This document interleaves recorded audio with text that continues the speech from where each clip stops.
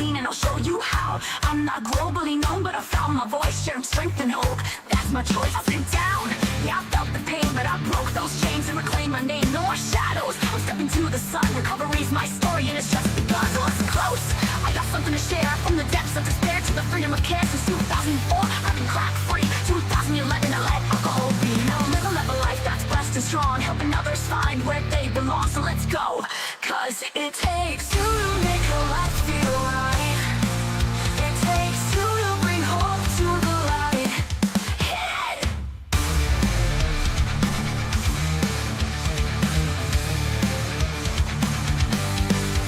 My name is Rocket, I got a new concept. Turn the pain into power, that's the next step. I've walked the road, and I know it's tough, but you can rise no matter how rough. I'm living proof, yeah, it's not too late. Recovery's real, and it's worth the wait. From the ashes, I built this dream, helping others chase their dreams. I'm not a preacher, just sharing my view. If I can make it, then so can you. Cause I'm Rocket, the queen of the mic, spreading hope and love every single night. It takes two to make a life feel right. It takes two to bring hope to the light. Yeah.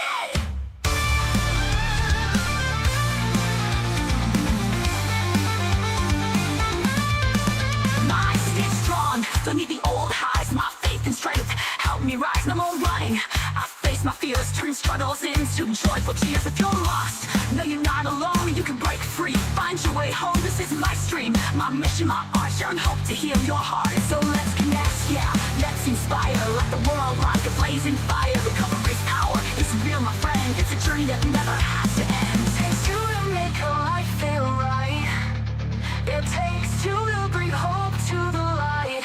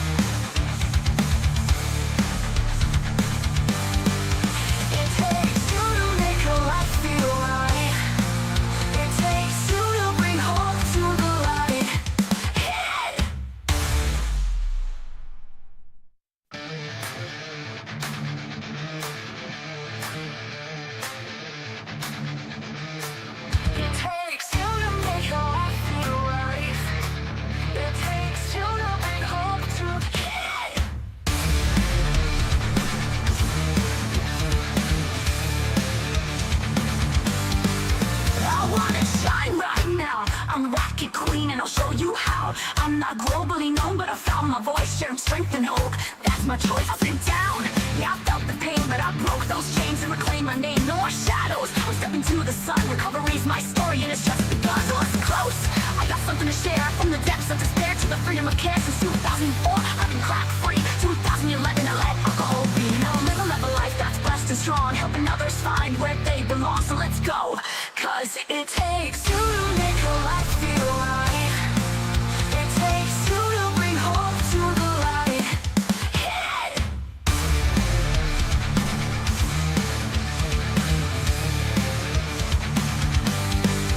My name is Rocket, I got a new concept. Turn the pain into power, that's the next step. I've walked the road, and I know it's tough, but you can rise no matter how rough. I'm living proof, yeah, it's not too late. Recovery's real, and it's worth the wait. From the ashes, I built this dream, helping others chase their dreams. I'm not a preacher, just sharing my view. If I can make it, then so can you. Cause I'm Rocket, the queen of the mic, spreading hope and love every single night. It takes two to make a life feel right. It takes two to bring hope to the light. Yeah.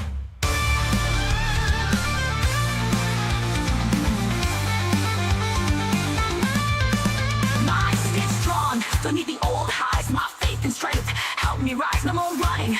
I face my fears, turn struggles into joyful tears. If you're lost, no, you're not alone, you can break free. Find your way home, this is my stream, my mission, my art, sharing hope to heal your heart. So let's connect, yeah, let's inspire. Let the world like a blazing fire. Recovery's power, it's real, my friend. It's a journey that never has to end. It takes two to make a life feel right. It takes two to bring hope to the light.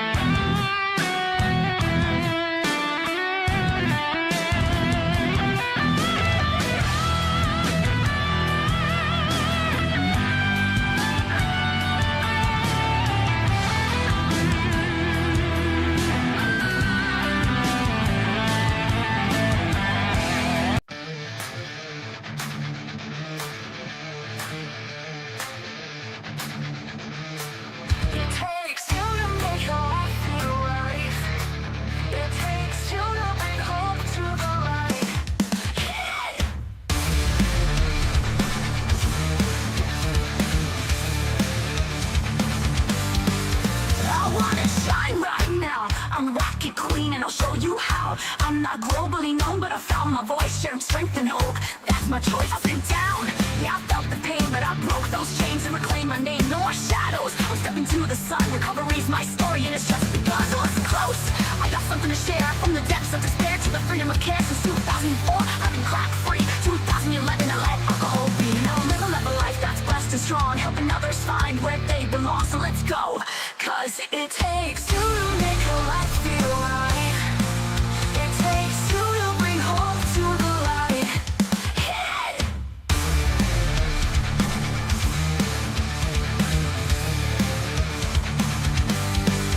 My name is Rocket, I got a new concept. Turn the pain into power, that's the next step. I've walked the road, and I know it's tough, but you can rise no matter how rough. I'm living proof, yeah, it's not too late. Recovery's real, and it's worth the wait. From the ashes, I built this dream, helping others chase their dreams. I'm not a preacher, just sharing my view. If I can make it, then so can you. Cause I'm Rocket, the queen of the mic, spreading hope and love every single night. It takes two to make a life feel right.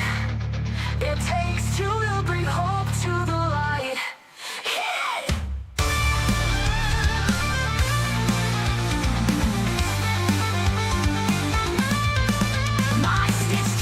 Don't need the old highs, my faith and strength help me rise. No more running, I face my fears, turn struggles into joyful tears. If you're lost, no, you're not alone. You can break free, find your way home. This is my stream, my mission, my art, sharing hope to heal your heart. So let's connect, yeah, let's inspire. Let the world like a blazing fire. Recovery's power, it's real, my friend. It's a journey that never has to end. It takes two to make a life feel right.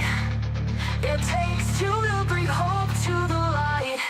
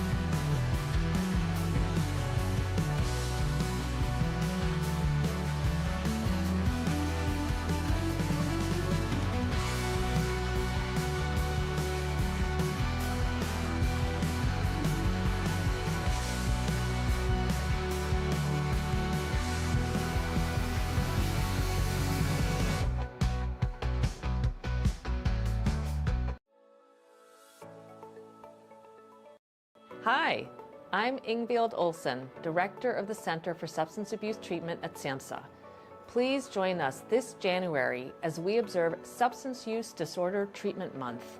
Let's start 2025 by raising awareness of the benefits and availability of evidence-based treatments for people who have a substance use disorder.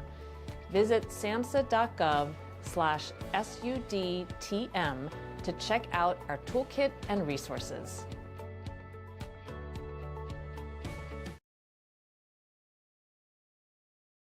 Hello. On behalf of Rocket Queen 71, welcome. Thanks for stopping by. If you are struggling with drugs, alcohol, and/or mental illness, please contact someone you trust or contact your local behavioral health center. If the situation requires immediate action, please call 988. The 988 Suicide and Crisis Lifeline, formerly known as the National Suicide Prevention Lifeline, provides free and confidential emotional support to people in suicidal crisis or emotional distress 24 hours a day, 7 days a week, across the United States. No matter what problems you are facing, whether or not you are thinking about suicide, if you need someone to lean on emotionally, there's no shame in asking for help. You are not weak for asking for help. You're not alone.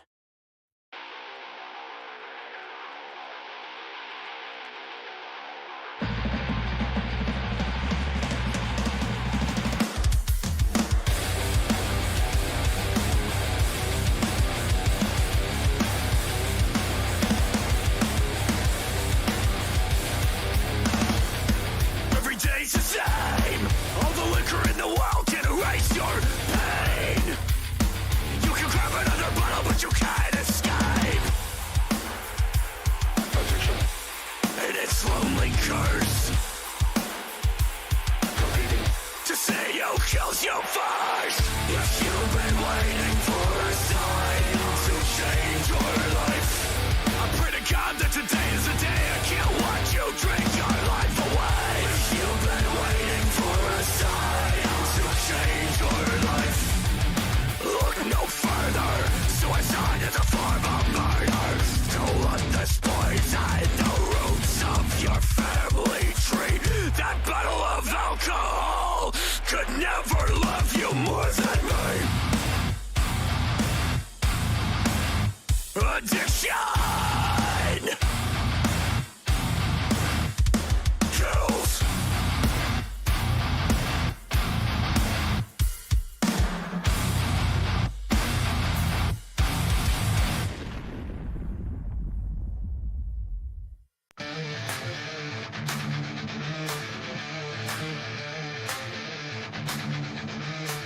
It takes you to make your life feel right.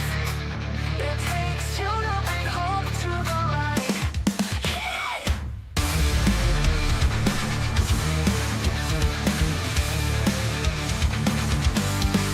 I wanna shine right now. I'm Rocket Queen and I'll show you how. I'm not globally known, but I found my voice, sharing strength and hope. That's my choice. I've been down, yeah, I felt the pain, but I broke those chains and reclaimed my name. No more shadows, I'm stepping to the sun. Recovery's my story and it's just begun. So listen close, I got something to share. From the depths of despair to the freedom of care. Since 2004, I've been crack free. 2011, I let alcohol be. Now I live a life that's blessed and strong, helping others find where they belong. So let's go, cause it takes you to make your life feel right. It takes you to bring hope to the light. Hit it.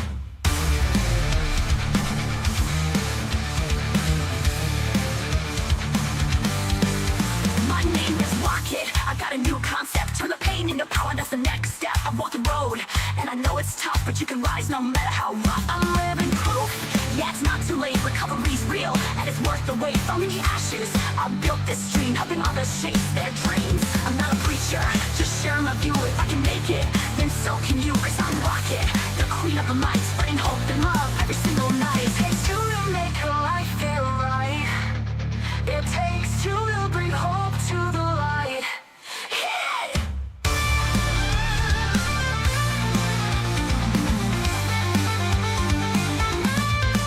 My stayed strong, don't need the old highs. My faith and strength help me rise. No more running, I face my fears, turn struggles into joyful cheers. If you're lost, no, you're not alone. You can break free, find your way home. This is my stream, my mission, my art, sharing hope to heal your heart. So let's connect, yeah, let's inspire. Let the world rock a blazing fire. Recovery's power is real, my friend. It's a journey that never has to end. It takes you to make your life feel right.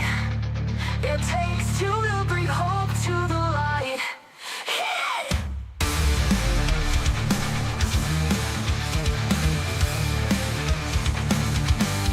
Hit it.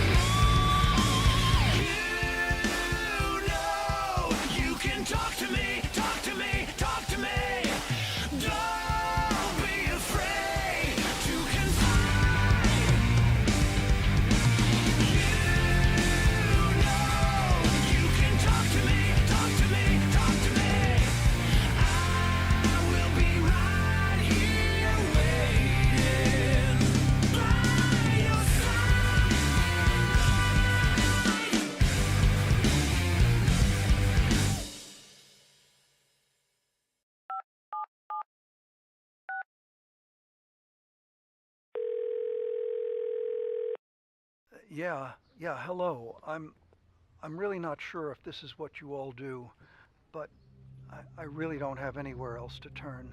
Hi. I don't even know why I'm calling right now. I'm sorry. My thoughts are going a mile a minute. My kids are out of state. My buddies from the army are all gone now. I'm really alone. I left the service last year. My mom just passed away a few months ago. I miss so much time with her. I keep getting calls about the bills, and I'm trying to get a job, but I feel so stuck.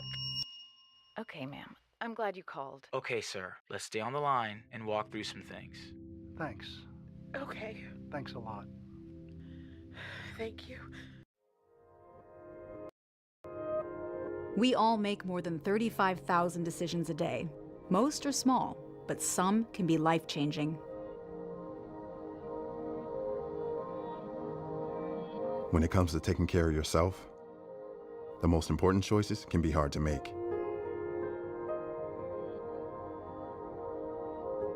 Like having a tough conversation instead of ignoring a buddy's call. Or being there for support, not assuming things will just get better. Or fighting through challenges rather than giving up. And while we all face thousands of choices every day, there's one that can make all the difference. Today, make the decision to be there. For the veterans in your life, for your community, for yourself. Learn more at BeThereForVeterans.com.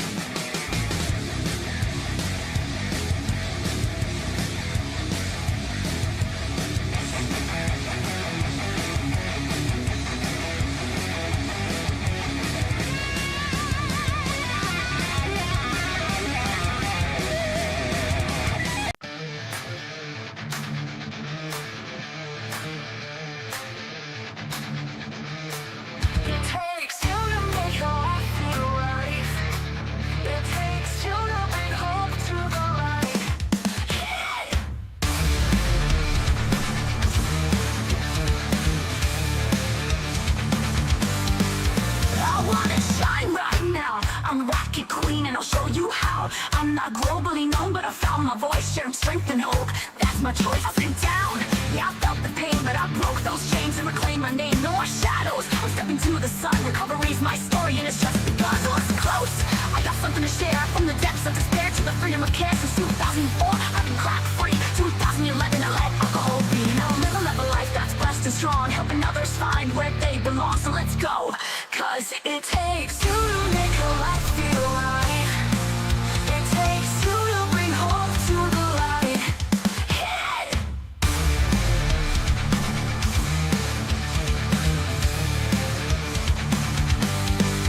My name is Rocket. I got a new concept. Turn the pain into power, that's the next step. I walk the road, and I know it's tough, but you can rise no matter how rough. I'm living proof. Yeah, it's not too late. Recovery's real, and it's worth the wait. From the ashes, I built this dream, helping others chase their dreams. I'm not a preacher, just sharing my view. If I can make it, then so can you. Cause I'm Rocket, the queen of the mic, spreading hope and love every single night. It takes two to make a life feel right. It takes two to bring hope to the light. Yeah.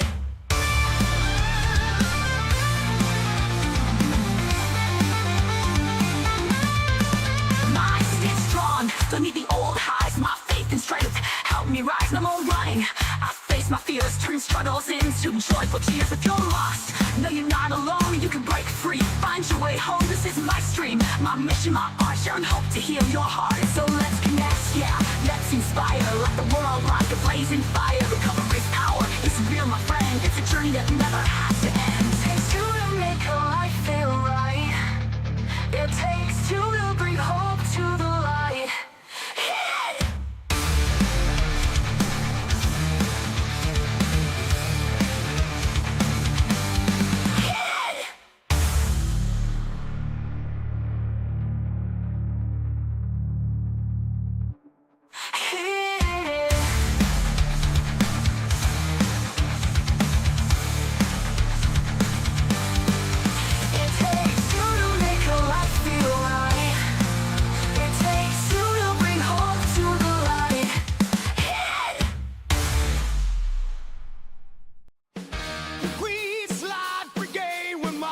Through the night, electric soldiers, we ignite the fireflies. From the shadows, our voices scream loud. We tell the dying, make the heavens proud. Please, Light Brigade, guiding through the darkness. Soldiers of change, our spirits reborn.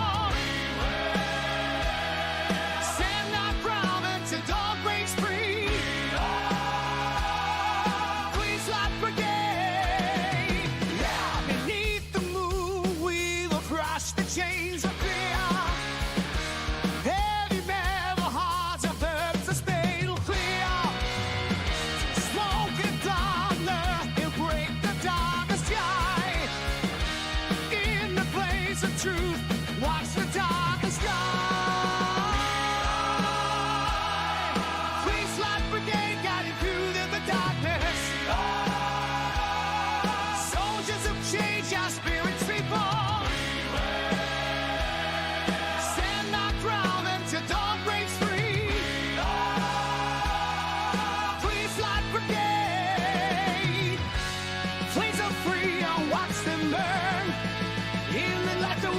Turn.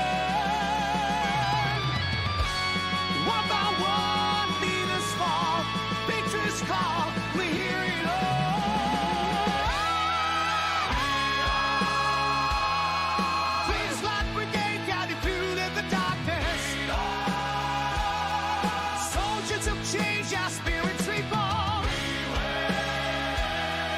Stand our ground until dawn breaks free.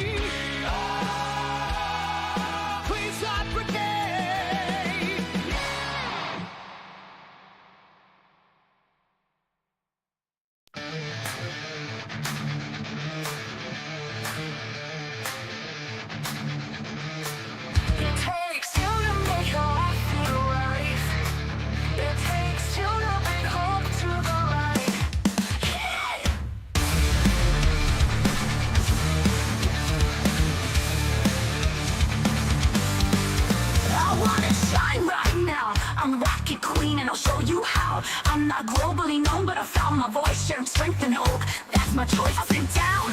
Yeah, I felt the pain, but I broke those chains and reclaimed my name. No more shadows, I'm stepping to the sun. Recovery's my story and it's just begun. So it's close, I got something to share. From the depths of despair to the freedom of care. Since 2004, I've been crack free. 2011, I let alcohol be. Now I'm living a life that's blessed and strong, helping others find where they belong. So let's go, cause it takes two to make a life feel right. It takes two to bring hope to the light. Yeah.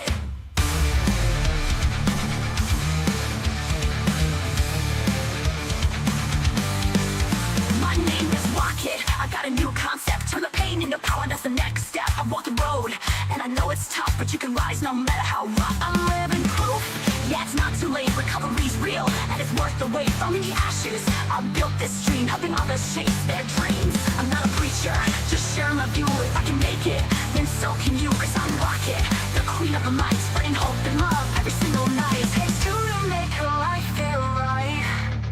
It takes two to bring hope to the light. Yeah.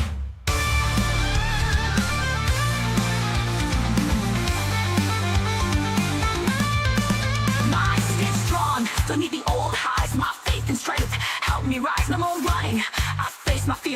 struggles into joyful tears if you're lost. No, you're not alone, you can break free. Find your way home, this is my stream. My mission, my art, sharing hope to heal your heart. So let's connect, yeah, let's inspire. Let the world rock a blazing fire. Recovery's power, it's real, my friend. It's a journey that never has to end. It takes two to make a life feel right.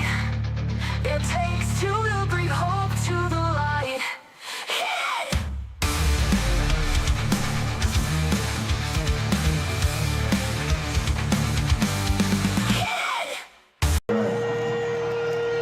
Well, you've all felt darkness before, right?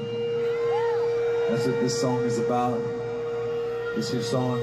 It's about something we're not supposed to talk about. We're not supposed to talk about suicide, right? Because it's scary. It's really scary.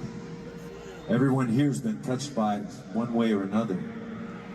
We all struggle. We all know what darkness is. And if you are feeling like you need to take your own life, please do not. Please wait. Please talk to somebody. Somebody loves you always. There is someone who will listen. And I love you. No matter what. No matter what you've done. You are not alone.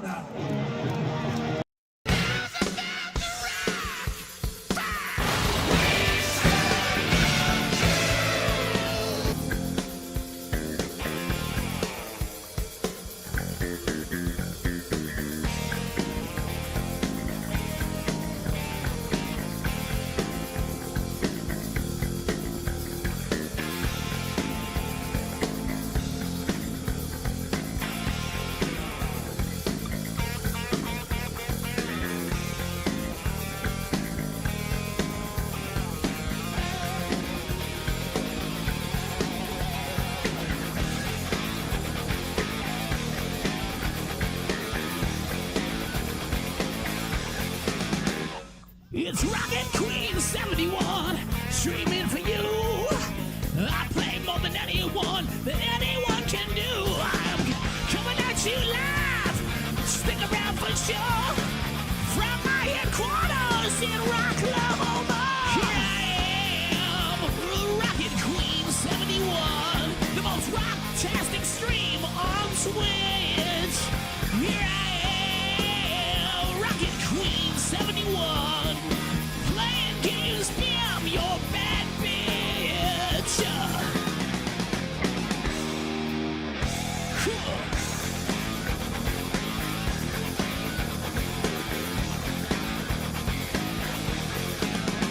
I might be clean and sober, but I'm far from dead.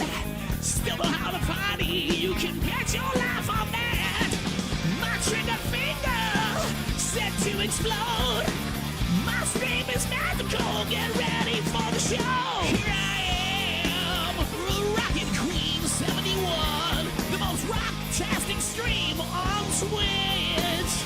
Here I am, Rocket Queen 71. Java Monster is my rocket fuel.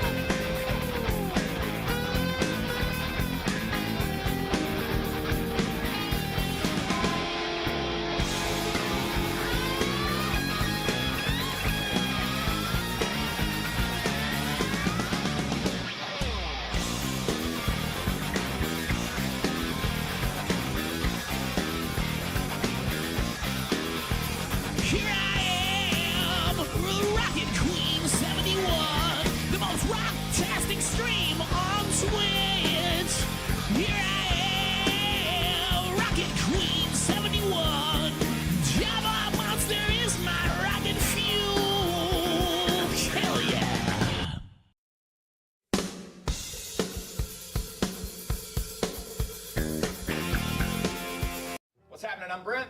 I'm Barry. I'm Zach. And I'm Eric, and we are the band Shinedown.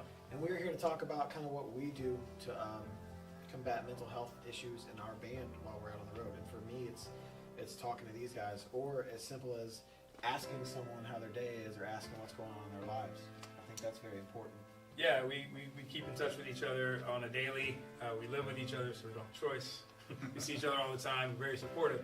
I think a big thing for our band is exercise, staying healthy, trying to live a healthy lifestyle, eating healthy. All those things help with, at least help me with the depression issues, and we stay really busy. And so and nobody goes to bed angry. Nobody goes to bed angry. We're always up laughing. And we laugh a lot. Yeah, and just trying to, I always say we try to outrun it best we can.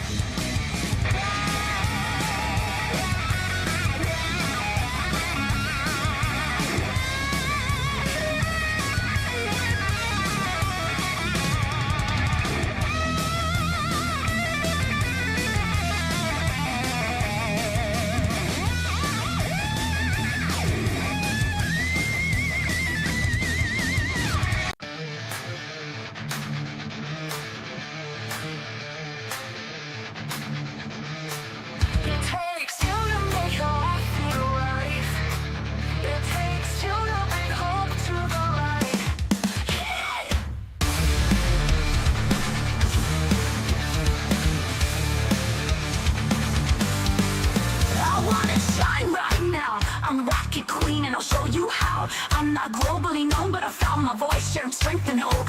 That's my choice. I've been down, yeah, I felt the pain, but I broke those chains and reclaimed my name. No more shadows, I'm stepping to the sun. Recovery's my story, and it's just begun. So it's close, I got something to share. From the depths of despair to the freedom of care. Since 2004, I've been crack free. 2011, I let alcohol be. Now I'm living a life that's blessed and strong, helping others find where they belong. So let's go, cause it takes two to make a life feel right. It takes two to bring hope to the light. Yeah.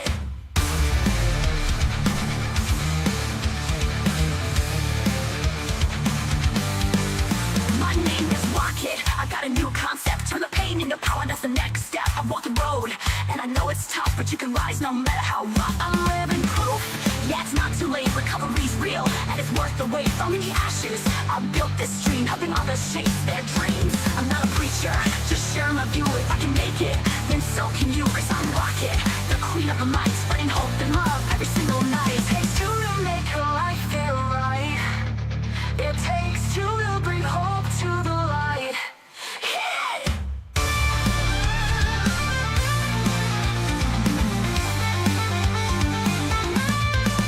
My skin's strong, don't need the old highs. My faith and strength help me rise. No more running, I face my fears, turn struggles into joyful tears. If you're lost, no, you're not alone. You can break free, find your way home. This is my stream, my mission, my art, sharing hope to heal your heart. So let's connect, yeah, let's inspire. Let the world rock a blazing fire. Recovery's power is real, my friend. It's a journey that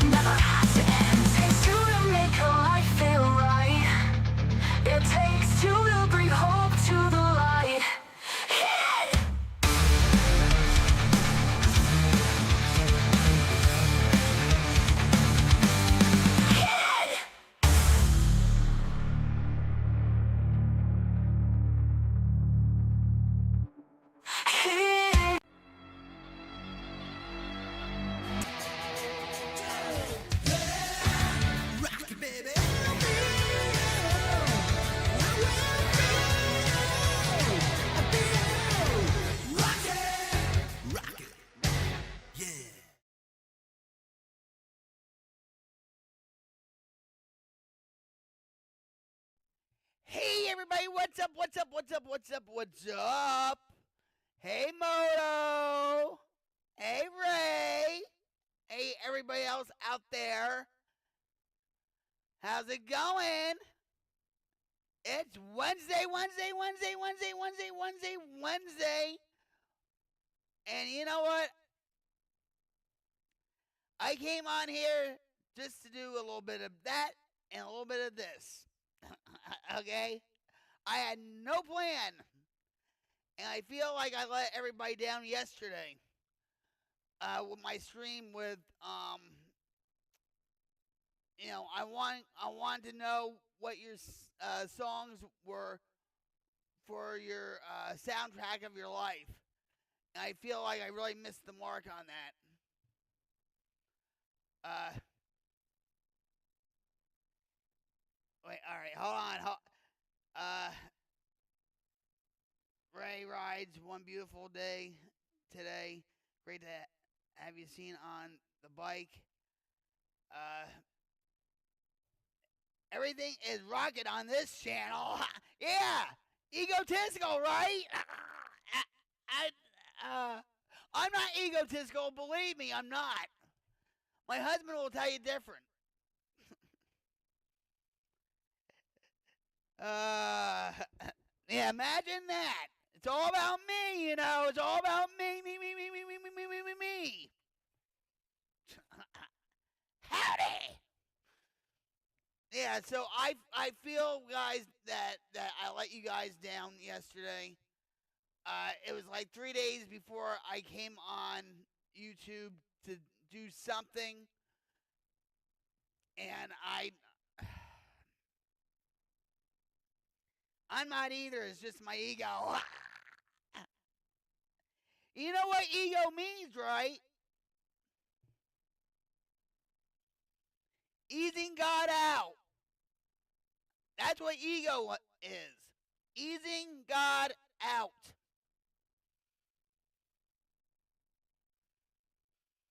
And believe me, when I was in my addiction, and my ego was godlike.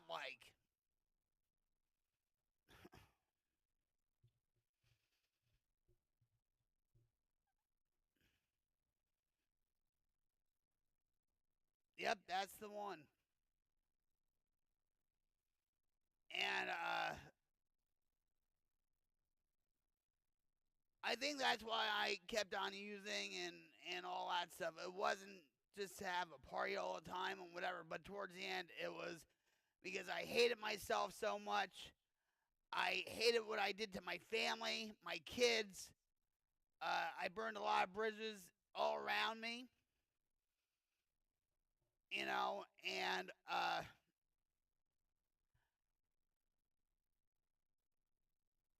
I didn't get this far from easing God out. I had to become really humble and grounded with certain things. Sometimes you have to have an ego, but not, overdo it. You know what I mean? Ego sounded good at the time, but I was aware of what it was and what it was up to. Yeah. To put you in hell, right?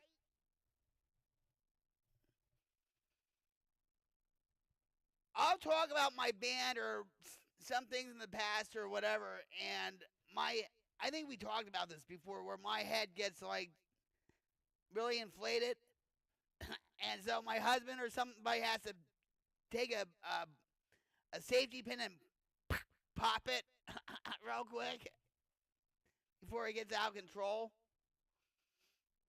You know.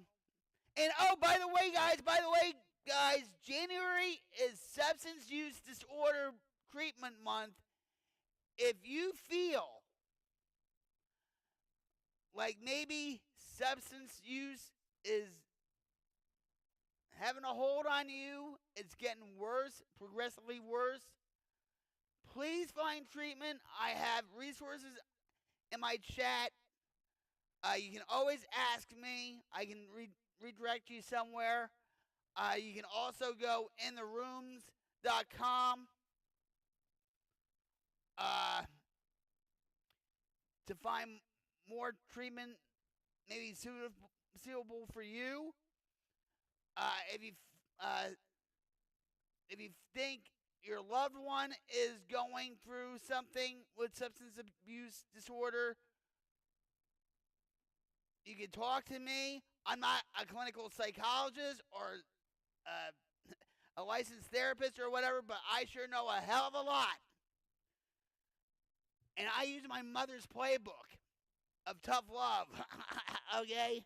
And I love you, Ma, and all that. Thank you, Ray. Thank you. It's listen. I've been doing this since Mixer. Mixer is a defunct streaming platform. It was like YouTube, Twitch, whatever. Okay, I miss that community so much. Okay, but hey, life goes on. so yeah, I built all this with my with my husband's money. He's gonna love that. But yeah. I put a lot of thought into this, like every streamer does, right?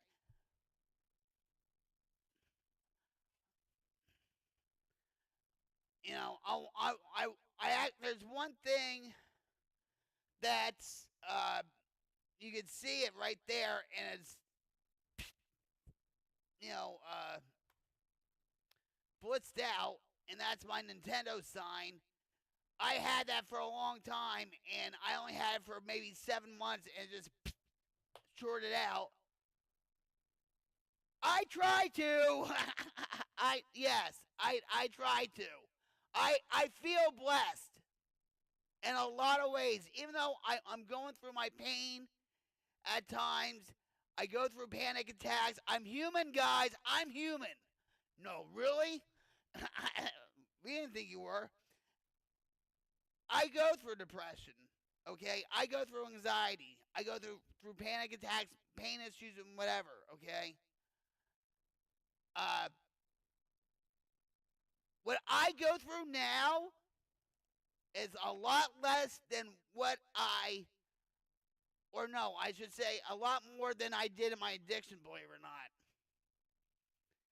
My pain is a whole different monster. I kicked dope maybe more than a handful of times, okay? And look at me, I'm here.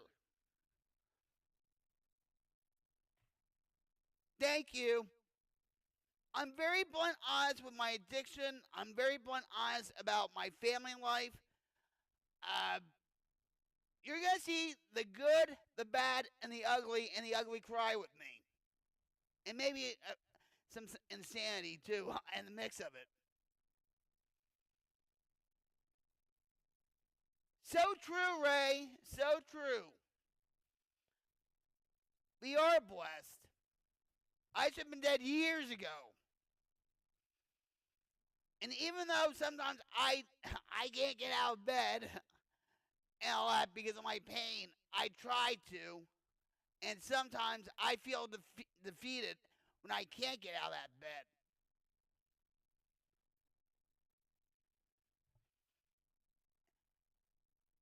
Anywhere above ground is a blessing, right?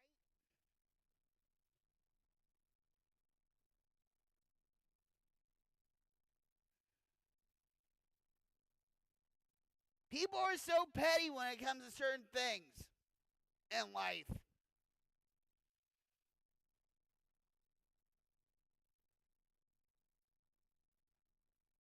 When it comes to, say, let's just say, an argument about politics, okay? An argument about what color the painting is, they had to make an argument. And they have to always be right.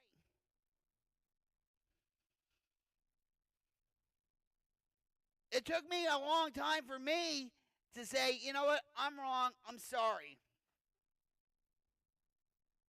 I'm so sorry. I apologize.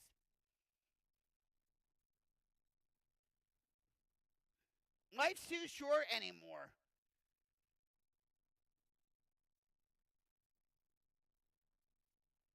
It sucks, doesn't it, Ray? Right? And they can only do so much. Don't want to see daisies from the bottom side. I like that. I want to use that. I want to steal that from you. And believe me, I have a lot of friends and family that are 6 feet under because of addiction and drugs and all that.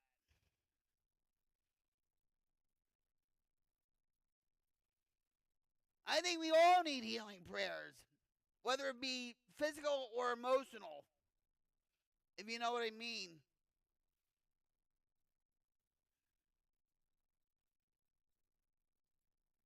What are they doing it for, Ray? If you don't mind me asking.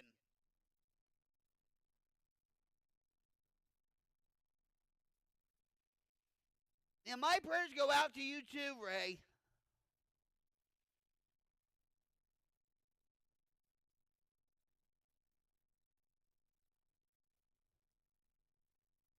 Yep, the older I get, I'm sorry. Yep, the older I get, shorter life is. It seems no more. When I get up, it's time to go to bed. And that's how, you know what? I'm going to tell you something. That's how my husband feels. That's how my husband feels. Okay? Yeah. Sleep is for the weak, right? You remember back in the 80s, there was a song by Bon Jovi called I'll Sleep When I'm Dead.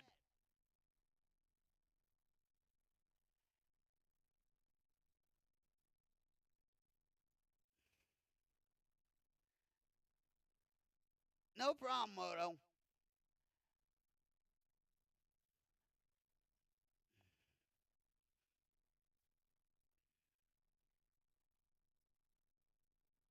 We just by what we're talking about now, all these songs were running through my head.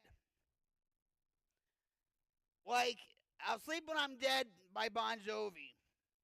Tired. The song Tired by Toby Keith.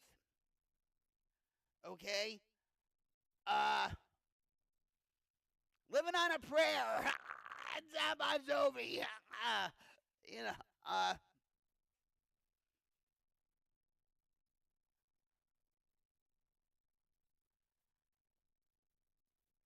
well, there's sometimes you can ask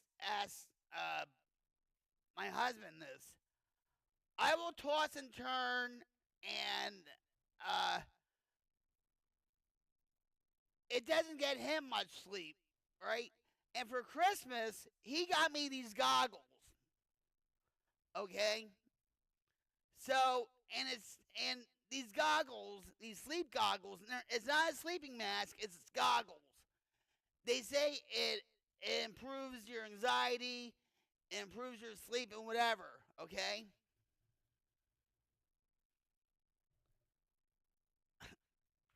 I put them on, and my anxiety went from 0 to 100, okay?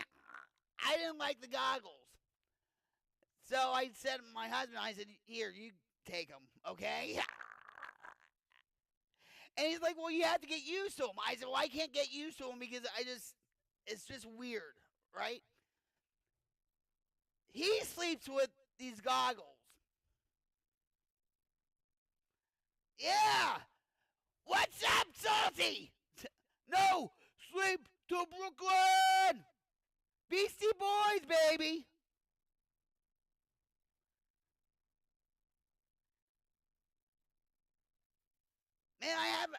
Man, I should just say screw YouTube and we'll play all these songs. Oh, how you doing, Salty?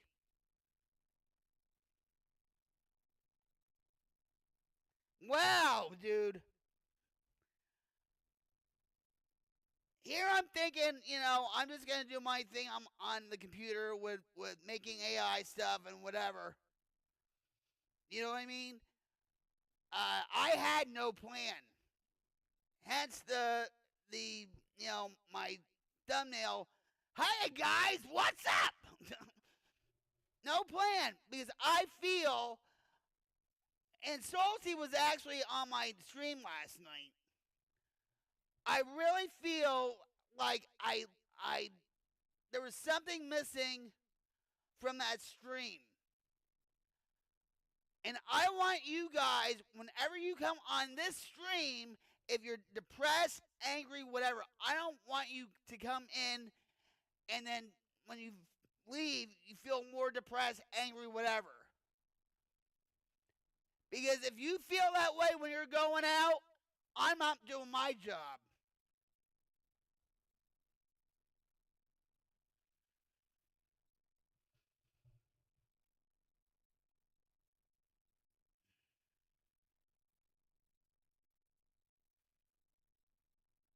You guys should come to Oklahoma.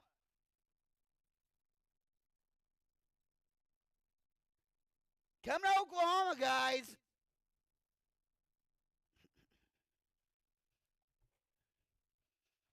I'm glad I came to Oklahoma when I did.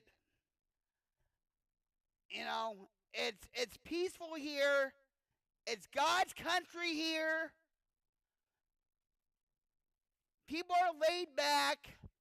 People don't have Jersey twos or road rage, sometimes it's road rage, and my husband has road rage sometimes. I'll admit, he drives like a Jersey person. That would be hard to do with a good energy here. Oh, I'm not that positive, I don't think. I try, guys. I really, I'm going to tell you something real quick. When I was on Mixer, a long time ago in a galaxy far, far away, I was just streaming on Mixer for fun. It wasn't no big thing and all that stuff, okay? One of my mods on Mixer, I was playing, I guess, Modern Warfare, or I forget what game. And he said to me, Queenie, are you in pain right now? And I was like, yeah, why? And he says, it shows. I don't want you guys. I'm as real as it gets, okay? I will tell you I'm in pain. I will tell you that I'm going through a depression or I feel anxious or whatever.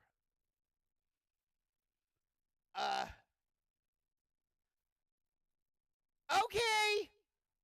Get me a Java Monster, Moto. I'm running out of Java Monster. Well, I do too. I enjoy talking to all of you guys.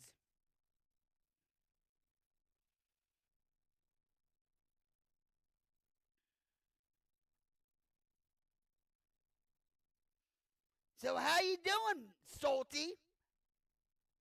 So Ray, tell me what they're doing for your back. Are they doing like physical therapy? Are they doing the shots in your back? I try the shots.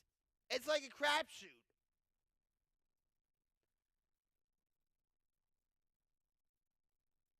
What I need to do, and my husband will vouch for this, is where I need to get up and move.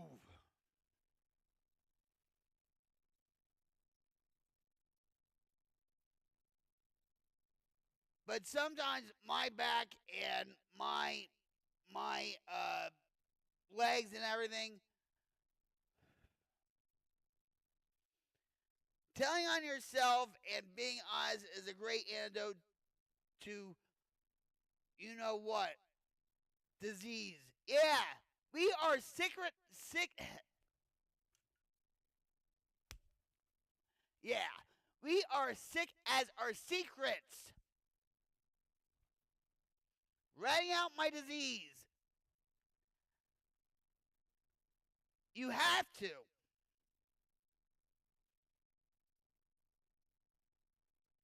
Because then it just has a mind of its own, has a life of its own, and then it just, and you wonder why you ended up where you ended up at, right? Relapse does not start with picking up. Relapse happens way before the relapse even happens.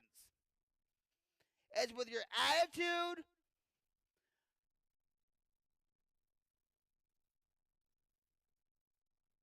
how you handle yourself, how you treat people. It's all in the attitude. And it's good to have an accountability partner too, like my husband and stuff. And just the other day, he actually said to me, well, actually a couple of hours ago, he said to me, "Take your back serious, Vic. Take it serious." And I'm like, nah, because that's how I am. I just go full throttle and that's it. I don't think. I do think, but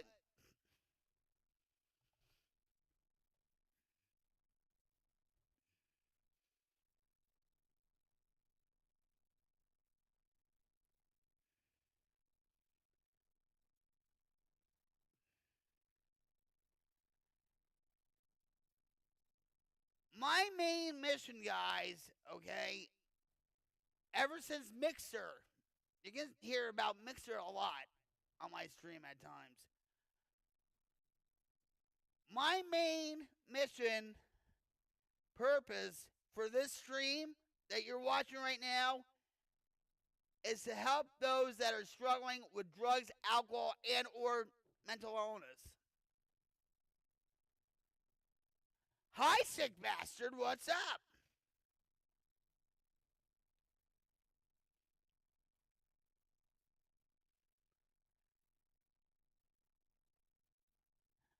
How are you?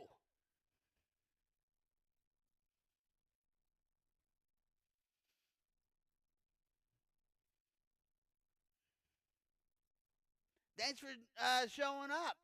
I truly appreciate it.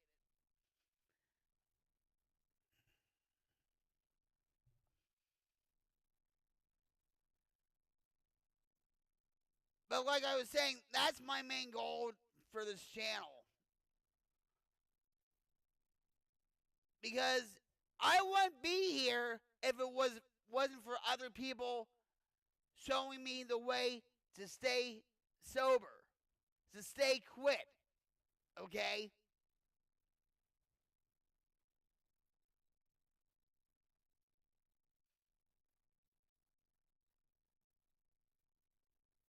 You need a counter for what?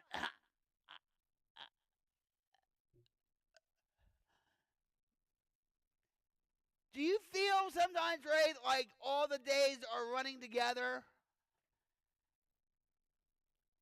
Like you think it's like Saturday when it's actually Wednesday?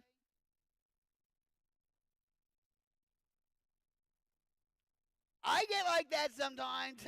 Ask my husband.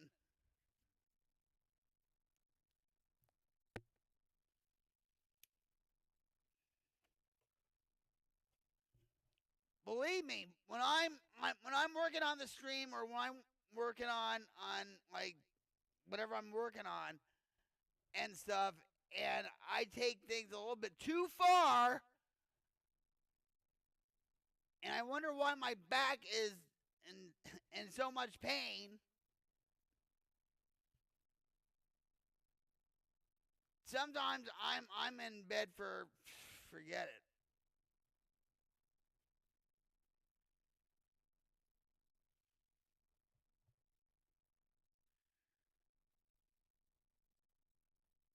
And these gaming chairs, I'm going to say this. These gaming chairs suck. And when something is that has gaming in the title, you're going to pay twice or triple as much as if you get like just an ordinary desk chair.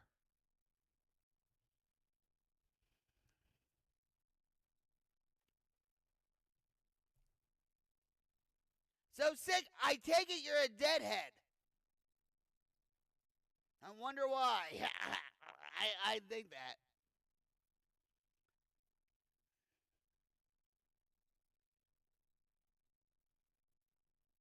Driving that train, high on cocaine. Casey Jones. I was really never a deadhead. I know a couple of my friends were. Yeah, a little bit.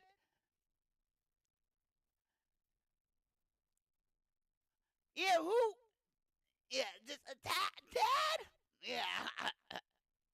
Who recently died from the Grateful Dead? About a week ago or 2 weeks ago or something. I remember when Jerry Garcia died. Oh my God, it seemed like the whole world was going to blow up. Even I felt bad. You know? Because he was, you know, a dopehead. Phil. He played the piano, right?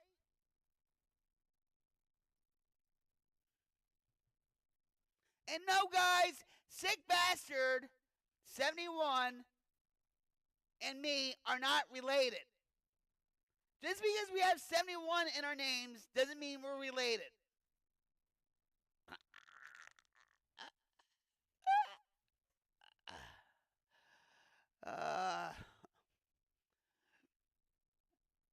I guess nobody got that joke.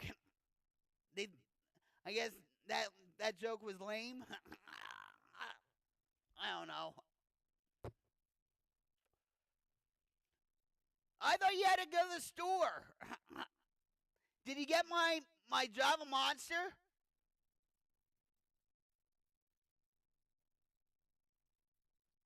Where's my Java Monster, Moto? I want it now.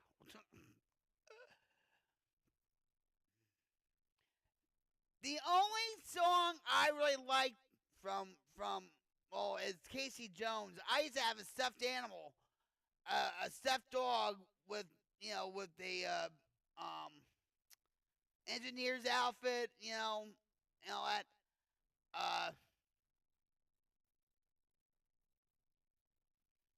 Yes, I thought today was Thursday and it's only Wednesday. Yep, en route to the store now. Well, don't forget my monster. I'm going to be very upset if you forget my monster. I might have to ban you.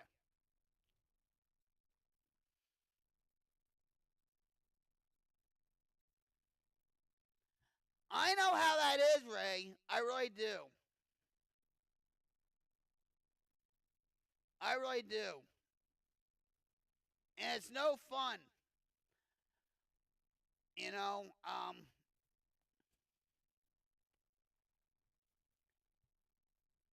I've lost all faith in doctors.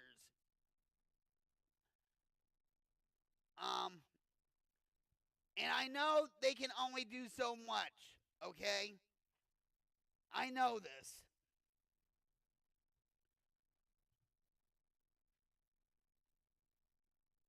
But sometimes I feel like they're used car salesmen. If you know what I'm talking about.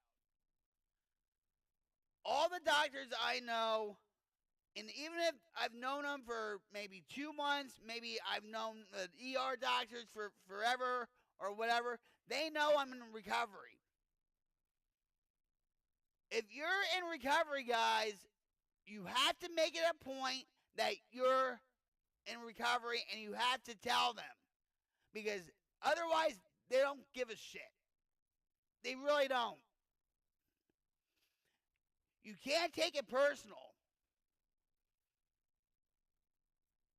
But nowadays, I'm finding out that med schools, yeah, they're becoming woke, okay, like in Minnesota.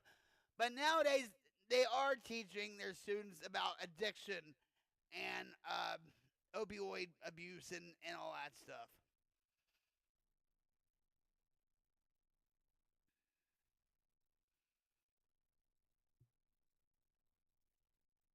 But yeah, I've lost all faith in doctors. But my husband will tell you, but she'll call the ambulance. She'll call the ambulance when I'm not home, and she'll take a ride with the EMTs to the hospital to get a shot.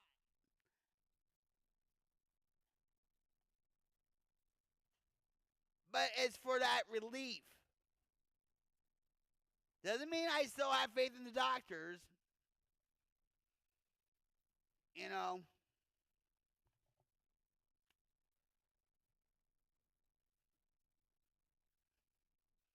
There's this song I really want to play for you guys.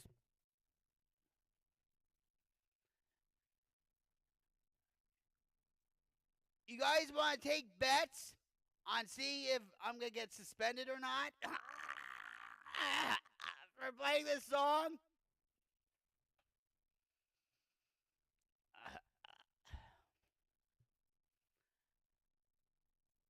I think, Ray, you would appreciate this song.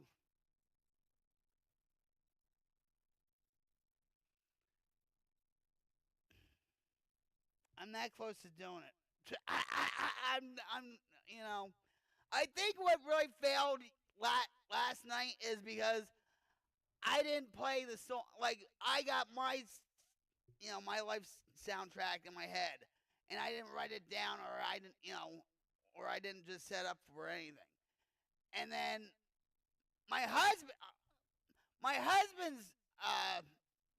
song for he had two songs for his life soundtrack.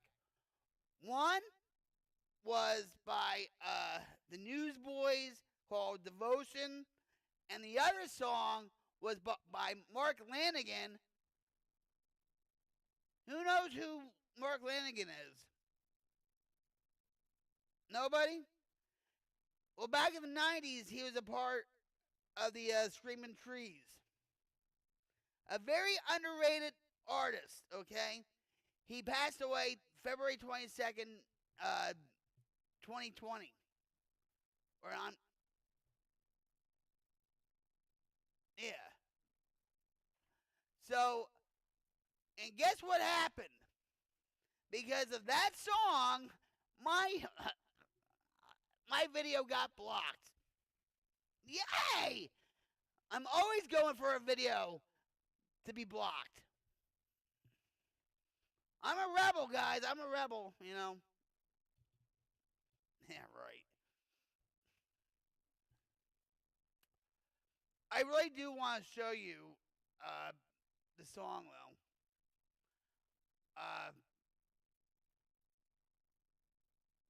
Just for you guys.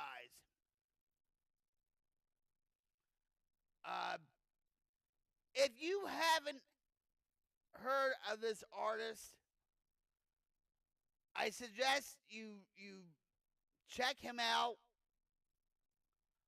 His name is Ren, R-E-N.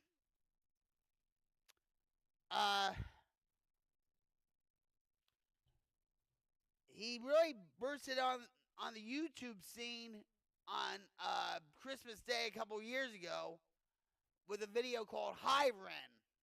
And it talks about him going through struggles with himself. We've all been there, guys. We've all been there. And we've all been through that spiritual battle. A spiritual battle is still going on in this world right now, as we speak. Whether you want to believe it or not.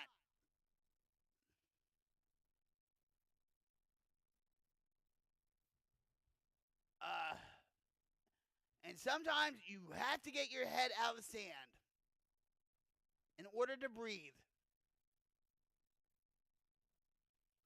I'm just saying, guys. But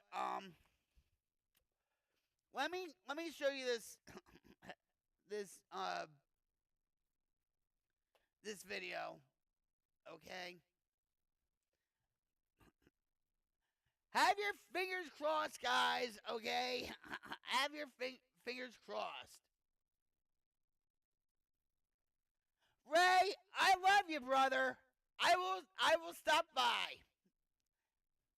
If it wasn't for you, I wouldn't have never met a whole group of amazing people, rocktastic people.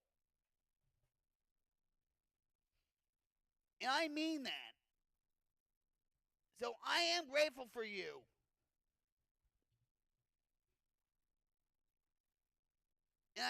And many prayers go out to you, brother.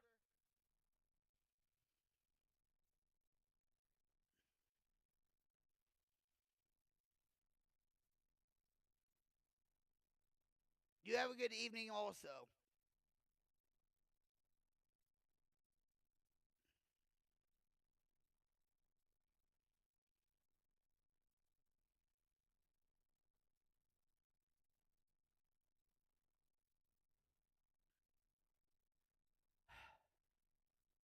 So,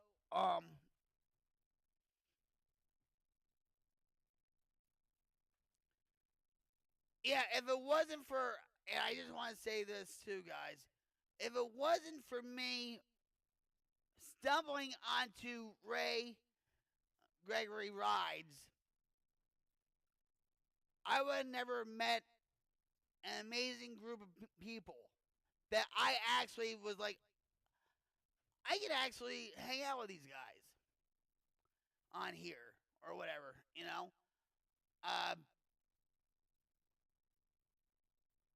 And I truly feel that God puts people in our lives for a reason, whether it be good or bad. And God led me to Ray and his group. And God led me to my husband on Xbox.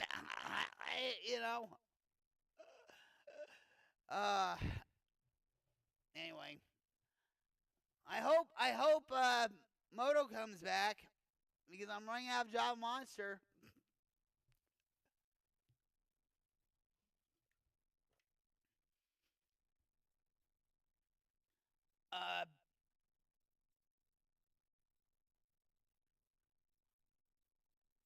Again, let me just say, January is Substance Use Disorder Treatment Month. If you feel like your substance use is getting out of hand, is progressively getting worse, please go ask for some help. You're not weak for asking for help. Don't be ashamed for asking for help.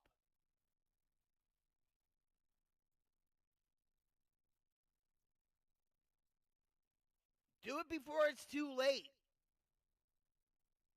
Because a lot of addicts and alcoholics, and or people with mental illness, there's such a thing called dual diagnosis, by the way, which I am. I'm I'm an addict, alcoholic. I suffer from depression, anxiety. Okay, I'm still human. And they usually call it dual diagnosis or co-occurring disorders and stuff. And if you feel like maybe your loved one or your neighbor is going through some issues with substance use, reach out to them. Say, I haven't seen you in a little while. How you doing? I see you walking around here and stuff, and you look all disheveled and whatever. What's going on with you? Open up that dialogue. and tell them you care. I generally care about you guys. I generally do, because I know for myself, when I went into rehab or meetings or whatever, I didn't know these people. They got to know me real good, though, if you know what I mean.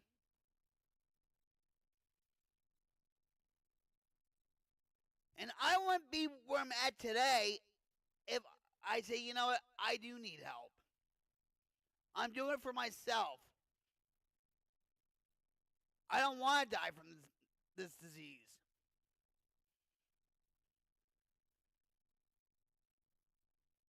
And believe me, there's plenty of times where I could have just forget it. So I want to show you this. I wanted to show Ray this, but he left, up and left. But that's okay. I'm not upset about that. That's okay.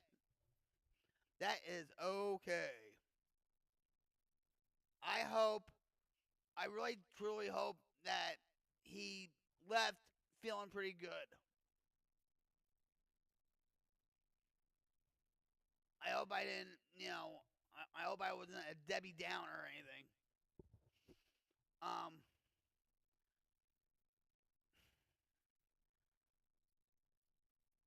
So I was saying about Ren.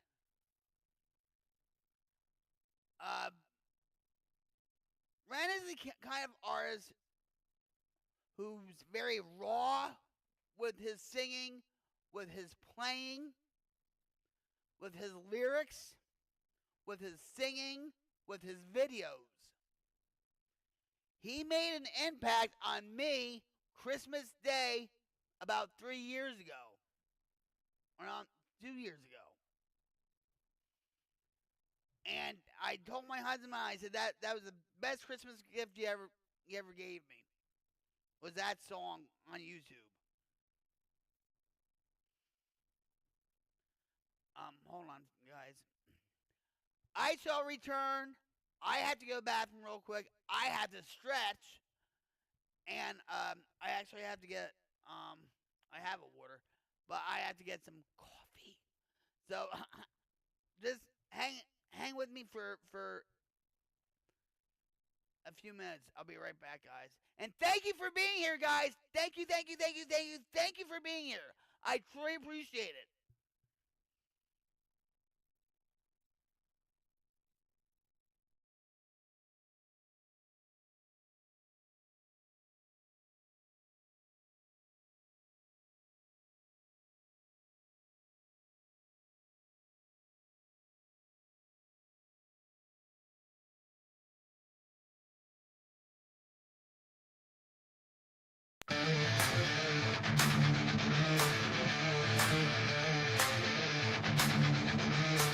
It takes two to make your life feel right. It takes two to bring hope to the light.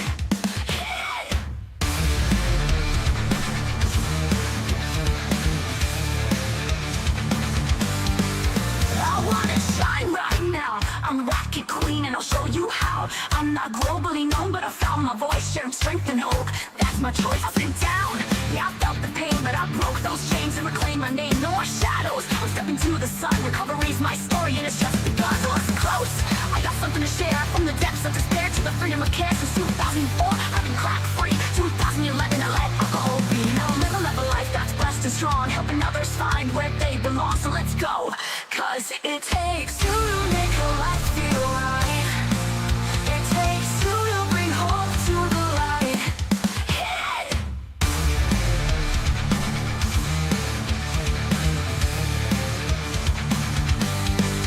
My name is Rocket. I got a new concept. Turn the pain into power, that's the next step. I walk the road, and I know it's tough, but you can rise no matter how rough. I'm living proof.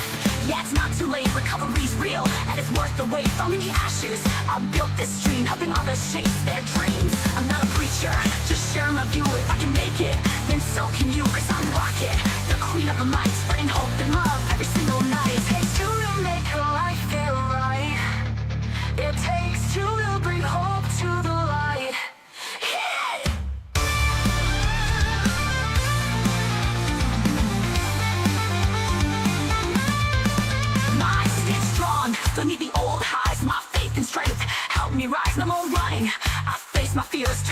thousands to joyful cheers if you're lost. No, you're not alone, you can break free. Find your way home, this is my stream. My mission, my art, sharing hope to heal your heart. So let's connect, yeah, let's inspire. Let the world like a blazing fire. Recovery's power, it's real, my friend. It's a journey that never has to end. It takes two to make a life feel right.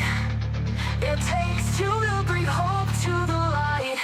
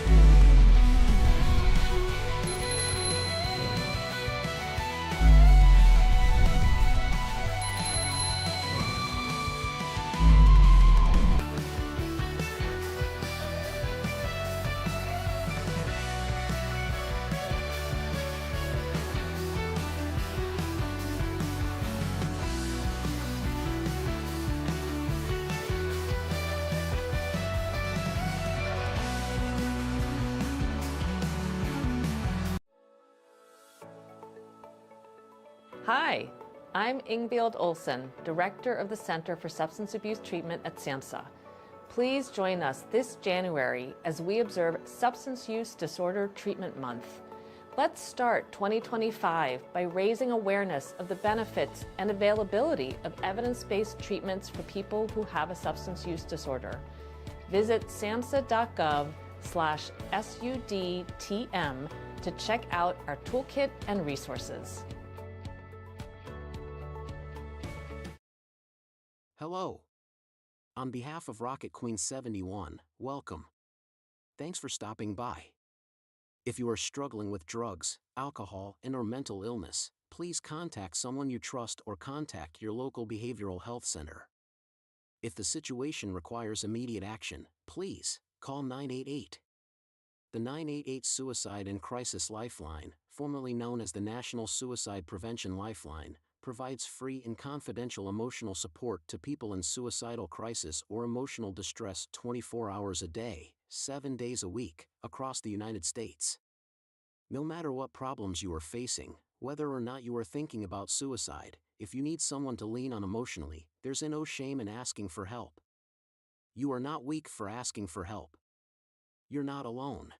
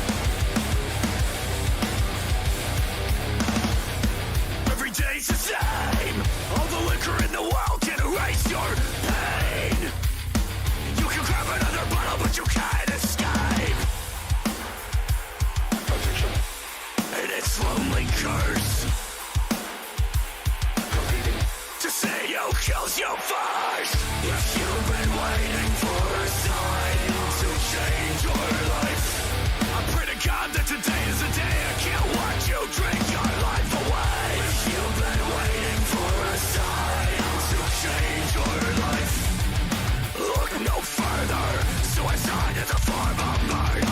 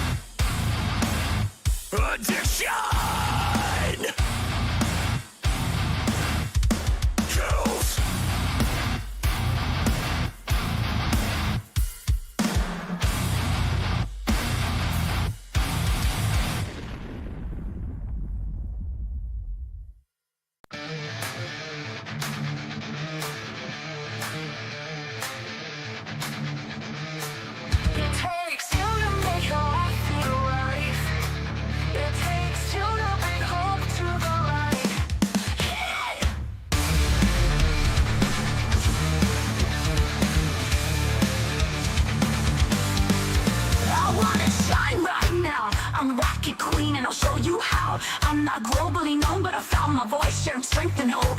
That's my choice. I've been down, yeah, I felt the pain, but I broke those chains and reclaimed my name. No more shadows, I'm stepping to the sun. Recovery's my story, and it's just begun. So listen close, I got something to share. From the depths of despair to the freedom of care. Since 2004, I've been crack free. 2011, I let alcohol be. Now I'm living a life that's blessed and strong, helping others find where they belong. So let's go, 'cause it takes two to make a life feel right. It takes two to bring hope to the light. Hit it.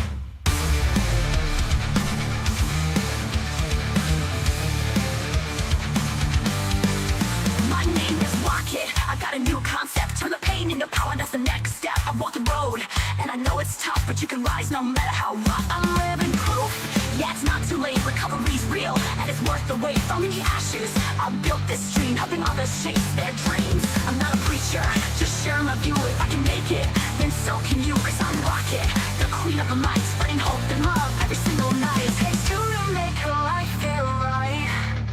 It takes two to bring hope to the light.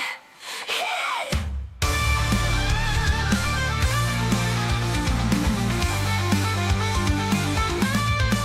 My stance strong, don't need the old highs. My faith and strength help me rise. No more running, I face my fears, turn struggles into joyful cheers. If you're lost, no, you're not alone. You can break free, find your way home. This is my stream, my mission, my art, sharing hope to heal your heart. So let's connect, yeah, let's inspire. Let the world rock a blazing fire. Recovery's power, it's real, my friend. It's a journey that never has to end. It takes two to make a life feel right. It takes two to bring hope to the light. Hit it.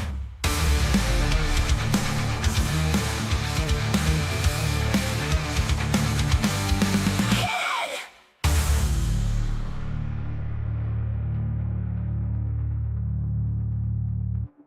Hit it.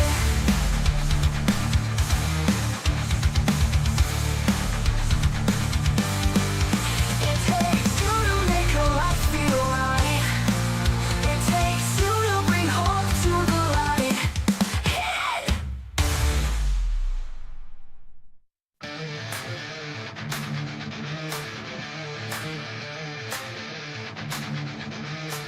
It takes two to make a life feel right. It takes two to bring hope to the light. Hit it.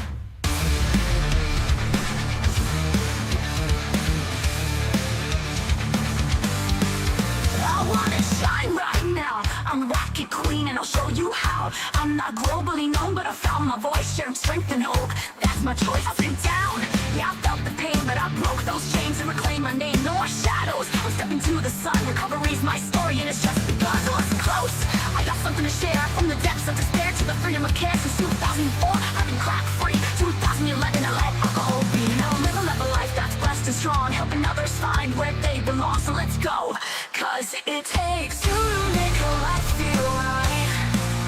It takes two to bring hope to the light. Hit it.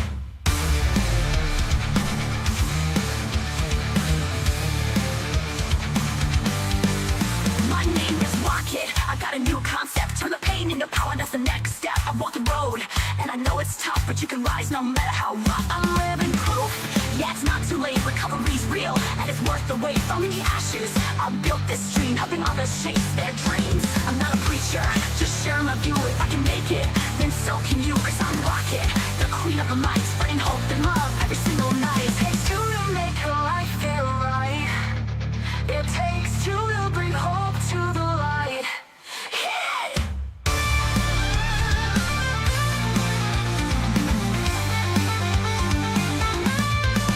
My stance strong, don't need the old highs. My faith and strength help me rise. No more running, I face my fears, turn struggles into joyful cheers. If you're lost, no, you're not alone. You can break free, find your way home. This is my stream, my mission, my art, sharing hope to heal your heart. So let's connect, yeah, let's inspire. Let the world rock a blazing fire. Recovery's power, it's real, my friend. It's a journey that never has to end. It takes two to make a life feel right. It takes two to bring hope to the light. Hit it.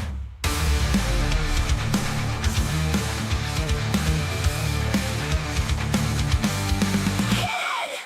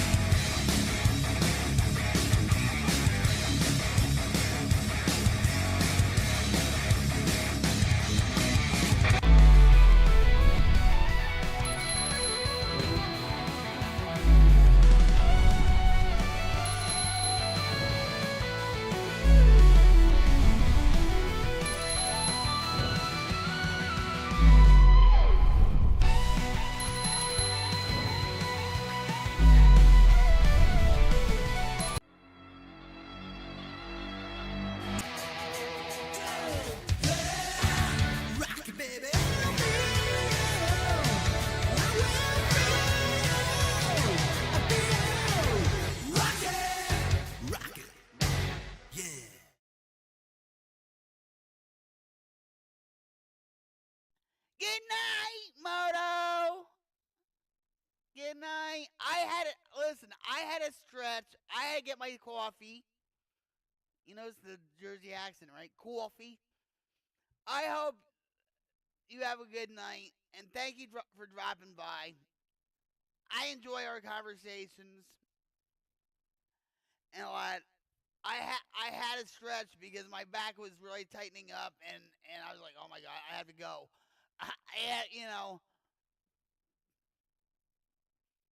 But thank you for dropping by, my friend.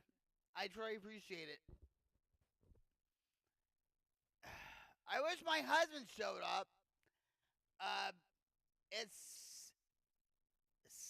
almost 7. Well, it's quarter to 7 my time in Rocklahoma, and so it's like his break time's like 8:30. So, oh well, there'll be other times, right? There'll be other times. But I appreciate each and every one of you that dropped by here.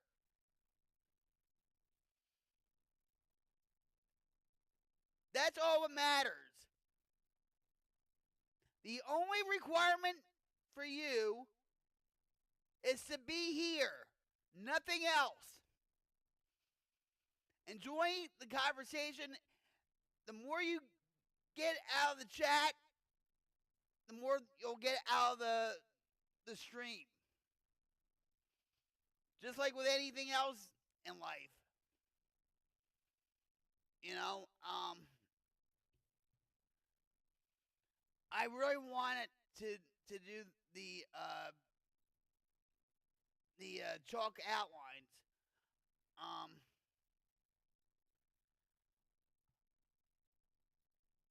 It wouldn't be the first time I reacted to this song.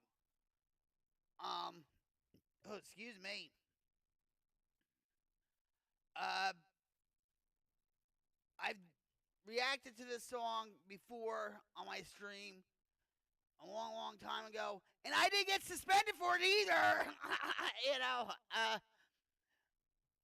But I was actually on Twitch. That's why. But they muted the whole thing out. Hold on for 1 second, please.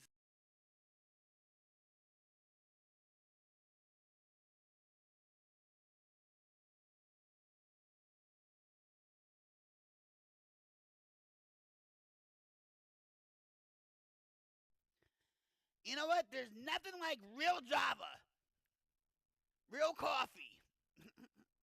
And I say that because I only have, like, you hear this? It's just a drop or two, right? Java Monster is getting expensive. My husband has a monster addiction. He enabled me to have a Java Monster addiction. Java Monster is the only rocket fuel for this rock queen. Hell yeah! Okay.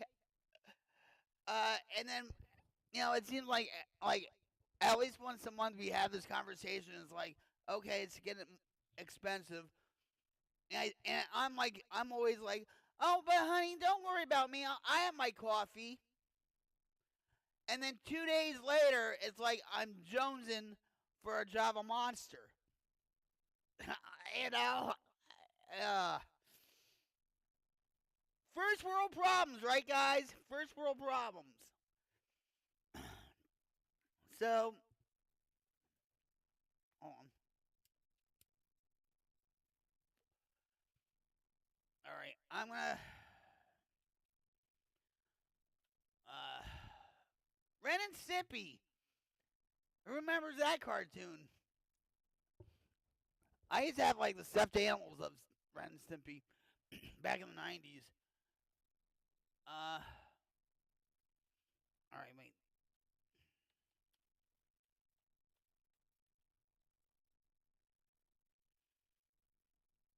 Let's see how far I can go with this.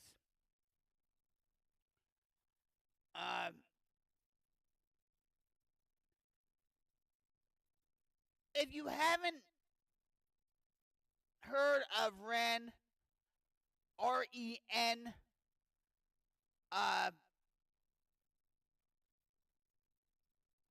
please check him out. Please sub to him. He's trying to make a difference in this world also. He's trying to be the light. And he goes through sickness, autoimmune disease. And he goes through his health struggles.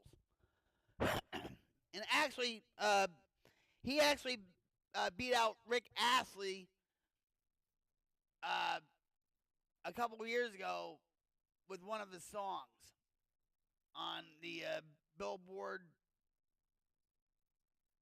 Top 100, or maybe it was the British Billboard. I forget.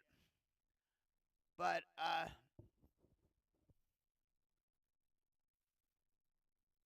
just sit back, guys, relax, maybe grab some potato chips, maybe popcorn, maybe some cookies, maybe a Coke or a water or a Java Monster or a Monster or whatever. Just sit back, relax, and maybe you can relate to this. I know I did. And every time I hear this song, I cry. You know. But like I told you guys, you know, on here you're going to see the good, the bad, and the ugly cry. And some insanity, too. You know. All right. Let's do this, guys. Hold on. I'm trying to.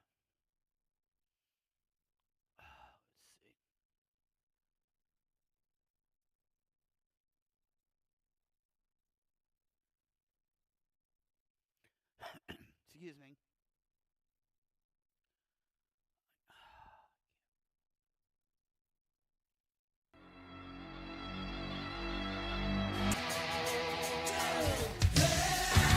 Rock it, baby.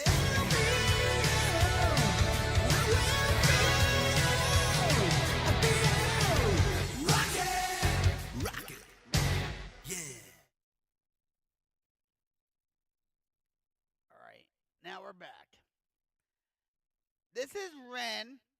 He's from Brighton, England. He's in his early 30s. He's been having a lot of health issues. And his passion to get him out of his funk is to write songs. And he's very socially conscious about a lot of things. Some of his videos are very mind-blowing, and a lot of people might be taken aback about with certain songs. But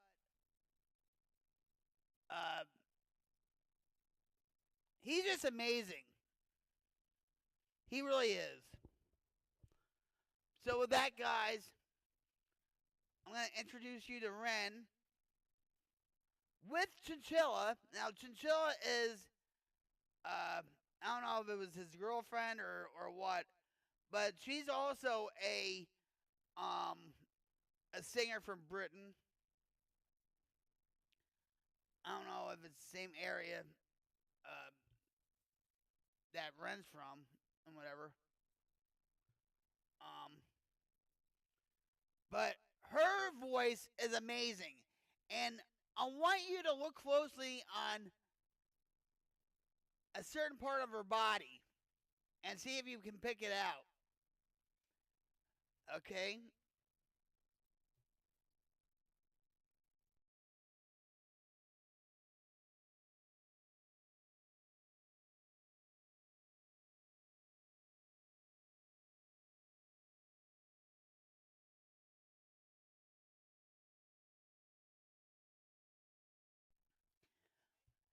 If you spot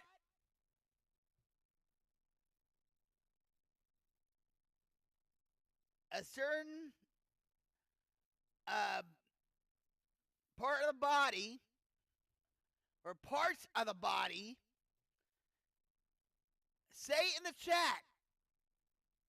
Okay? And it's not what you think either. Okay? So here we go. This is Ren and Chinchilla. Chalk outlines. I will leave the description, his video in this description. But you're going to think he's mind-blowing.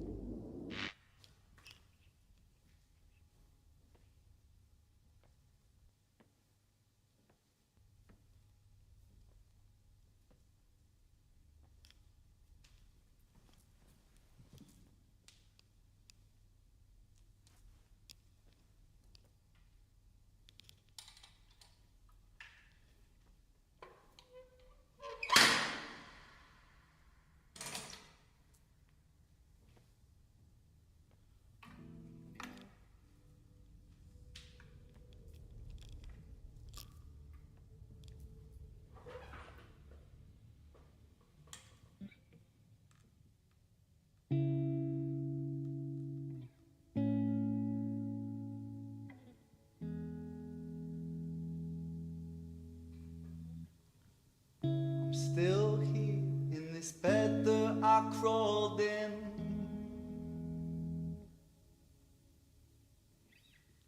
I hope that I'm someone else in the morning. So take this one, wash it down and you'll be fine.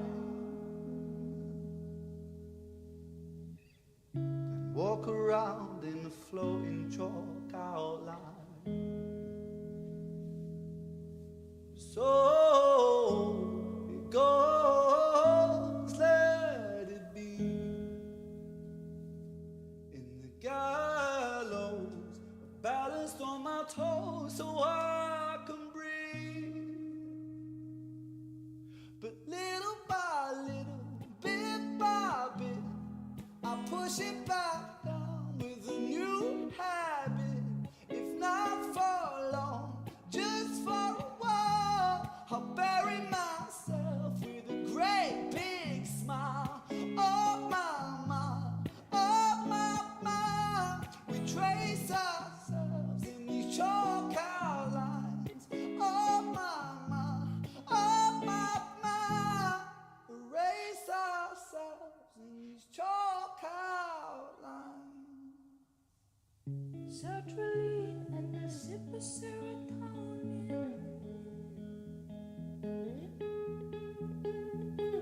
Don't cry, 'cause there's a pill for everything.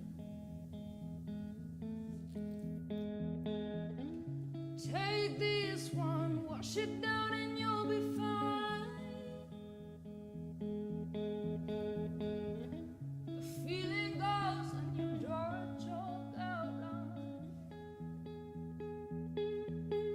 So it goes, let it be. In the gallows, I'm balanced on my toes so I can breathe. But little by little, bit by bit, I push it back down with a new habit. If not for long, just for a while, I'll bury myself with a great big smile. Oh my, we trace ourselves in these chalk outlines. Oh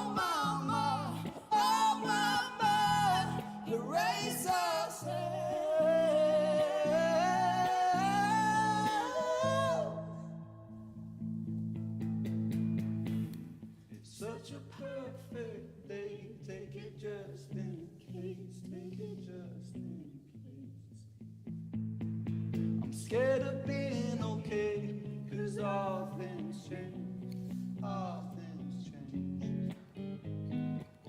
It's such a perfect day, it's a beautiful shade, it's a beautiful shade. I'm scared of being okay, 'cause all things change. But little by little, bit by bit, I'll push it back down with a new habit. If not for long, just for a while, I'll bury myself with a great big smile. Oh my, oh my, we trace ourselves in these chalk outlines. Oh my, oh my. Erase ourselves in these chalk outlines.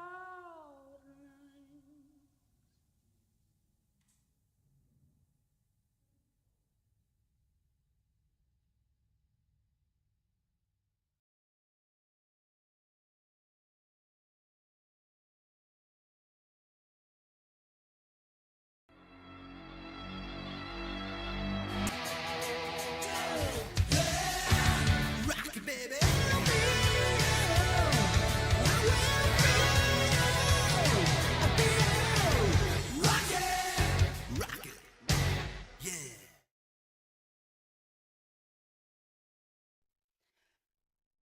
So there you have it. Chalk Outlines by Ren and Chinchilla. I'm actually surprised I didn't cry. I haven't heard this song in a long time.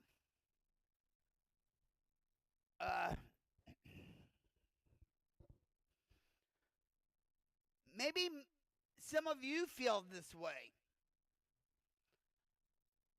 Maybe, if you're going through back pain or some kind of physical pain or emotional pain. Because sometimes emotional pain causes physical pain. And sometimes physical pain causes emotional pain, like depression and anxiety and whatever.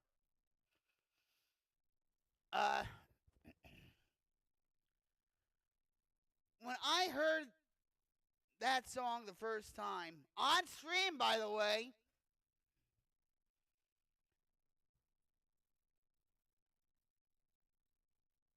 I cried my eyes out.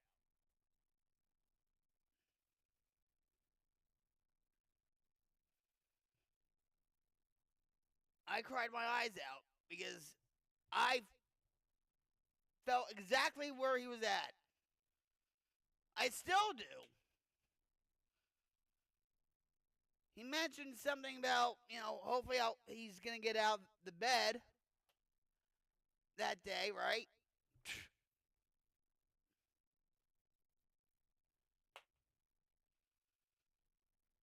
Hopefully I'll be feeling different during the day, feeling better.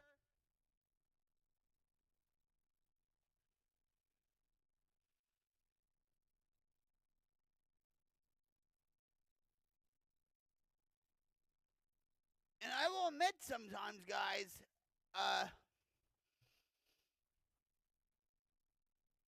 it's like,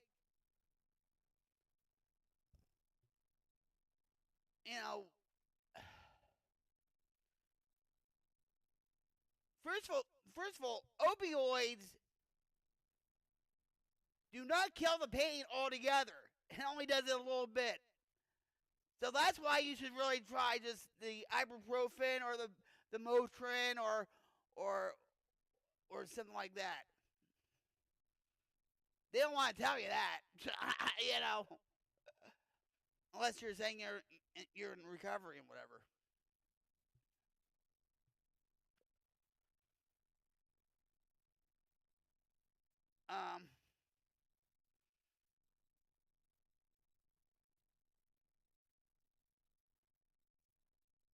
These doctors, like my doc, they know I'm in recovery and everything else.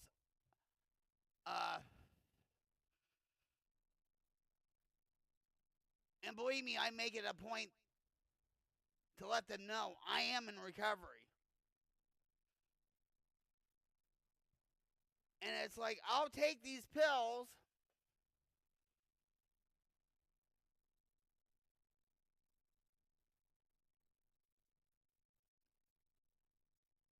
Now, I benzaprine, ibuprofen, naproxen, Midol, gabapentin, and actually there's a lot of controversy with gabapentin now.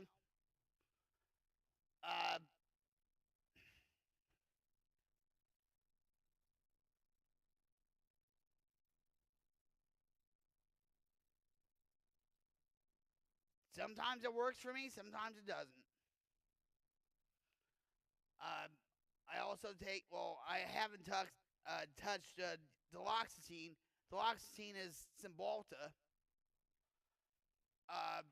because it gives me the runs. Hershey squirts, whatever. And I'm like, no, forget it. But it's antidepressant and it helps with the pain. So it's basically like, it's a crapshoot. Whatever works. Here's your shots. Oh, the shots aren't working. Here's some medication. Let's hope and pray that it works for you. And there's days where I don't want to get out of bed. And I feel like the medication's not doing me any good. Because the pain's still there. I don't want to have surgery. I don't want to have back surgery.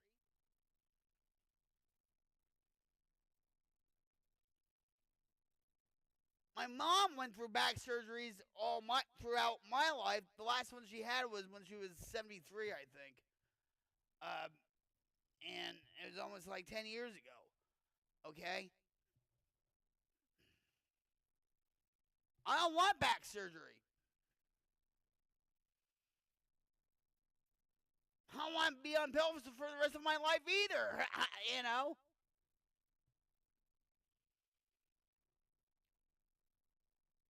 And there's been times, guys, and you guys, if this triggers you, please say something in the chat, okay? Let's talk about it. That's what I'm here for, okay? Or if you don't feel comfortable talking to me, pick up your phone, guys. Pick up your phone, dial 988 and talk to a trained counselor, and it's free and it's confidential. Just to get that out of your system so it doesn't fester and get any worse, right?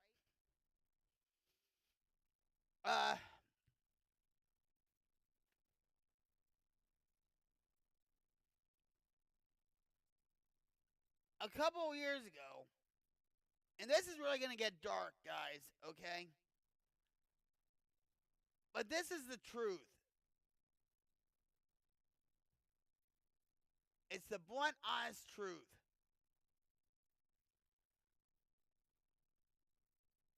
I was in so much pain one day, this one night, because it kept escalating and it wasn't getting any better.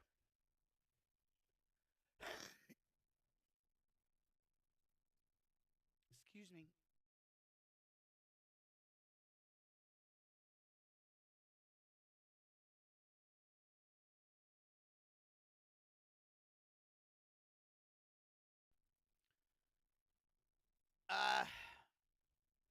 It wasn't getting any better. And I was at the end of my rope.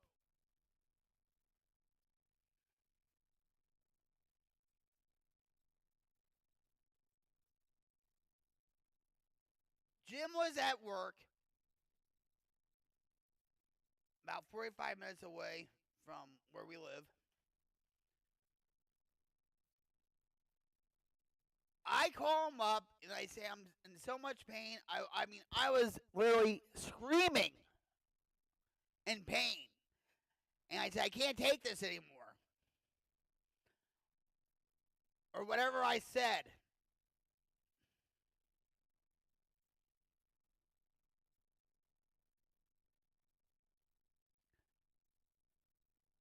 That scream went right through him. And I hung up on him. I called the crisis line in my area. No! No. Did he give me my Java Monster?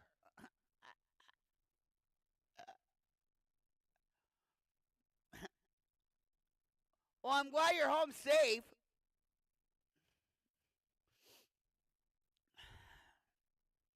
Where's my Java Monster? I want it now.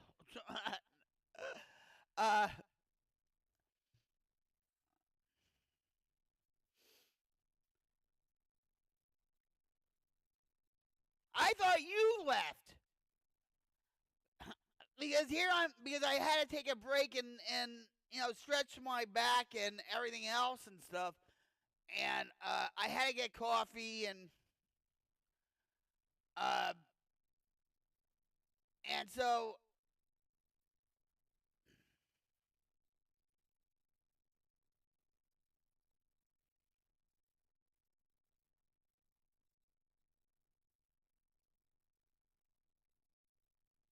you have an Oreo? Oreo? Like, cookie. I did live, but I had a shop. Oh. Yeah, but you didn't give me Java Monster. That's my husband's job, right? Leave it to my husband.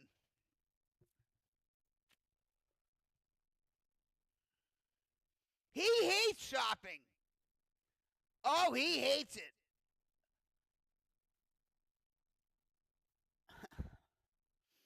I was talking to somebody about this, Oreo cookie.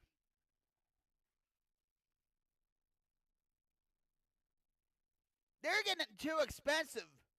Now, everything's getting too expensive, right? Monster, I know. Don't.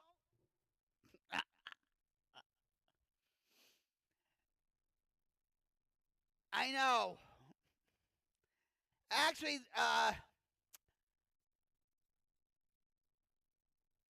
the PDB broadcast, the podcast, and all that, the Future's Looking Bright podcast, he had a guy on there that talked about everything from Monster to, and it's going up. It's going up. Now they're surging the prices up in Walmart.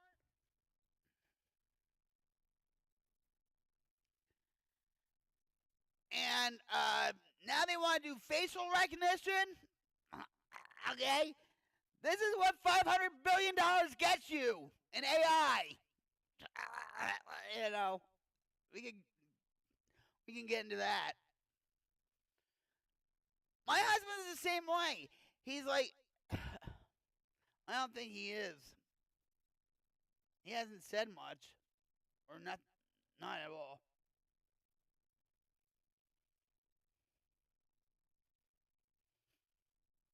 But my husband will say, like,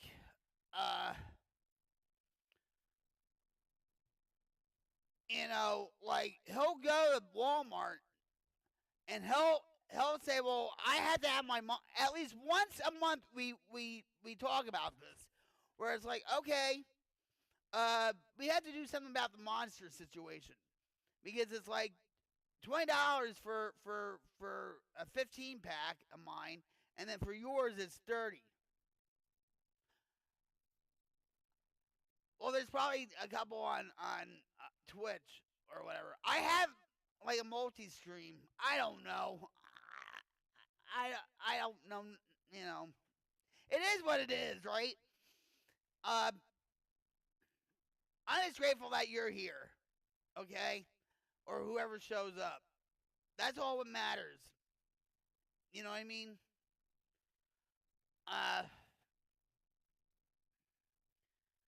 But at least once a month we'll have this conversation about the monster bit, and then I'll tell my husband, don't worry about the monster, honey. I'll drink coffee. I'll be fun with the coffee, and then 2 days later I'll be like jonesing for Java Monster or something. Yeah. I don't like Twitch though, because Twitch should be called twat, if you know what I mean. Because they push the envelope with certain things. I don't want to represent that. I could go on Kick. I don't want to. You know why? Because it's backed by a casino. I don't want that.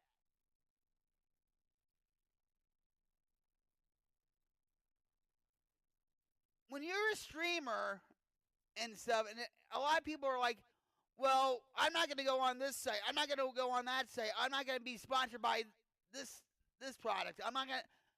And as soon as they hit it big or just partnered or whatever, you could see a change in them. Okay? Where they waver on their morals and values.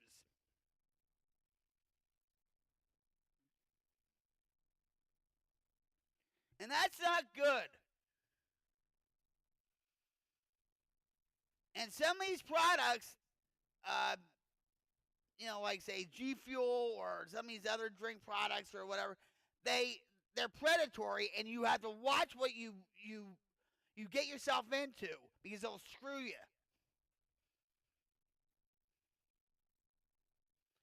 Sacrifice a monster for another. Which one you want? yeah, right. Okay, I'll get the monster drink.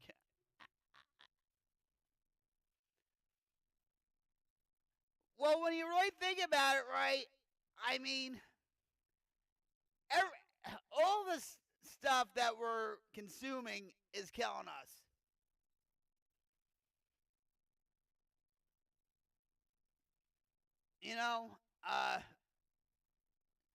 I mean, I saw a documentary on China on how their government has no protocols on their food industry or nothing. And they make their meat out of plastic and all this other junk, okay? And it made me sick. And I'm thinking, well, if they're doing it in China, they have to be doing it here somehow. Which they are, but not as, right? But the FDA is our protector. You can't trust them either, You take a mortal man and put him in control, watch him become a god. People's heads will roll. Yeah, that's from Symphony of Destruction. We talked about that. Do I have that on my channel?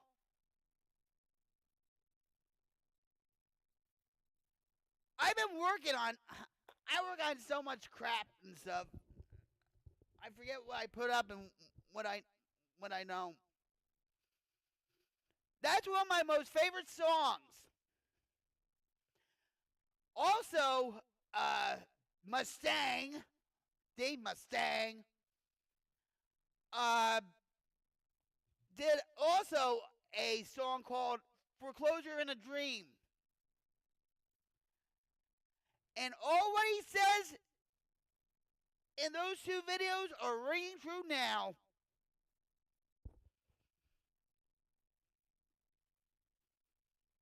And I'm going to say this, because I do clips and everything else, okay?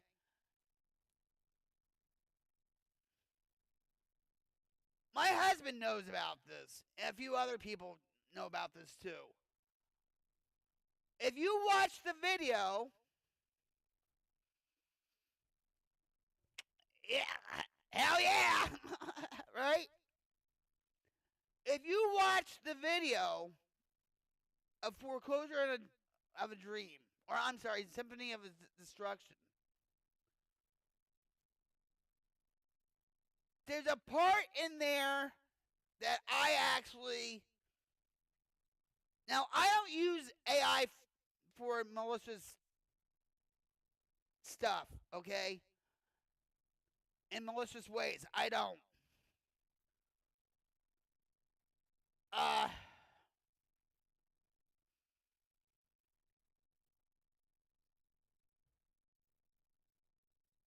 In fact, I actually did it again.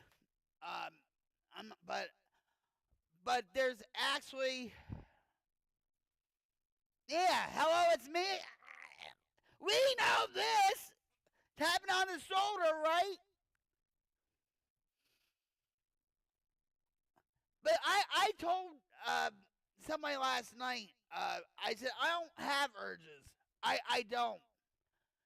If they shoot me up with, say, morphine, okay, if I'm in a panic state and I'm in real back pain, I know it's for the pain. That's it. It's one and done, and that's it. I don't, like, oh, I need to go to the dope man or whatever. Okay? It's not like that. You know what I mean?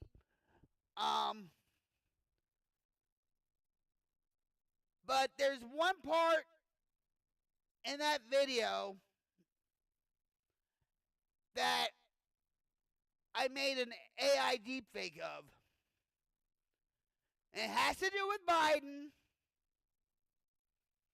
And that's all I'm going to say. And I told my husband, and I told a couple other people, I am not going to put this on the internet. They probably know, the government probably knows what's on my computer anyway, right?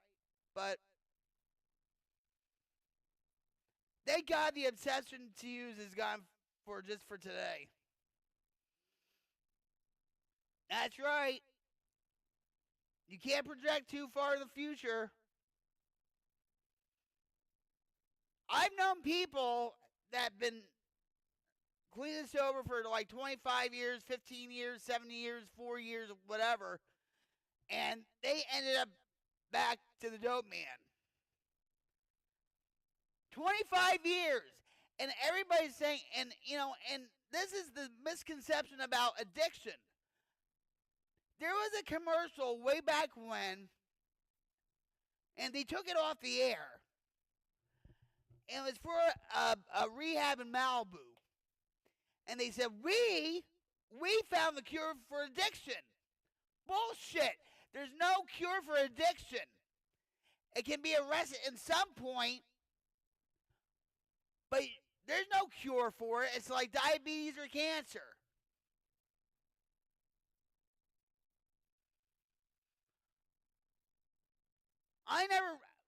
Of course, in the beginning, I still wanted to do my own thing. But with me, it's like there's no excuse to use whatsoever. None. I don't care if the world's going to blow up 15 minutes from now. Nope.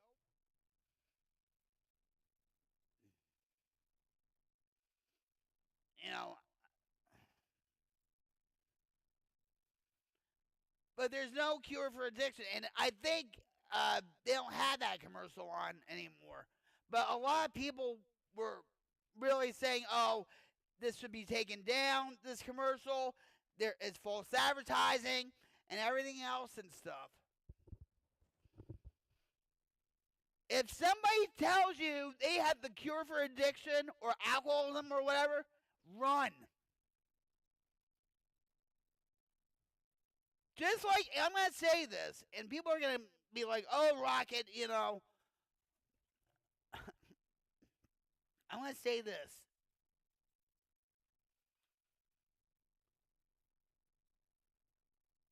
CBD oil, marijuana. There's a term called California sober, where it's like, oh, I'm about to crack and dope and stuff and the drink, but I can still smoke pot. No, you can't. It's the same freaking thing.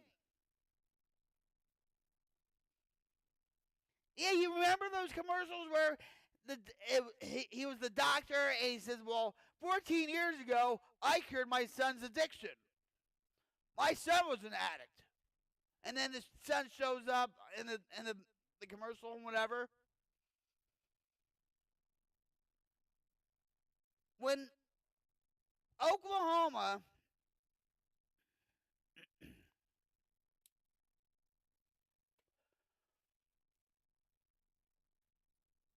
my in-law, my nephew-in-law, along with his wife,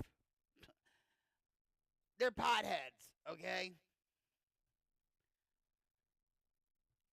And so was my sister-in-law and stuff, but I think she vaped it and stuff. And so did, it doesn't matter, okay? It doesn't matter.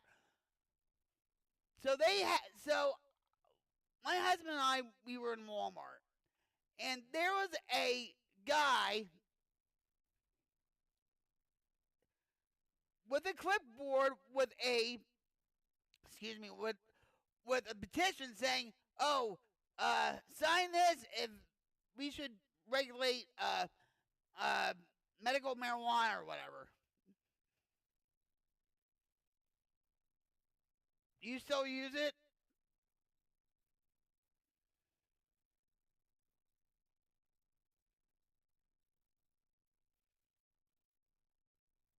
That's right. But they could say, well, what about antidepressants? What about anti-anxiety pills? What about, and I'm like, there's a lot of, I'm not talking about benzos, by the way, all right? I'm talking about regular, like, say, duloxetine or, like, Vistarol or whatever, okay? They don't give you a feeling, okay? But there was one time I did take, I forget what it was. I don't know if it was a Fexter. I was in detox or something. I forget. It was back in Jersey. And they put me on a Fexter or Lexapro? And they gave me one dose of it, and I was like, oh my God. Oh no, they gave me Prozac. Well, Jersey's big on Prozac. Okay. And I was like, I don't like this feeling. And I mean, and my blood pressure was high. And I said, I don't want to take this anymore, even though it was one dose. It just, right? So the nurse took my blood pressure and stuff, saying, yeah, it's pretty high. And she says, you know what's going on? She says, you're hypervigilant to the medication. You're hypersensitive.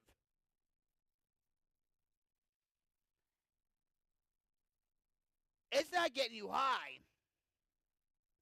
It's because you're so sensitive to the medication, you think you're getting it. It's not.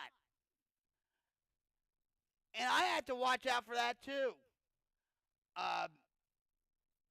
And that's why, you have to talk to your doctors and be your own best advocate. You know what I mean? Excuse me. But, yeah, so this guy was coming around with a clipboard saying, oh, let's regulate, 420, and all this stuff. Well, they passed it. Right? Boy, was my in-law, my nephew was so happy about it, and so was my sister-in-law.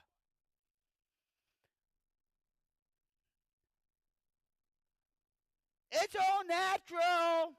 You probably heard of this, right? It's all natural. God gave us this gift because it's all natural and all this stuff. I'm like, bullshit. So was cocaine and heroin before they processed it.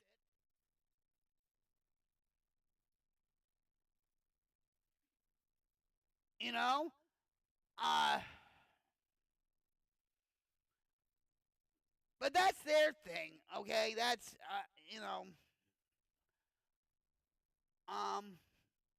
So we had to go in town for something like that, and this is before they legalized medical marijuana in Oklahoma. And we had to go to Tractor Supply Store or something. And I saw a CBD store saying, oh, it cures addiction. Well, guess what I did? And my husband's like, no, Vic, no. He already knew what I was going to do. I actually went in the store and said, you better take that down, erase it, because you're going to have a hefty lawsuit against you. You're going to become liable. Because here, and I'm on my soapbox, and all that, saying, you know, addiction has no cure, you know, a drug is a drug is a drug, and all this stuff. And my husband's, you know, probably waiting for the cops to show up or whatever, you know.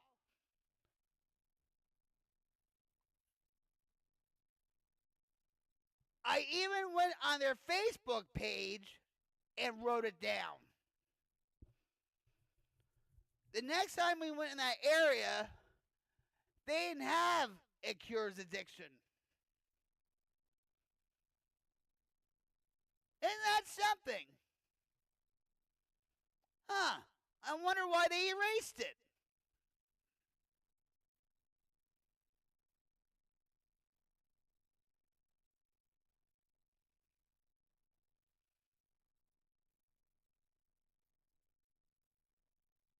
I am passionate about recovery.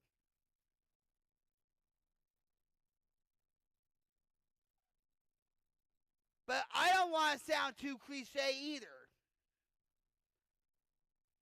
You know what I mean? Because I knew people that were in AA meetings, NA, whatever, and stuff. And, I mean, they used to call me Miss AA. I think I told you this. They called me Miss AA because I was just, it was all about me, you know, all this stuff. You know, I talk the talk, but I didn't really walk the walk either. You know, I say things with conviction.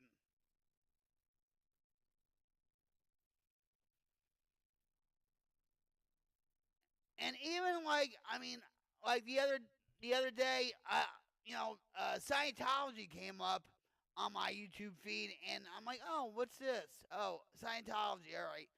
And they had something about addiction, okay, on there, like how to recover from addiction, or if your loved ones, you know. So I watched it, okay. I don't believe in Scientology; it's a cult, okay. But to each his own. A lot of people think AA is a cult or NA is a cult because of its, you know, spiritual, you know, backgrounds, right, and all that. So I was just watching that, and I was like, wow, this, you know, they said nothing about God. It's always, you know, research shows that's their thing. Research shows. Our research shows. And I remember way back when, like on some of these news shows, like 2020, like with Barbara Walters or, you know, John Stossel or whatever, or Hugh Downs, where they were actually investigating Scientology on their drug intervention practices.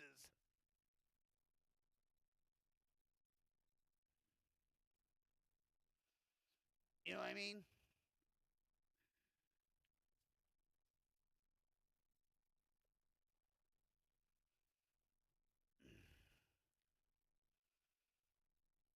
But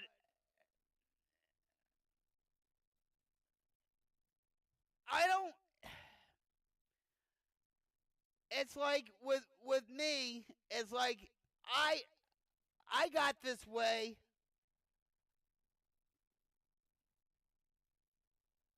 because of the path I chose, right? And just like with my in-laws,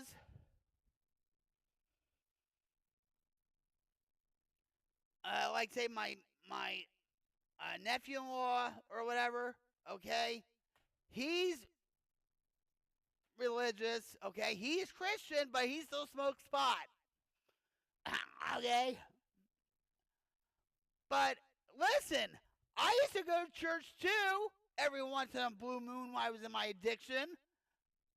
Hell, I used to shoot up in the freaking bathroom in the coffee room.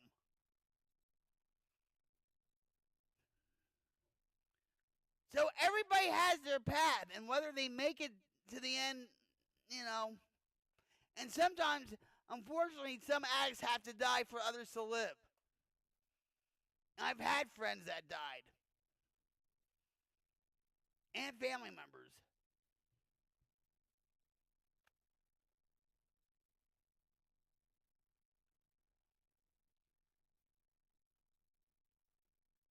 NA had too many war stories for me. I couldn't deal with it was AA for me. You know, but whatever gets you on your way, right? Whatever works for you.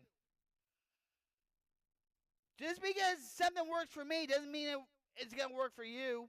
And whatever works for you doesn't mean it's always going to work for me either.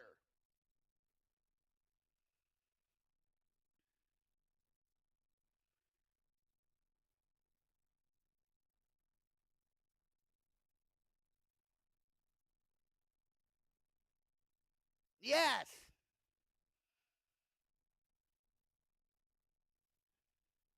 Well, you know how AA got started, right?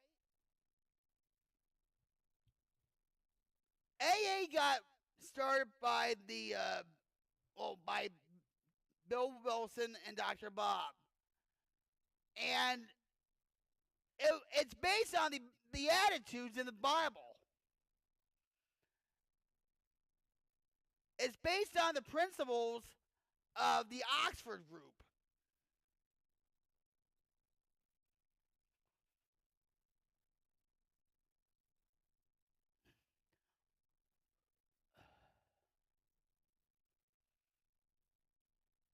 By me helping others helps me out. It's a win-win situation, right? We're basically having a meeting on our own, right? It only takes two to to make up a meeting. But a lot of people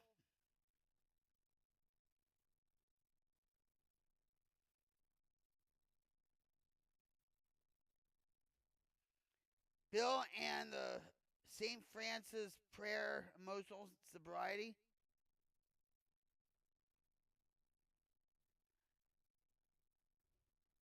What? Bill and Dr. Bob. Actually, Bill Wilson's wife had a halfway house in Morristown, New Jersey. They didn't accept me though. I was just like, whatever. Oh, St. Frank. I know what you're talking about. Yes.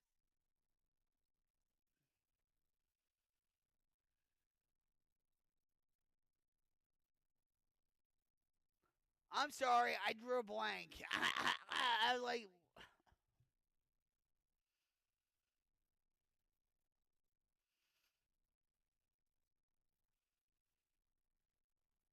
sometimes I get brain farts.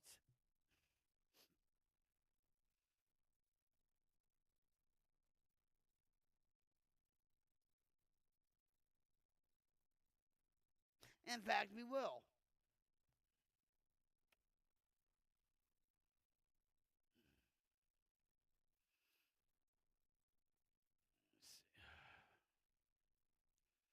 Learn something new every day.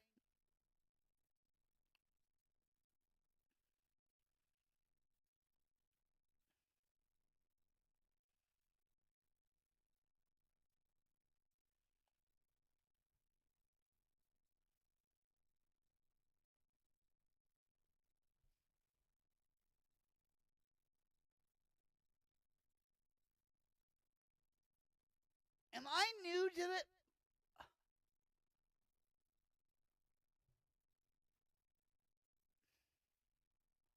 Oh, is this like with the emotional IQ?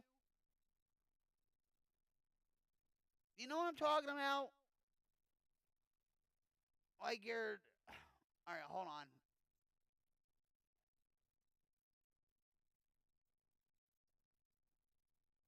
When did this come out?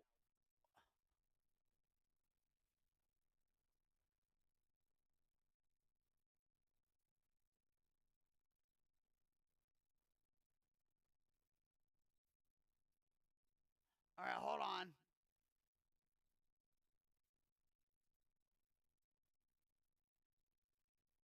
No, I haven't looked up. Hold on, I had to hold on.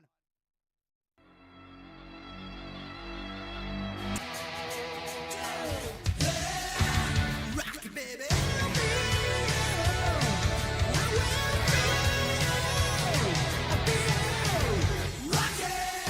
Rock it. Yeah. All right. See, I had it pulled up.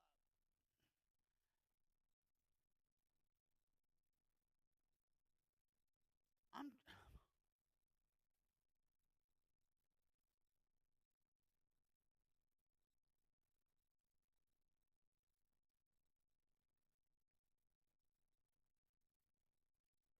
Oh.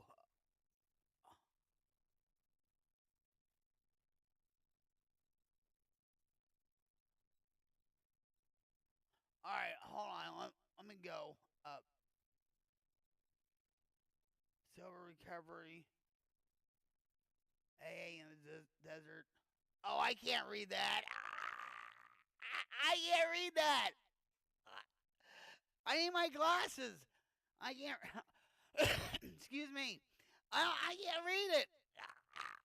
I can't. It's too. Oh my God. My eyes hurt just looking at it. My husband would laugh at this. He would, because my eyes are like, I can't read it. Wait, hold. I know we can probably. No, wait. Oh, here we go. No, what?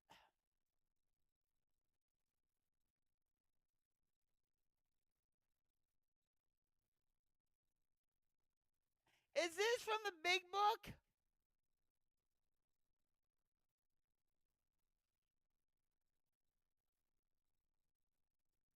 It's not from the big book. Unless it's from a later edition and stuff, but it's not from the... Alright, hold on. This...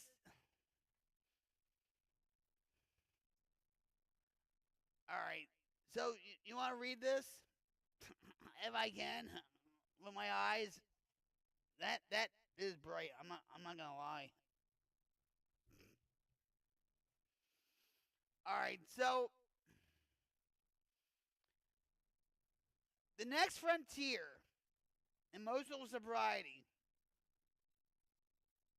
I don't know. Can I just...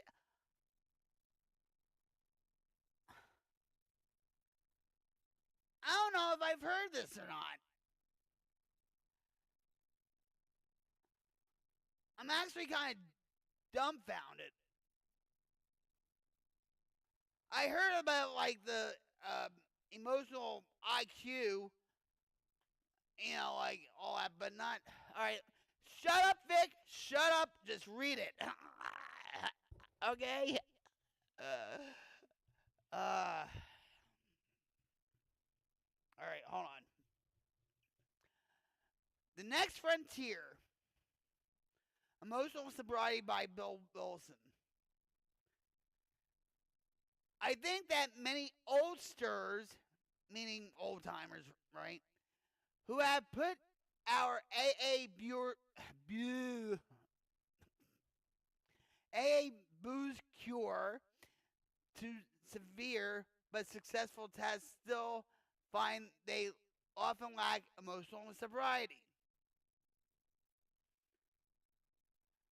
Perhaps they will be spearheaded for the next major development in AA, the development of much more real maturity and balance, which is to say humility.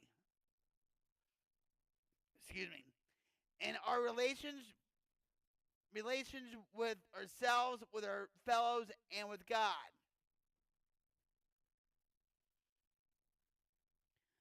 Those adolescent urges. Oh yes, we know. You know. All right. There's another book called King Baby.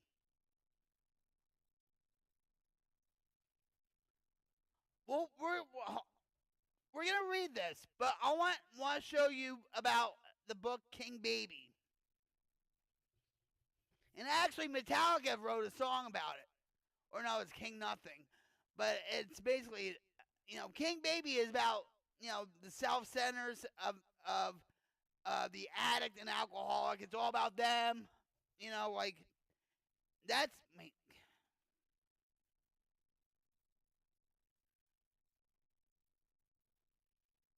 King Baby, no.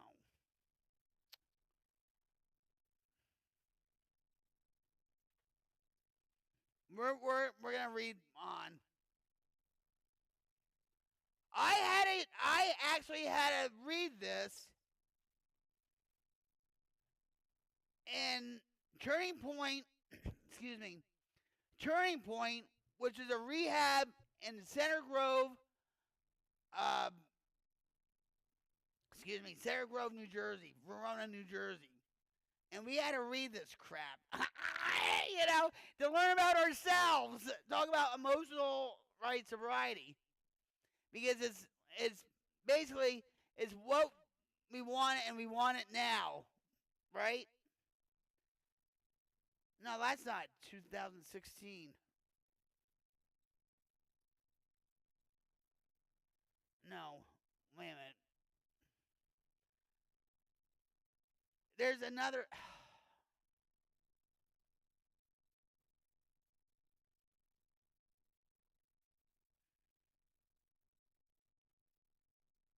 I don't know.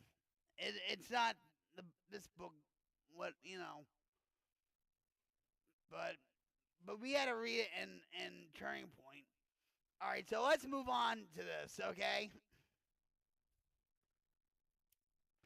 I just had to show you that and stuff. I'm not trying to shrug you off or anything else and stuff, But I think this has to do with, the King Baby complex and all that crap. All right. So those adolescent urges that so many of us have approved for top approval, perfect security, and perfect romance, urges quite appropriate to age 17. Proved to be an impossible way of life when we are at age 45 or 47 or 57. Since AA began, I've taken immense wallops in all these areas because of my failure to grow up.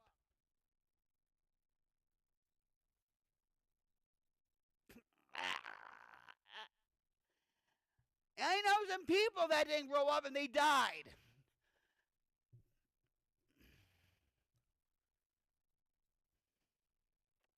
So I knew about this, but just in a different way. Safe to say. Okay?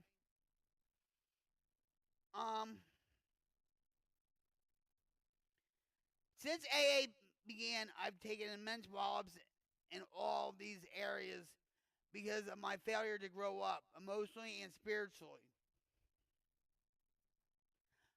My God, how painful it is to keep demanding the impossible, and how very painful to discover finally that all along we have had the cart before the horse.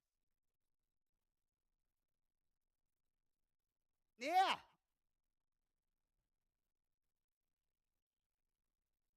Then comes the final agony agony of seeing how awful wrong we have been. Oh, not me. I'm never wrong. I'm never wrong. But still finding ourselves unable to get off the emotional merry-go-round. How to translate a right mental conviction into a right emotional result, and so into easy, happy, and good living. Well, that's not only the neurotic's problem. I'm not neurotic. As my husband, I'm just from Jersey. I'm not neurotic. It's the problem of life itself for all of us who have got to the point of real willingness to hew to right principles in all our affairs. Even then, as we hew away, peace and joy may still elude us. That's the place of many of us AA old timers, have come to. And it's a hell of a spot, literally. How shall our unconscious, from which so many of our fears, compulsions, and phony aspirations still stream? Oh, like on YouTube? No, I'm kidding. Be brought into line with what we actually believe, know, and want. How to convince our dumb, raging, and hidden Mr. Hyde becomes our main task.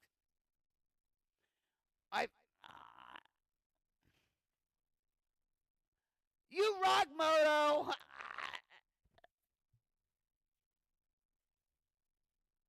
You really do.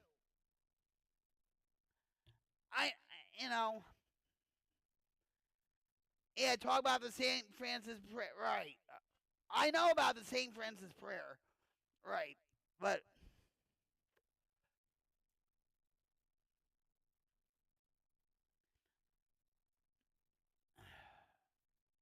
I hope my audio's working. Right. All right, so I've recently come to believe, and that's a book in AA too. They have a book called Came to Believe, or As Bill Sees It. I had all those books. I don't know where I put them. The only book I have left was the big book. I must have lost them in when I moved here or something. I had all those books, One Day at a Time, Daily Reflections, whatever.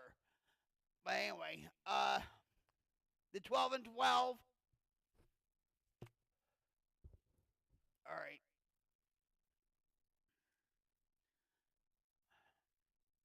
I've recently came to believe that this can be achieved. I believe so because I begin to see my benighted ones, folks like you and me, commencing to get results. Last autumn, several years back, depression, having no real rational cause at all, almost took me to the cleaners. Because I began to be scared that I was in for another long chronic spell. Considering the grief I've had with depressions, it wasn't a bright prospect. I kept asking myself, why can't the 12 steps work to release depression? By the hour, I stared at the St. Francis prayer. It's better to be comforted than to be comforted.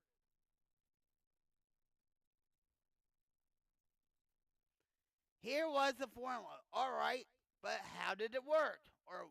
But why didn't it work? Suddenly I realized what the matter was. My basic flaw had always been dependence. Almost absolute dependence on people or circumstances to supply me with prestige, security, and the like. A failing to get these things according to my perfectionist dreams and specifications, I had fought for them. And when defeat came, so did my depression. Oh my God! Oh, wow. Wow.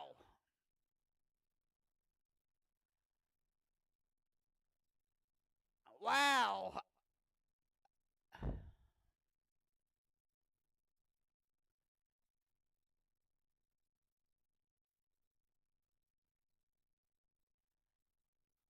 I'm getting a lot of aha moments from this. I really am.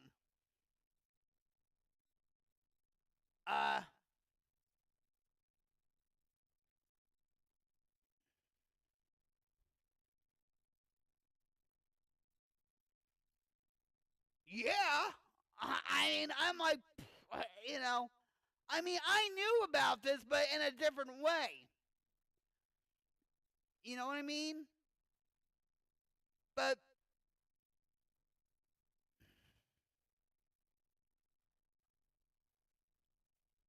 this could be about, you know, like with a King Baby book. You know, like, I want what I want it now. Or if I, like with me, okay? Let's say I'm,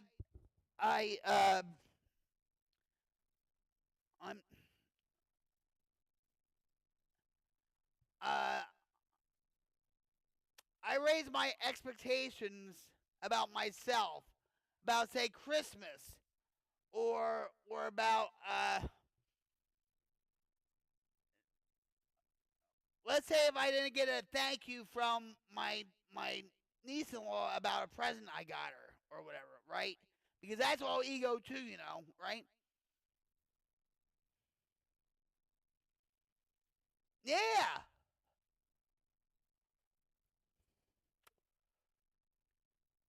Or even if you know my husband doesn't get me Java Monster or whatever. It's a right. It's like every time, like say, you know, like when I had my son, okay, they used to. I don't know if you heard of this book, but it used to be called The Baby Book by Dr. Spock.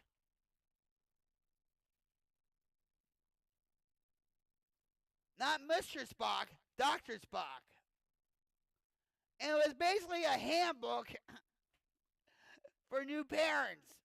And when I was pregnant with my son, I got this, you know, Dr. Spock book, the baby book, to help me with, you know, well, don't, you know, if the baby cries every time, don't pick it up. Just let, the baby will be okay. Because every time you pick the baby up, it learns, right? Oh, so see, every time I cry, wah, wah, wah, mommy's going to pick me up.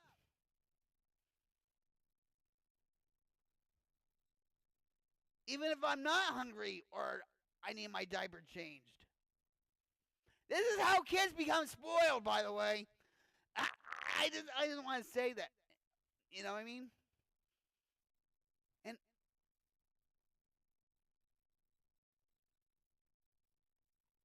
what's the matter?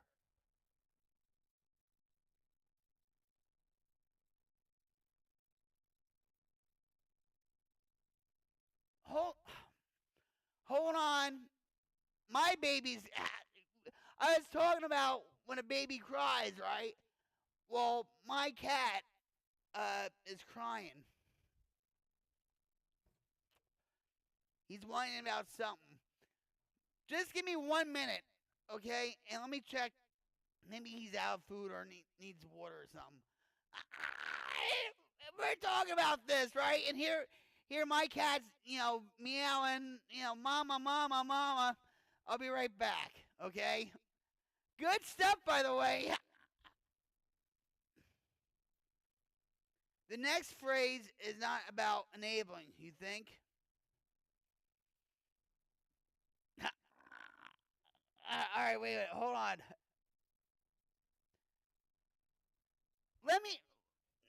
Hold on. Let me just check on him. All right? You hear him?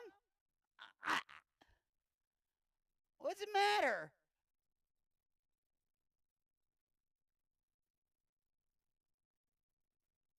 Let me check. Be right with you. Sorry. I thank God for you. I thank God for our friendship. Even though it's newly formed or whatever. But I enjoy our conversations a lot. I really do. And I just would, well, all right, so it's 8 o'clock. My husband at 8:30 is going to have his break, but me, not Kitty.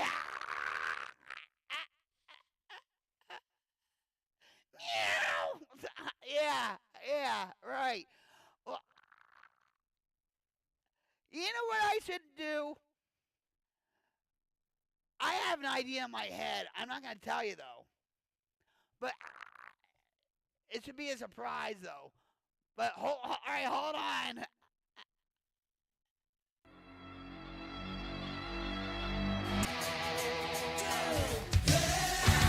Rock it, baby.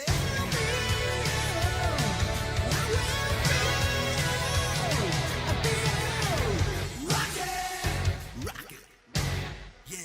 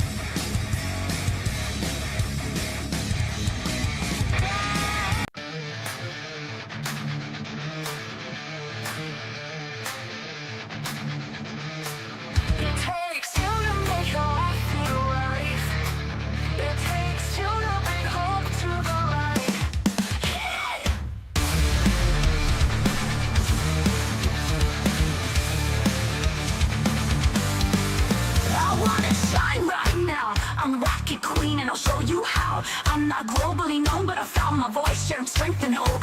That's my choice. I've been down, yeah, I felt the pain, but I broke those chains and reclaimed my name. No more shadows, I'm stepping to the sun. Recovery's my story, and it's just begun. So listen close, I got something to share. From the depths of despair to the freedom of care. Since 2004, I've been crack free. 2011, I let alcohol be. Now I'm living a life that's blessed and strong, helping others find where they belong. So let's go, cause it takes two to make a life feel right. It takes two to bring hope to the light. Hit it!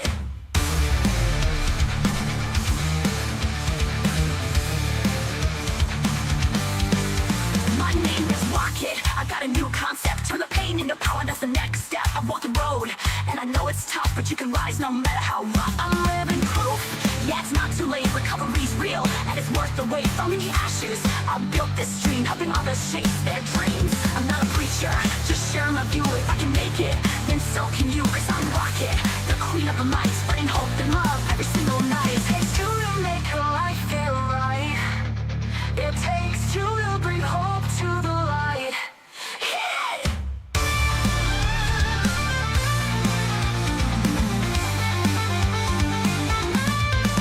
My stitch strong,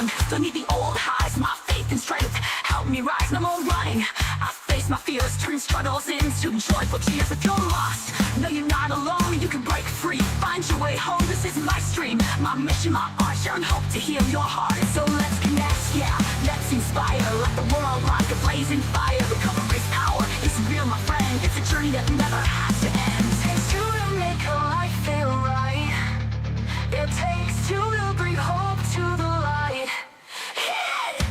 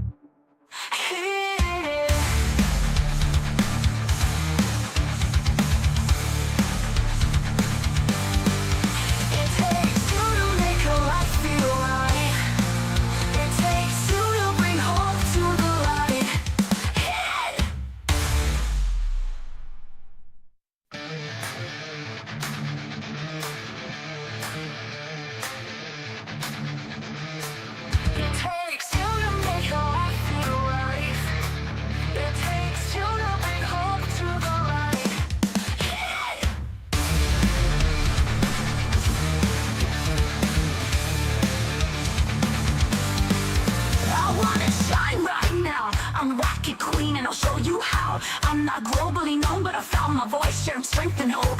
That's my choice. I've been down, yeah, I felt the pain, but I broke those chains and reclaimed my name. No more shadows, I'm stepping to the sun. Recovery's my story, and it's just begun. So listen close, I got something to share. From the depths of despair to the freedom of care. Since 2004, I've been crack free. 2011, I let alcohol be. Now I'm living a life that's blessed and strong, helping others find where they belong. So let's go, cause it takes two to make a life feel right. It takes two to bring hope to the light. Hit!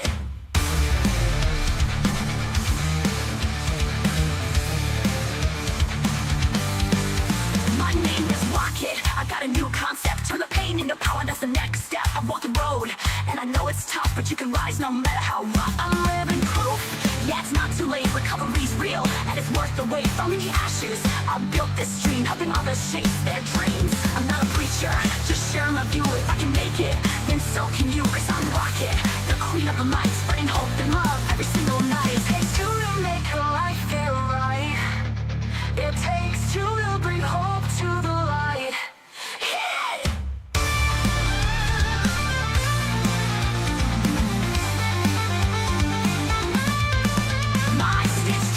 Don't need the old highs, my faith and strength help me rise, no more running.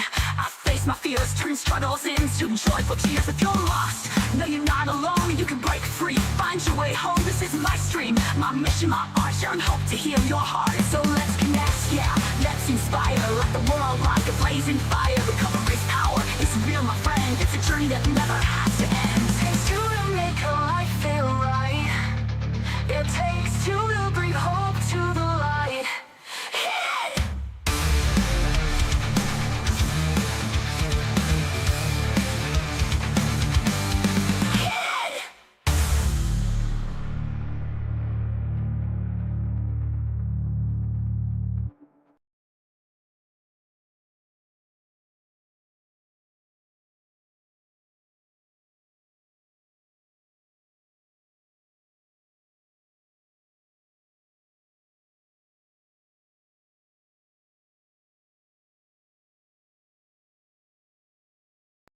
Hello. On behalf of Rocket Queen 71, welcome. Thanks for stopping by. If you are struggling with drugs, alcohol, and/or mental illness, please contact someone you trust or contact your local behavioral health center. If the situation requires immediate action, please call 988. The 988 Suicide and Crisis Lifeline, formerly known as the National Suicide Prevention Lifeline, provides free and confidential emotional support to people in suicidal crisis or emotional distress 24 hours a day, 7 days a week, across the United States. No matter what problems you are facing, whether or not you are thinking about suicide, if you need someone to lean on emotionally, there's no shame in asking for help. You are not weak for asking for help. You're not alone.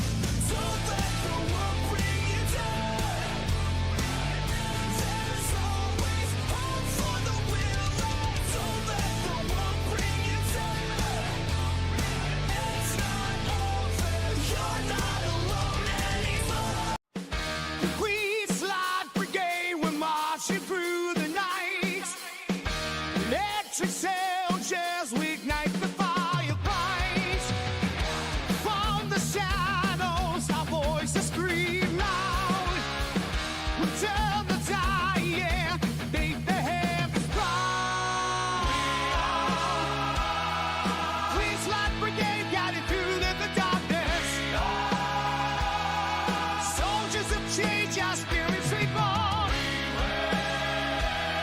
Stand our ground until dawn breaks free. Queen's Life Brigade. Yeah, beneath the moon, we will crush the chains of fear.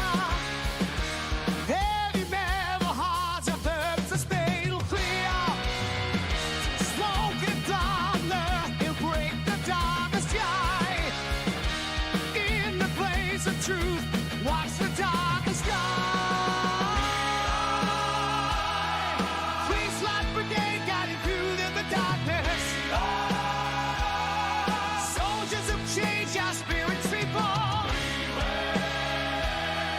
Stand our ground until dawn breaks free. Queen's Life Brigade. Flames are free, and watch them burn. Healing like the world will turn. One by one, leaders fall. Victory's call, we hear it all.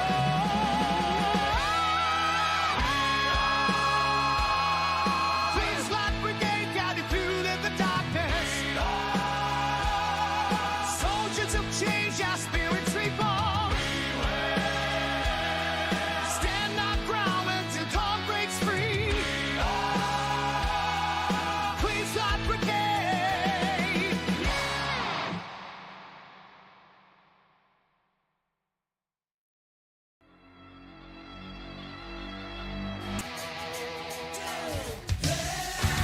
Rock it, baby.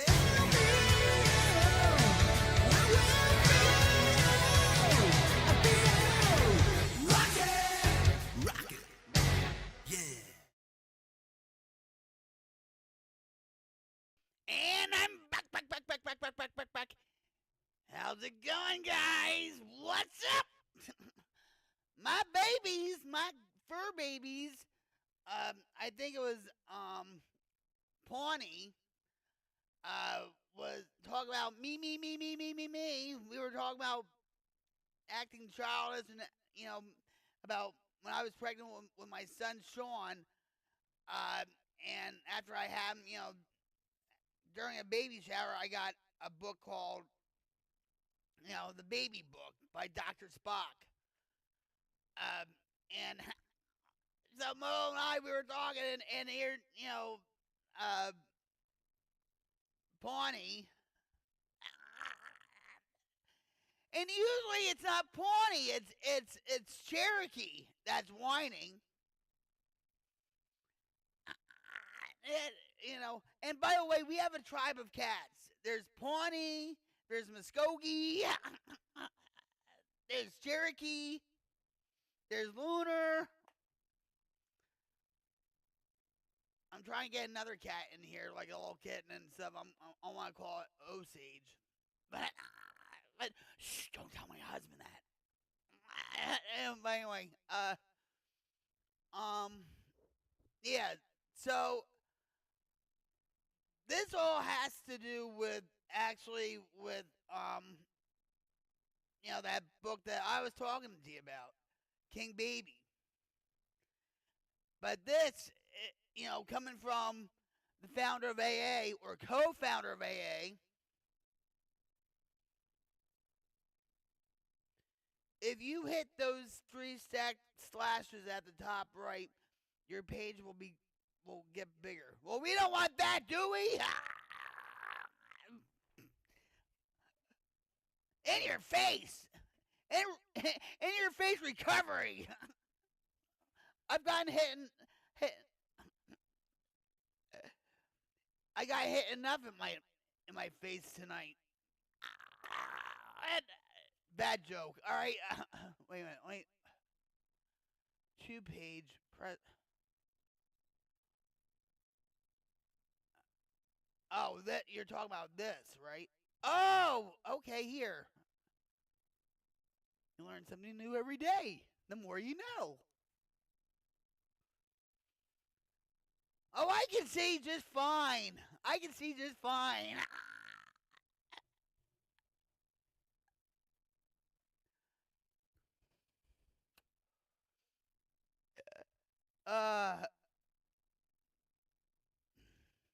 Yeah, that's what he said last night. Boom, boom. Sorry. This is what you have to deal with, okay? Can you imagine dealing with me for 24/7? Said a lot of prayers to my husband. My husband needs prayers right now. No, but in all seriousness, it's all about expectations too. Oh no.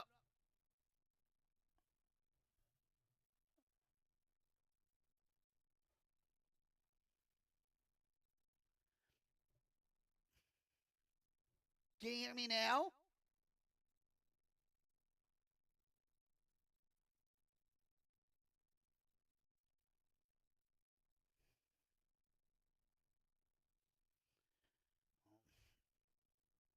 Can you hear?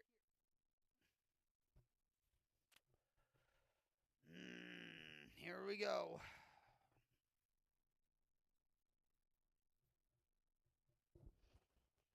Can you hear me now?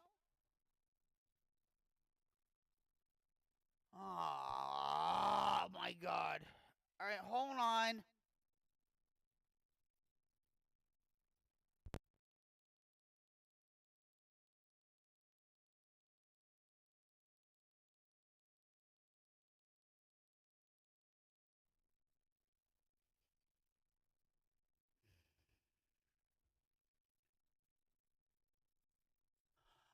I got in. Oh! I should have you banned.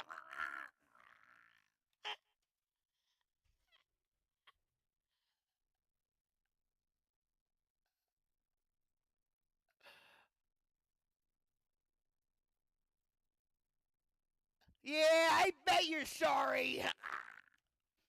You want to see how my emotional sobriety is. I know you. You can't bullshit a bullshitter. You want to see how my real emotional sobriety is.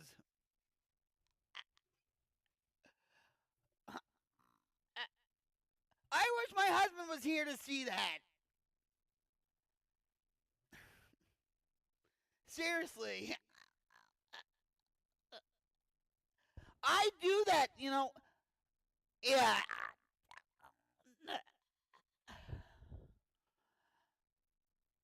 There's some time, I'm going to say this. There was a time where I think I wasn't on Mixer or whatever. You know you didn't. I know you didn't.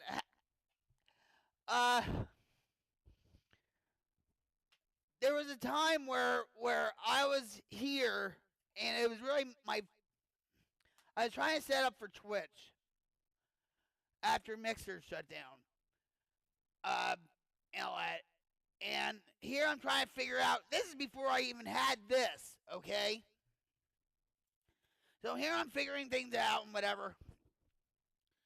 And this guy comes on here and says, you have no audio.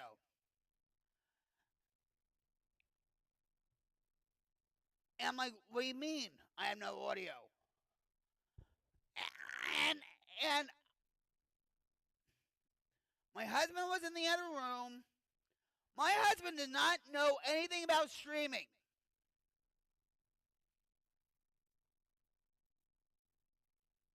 Okay? He knows nothing. And here you could tell during the course of that period, I was starting to have a panic attack. Not good.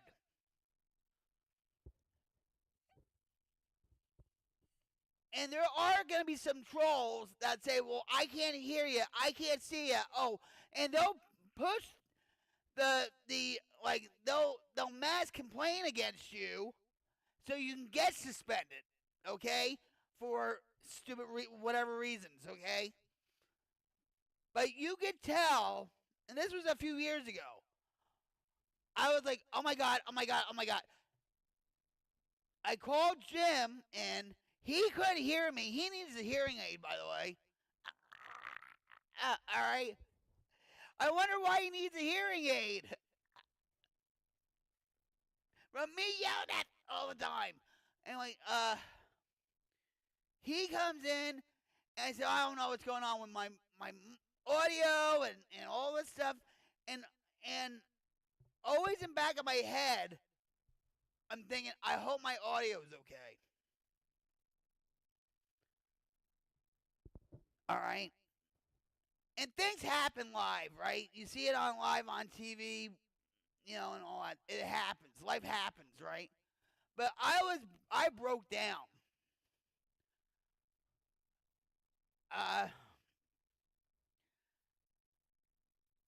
Now it's like just, it's streamer's life. Oh, whatever, no problem. I can try to fix it. Excuse me. A couple weeks ago, I was having problems with the audio, and I think Streamlabs or something like that. Something happened where maybe they changed their their interface or something. I don't know. I thought this was broken. Okay. I didn't know what was going on. I was freaking out. I went on live to see what I can do, and all these people from other countries started showing up. I'm just gonna say people, okay?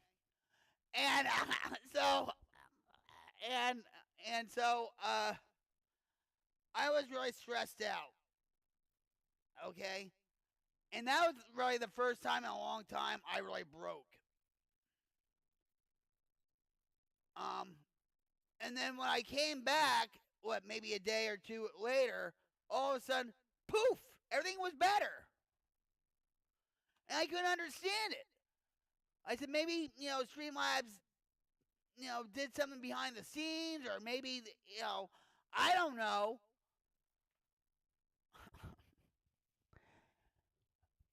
But you'll never see me like that again.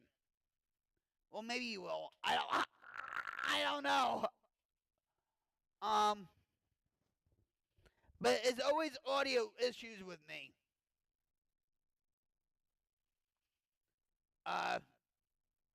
Because I want to be heard loudly. But so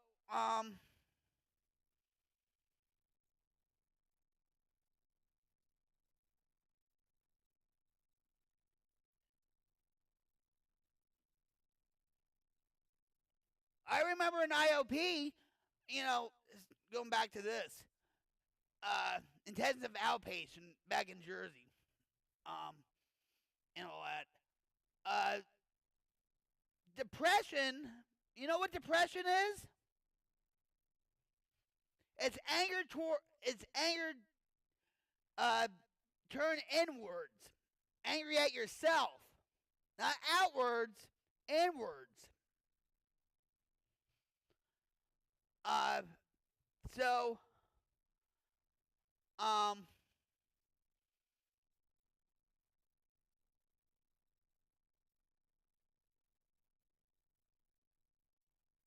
But also, like I said, there's a lot of expectations going on, if you know what I mean.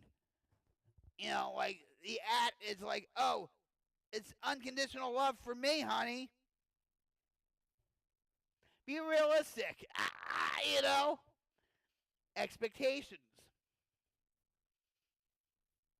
And if things don't go my way, forget it, right? How could that interface break down on my time? I'm supposed to shine, all that stuff, right? Or how dare my husband bring home a different kind of Java monster? Oh, I'm not like that. Well, yeah, I don't know. You had to ask him.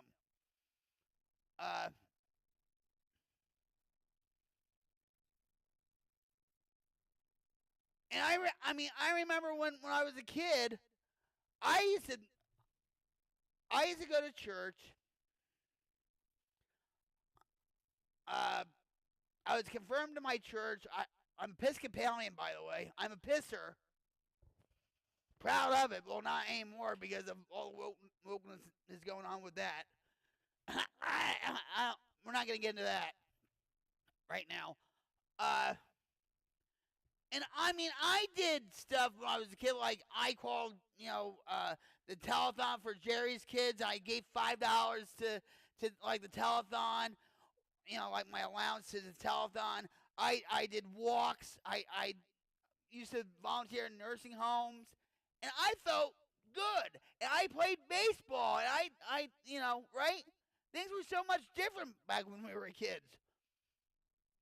Sixth Step taught me a lot about character defects fueled by the ego that had dependencies and demands followed by expectations. Yes.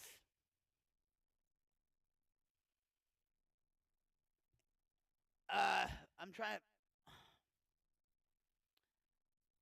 making amends to such people wherever possible would injure them or others. Or is that step 5? But you're like putting me to the test today, buddy. Wait, hold on. Just like this article. Was I right though?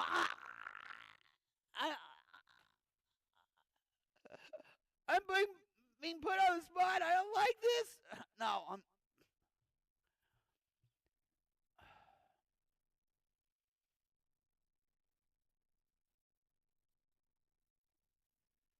Yeah, there was plenty of time. There's plenty of times, like with me, it was my way or the highway.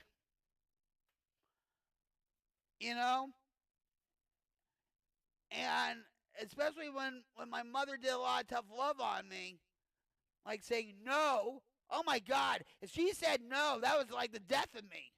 If anybody said no to me, it was like the death of me. I hated it. Just like any other alcoholic or normal, whatever normal person is, right? All right, so, hold on. Where did? All right, we'll hold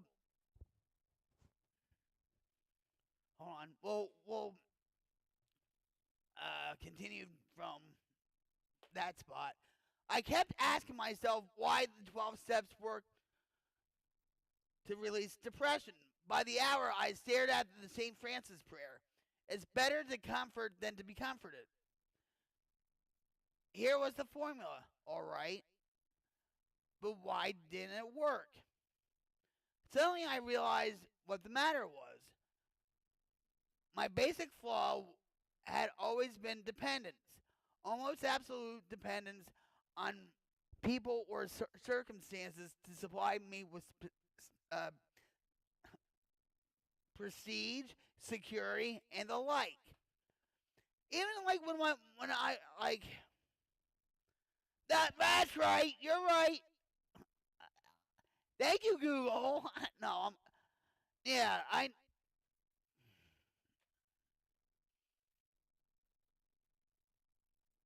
But a lot of people say like the 12 steps, like you can get a spiritual awakening in like the first 90 days and stuff. I mean, it's like whatever. The steps are there for a reason. You know what I mean?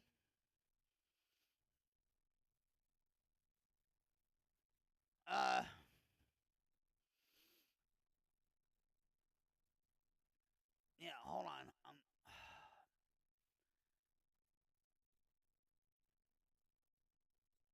All right, so suddenly I realized what the matter was. My basic flaw had always been dependence, almost absolute dependence on people or circumstances to supply me with prestige, security, and the like. Oh, I was gonna say this. That's right. You're right. Right. Like I was gonna say, like when I walked into a bar, This is after I my band imploded. I would walk into a bar saying, I demanded respect, even though I was a washed up drummer. You know what I mean? I think we talked about this too with Ric Flair. How he always demanded respect every time he walked into a bar. This is before he had that huge health issue a few years ago. And, oh, here we go, talking about wrestling. I'm not a wrestling fan, though. I'm not a wrestling fan.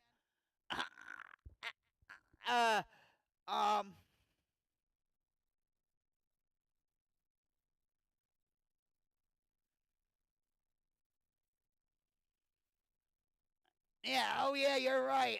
I'm not a wrestling fan. I'm really not. But Ric Flair just came up. Who knows? Who would have thought? And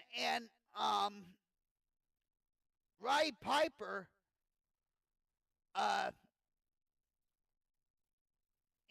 looked him straight in the eye at the end of the show, saying, "I'm worried about you." And yet he's the one that died first before Rick.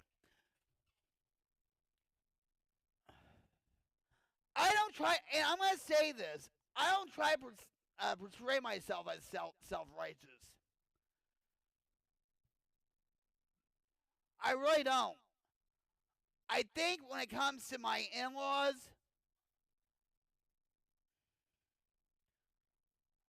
because they're Christian and they smoke pot, but yet here I was banging in the coffee room at church sometimes, or even at a funeral. Even at a funeral, and this is sick, okay? But my boyfriend and I, my grandmother passed away in 1996, and he actually, they got him a pass to come out of rehab for my grandmother's funeral, okay? And so I'm not gonna tell everything, but to fast forward, we actually went to the coffin showroom, the casket showroom, and banged there. I'm talking not sex, like banged, like with a dope, okay? And that, to me, that's disrespectful, Yeah. But I think in a way, I guess I do get self-righteous because of my in-laws. Here they're saying they're Christian and all this stuff, but yet, right? This is how but they still smoke pot. They still do the pills. And all right, and I could go on. My husband, like, say we're talking about, they live in my mother-in-law's house, by the way, okay? Which is, the day that she passed away, the house died, okay? And then they moved in, and, all right, I know I'm just going every which way here. I apologize for that. If my husband slightly brings them up, guess what happens?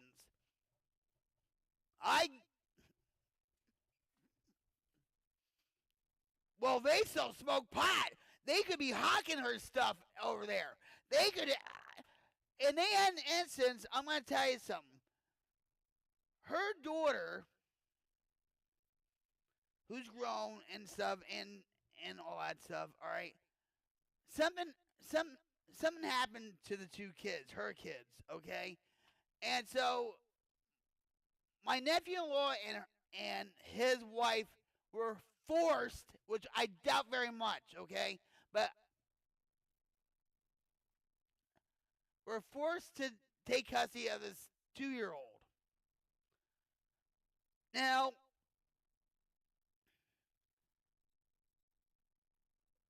Jason had no kids. Well, he has one daughter, but she's all grown and he had nothing to do with her. Until recently, before my mother-in-law passed away, she got in contact with him through somebody or what, I don't know, whatever. So he never raised kids, right? Well, of course, his wife had kids and whatever. So when I heard this, I said, oh my God, well, they're smoking pot. I have a big problem with that. And here I am. I used to use in front of my kids. A lot worse than, well, a drug is a drug is a drug, okay? I used to sit them right in front of the TV watching Beauty and the Beast and Toy Story and or all that stuff while we're doing our thing, right? And here I am puffing out my chest saying, well, that's just wrong. No, they weren't forced. I'm sure they weren't, forced to do that. And you can ask my husband this. Every time, I think I've gotten better about it. If he brings up, I think that's why he says our neighbors instead of, well, Jason and Cindy, because it'll just set me off just like that, okay? I'm not trying to be self-righteous. But I know what's right and what's wrong. You understand what I'm saying?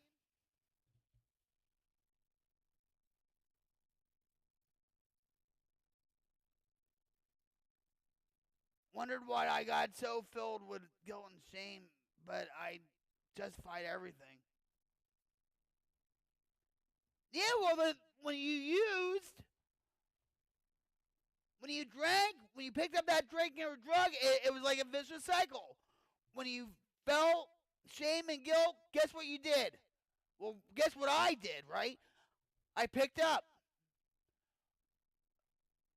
Every little excuse I did, I picked up.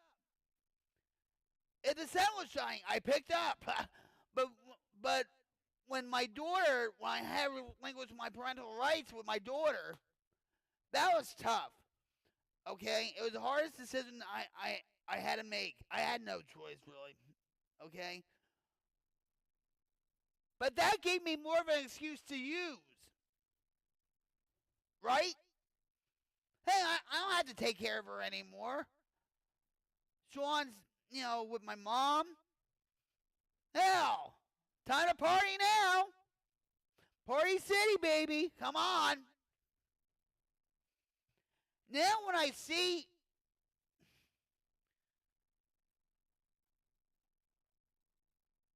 heard about my in-laws trying to take care of this kid, all right, this young boy, his name was Stevie. My heart went out to this kid. I don't even know the kid. I don't know the mother. I know the grandmother. I know the step-grandfather, right? But my heart went out to that kid. And even to his brother that I never saw in my life and whatever. And, I mean, there's abuse happening in that family. Not with my in-laws. It was her daughter and whatever, okay? I'm not going to get into the whole story, okay? I love kids. I really do. I'm almost in tears talking about this too.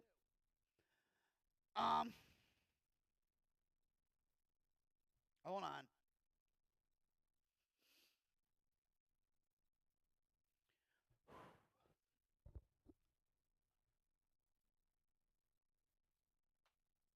I used to play Santa Claus, and I used to be the Easter Bunny, and I used to do a lot for kids, all right? In my addiction, I did. But when I heard what happened to this little kid, my heart went out to him because it took me, I'm going to cry, here we go. It took me to the place of when I was using. Okay? I failed my kids. Hold on. God. Shh. I.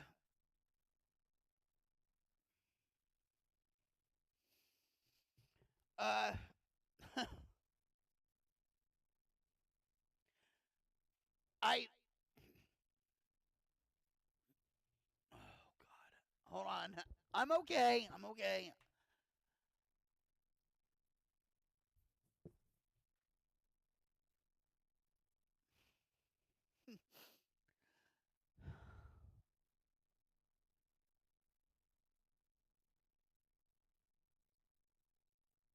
Surprise! Rocket's crying. Jesus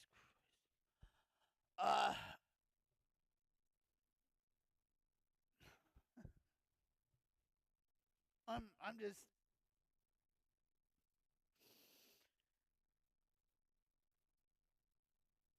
Thank you. It still hurts. After all these years, I've accepted it. I guess not because I'm still crying over it, right? But when I see a situation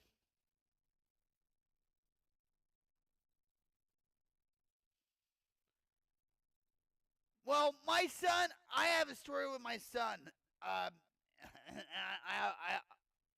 too much. Hold on. They will. They will. They will. And maybe he'll. Hold on. I'm.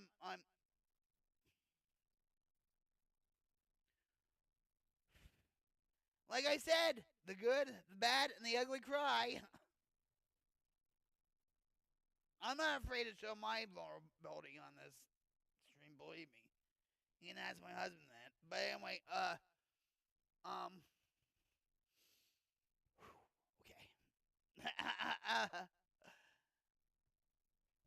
I felt sorry for that kid. I felt genuinely sorry for that kid. And it did take me back to when I was in my addiction with my two kids. And my glasses are getting steamed up. Hot mess.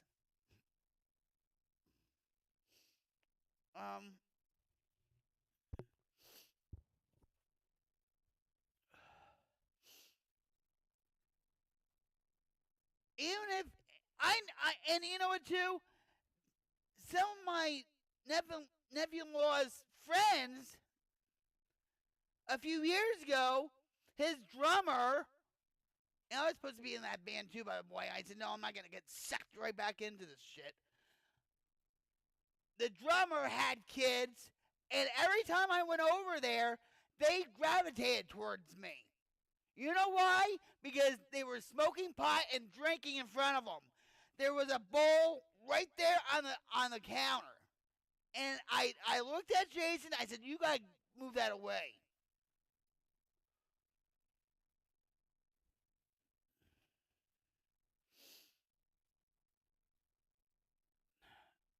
So yeah, it does. So with this Stevie kid, the 2-year-old, I told my husband, I said, I want to do something for this kid. And here I'm going through Amazon. I was going to get him a whole big thing of toys or, you know, whatever, right? This is how my emotions get played.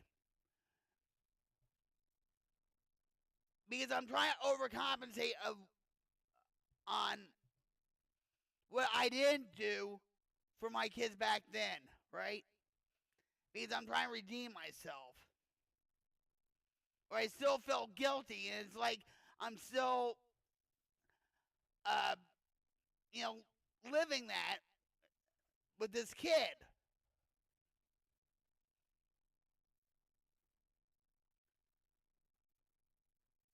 And so I needed cigarettes. Speaking of, I'm going to light one up right now.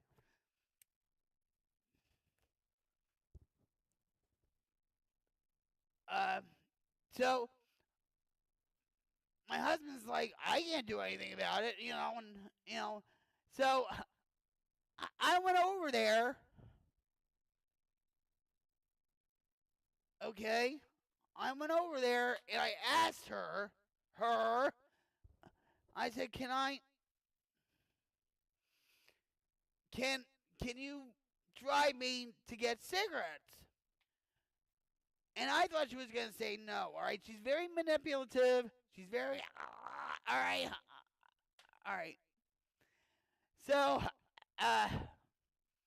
but of course she's not going to say no because my husband would say something to her about it or whatever, right?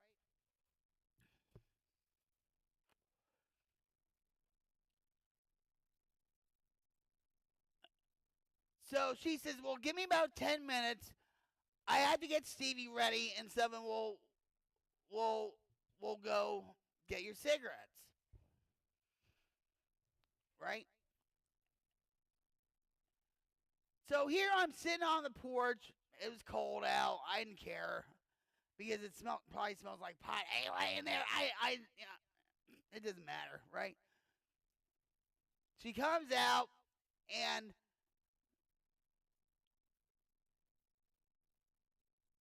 they have my old mother-in-law's car, which is 25 years old. Okay, it's a Lincoln Town car. All right, 25 years old. And I mean, my mother-in-law used to drive it still when she could. All right, and all that. All right, so my mother-in-law passed away. It was my sister-in-law's car. Now my sister-in-law is dead. Now it's their car. Okay, and all that. So, and in the summer it was hot in that car. The air conditioning didn't work and nothing. Anyway, all right. So she had to put Stevie in the back seat with the baby seat and whatever. Cutest kid, okay? And so I used to play with him.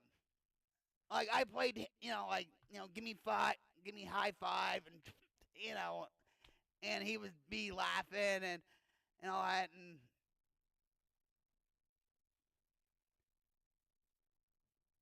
and of course, my sister-in-law, or my not, yeah, I'll just call her my sister-in-law. So we were talking, whatever. I was still, and she had to get gas. So I said, "Oh, I'll pay for the gas. I don't care." It's like she said, "Well, I just need $5." Fine, that's fine. I don't care. Okay, fine. And so we went to Dollar General to get my cigarettes.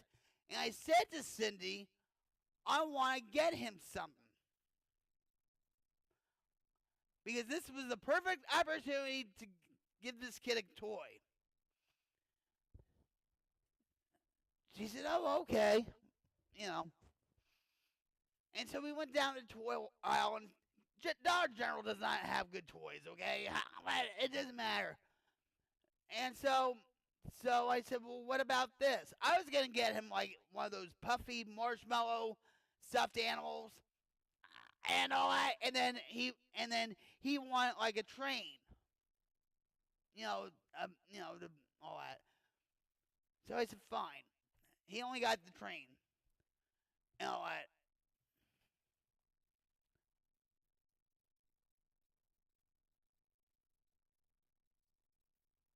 But I was getting attached to that kid.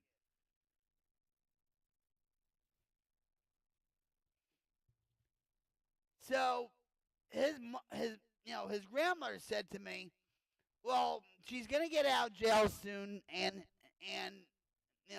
she'll be taking Stevie back." And I said, "How?" Because I know what takes place in family court and all this other crap, okay? And so I said, she's not gonna get out, because if she has to go to parenting classes and all this stuff and drug testing and all this crap, okay? But all of a sudden, it was like a few days before Christmas, and poof, Steven went with his mother. And I said to Cindy, I said, "Why didn't you have the kid say goodbye to me?"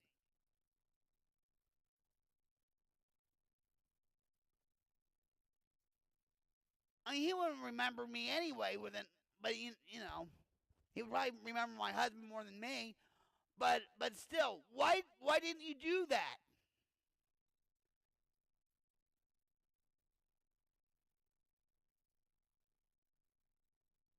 But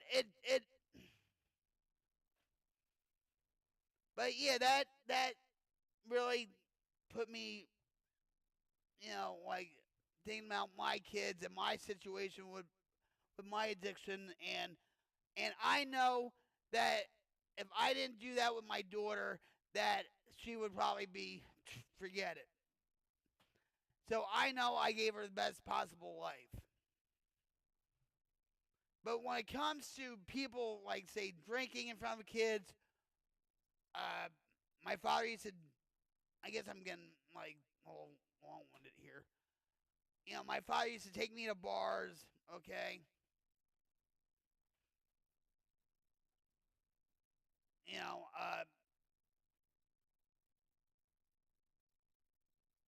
I was pretty much predispositioned to be an alcoholic, okay? Or it could have been the other way too, right? You never know. And so, yeah, I'm sorry. I'm really sorry.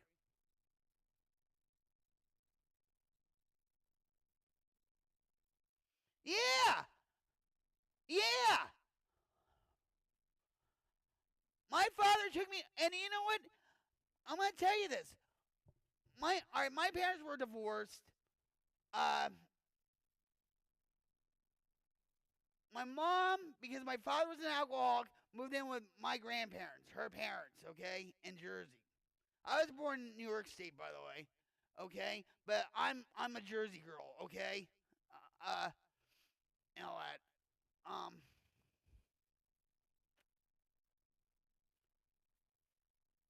I couldn't partake, but that would be my reward when I grew up. Yeah, it's like, well, hell, you work all week, you deserve have a 30 pack of Budweiser or whatever, right?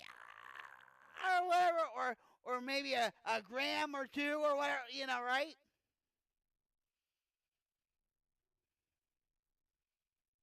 My father, okay, so my father would pick me up, say, every other Friday, okay?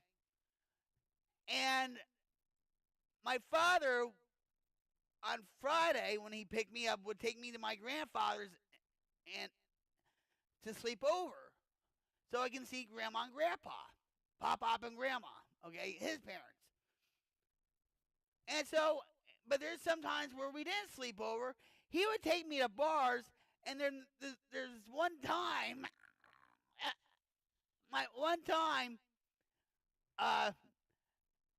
he had to call Pop for something.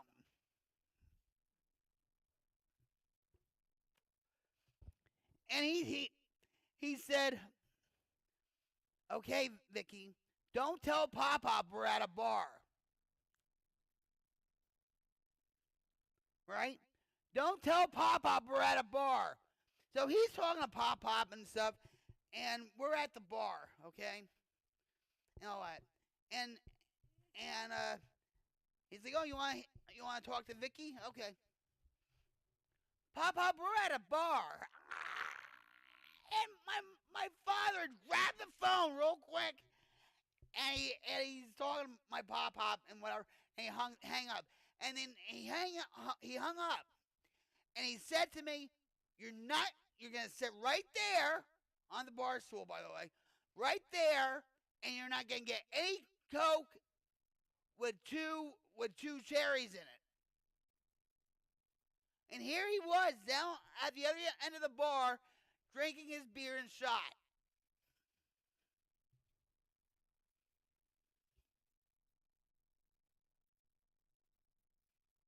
Oh, yeah, I bet. That's called 13 stepping. Oh, you're not talking about that. You know what 13 stepping is, though, right?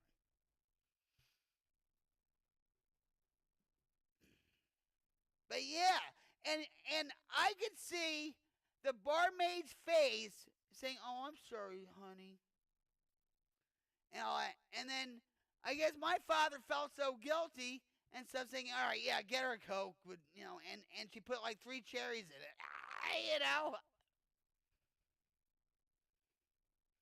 And you wonder why women didn't want to be with you, right?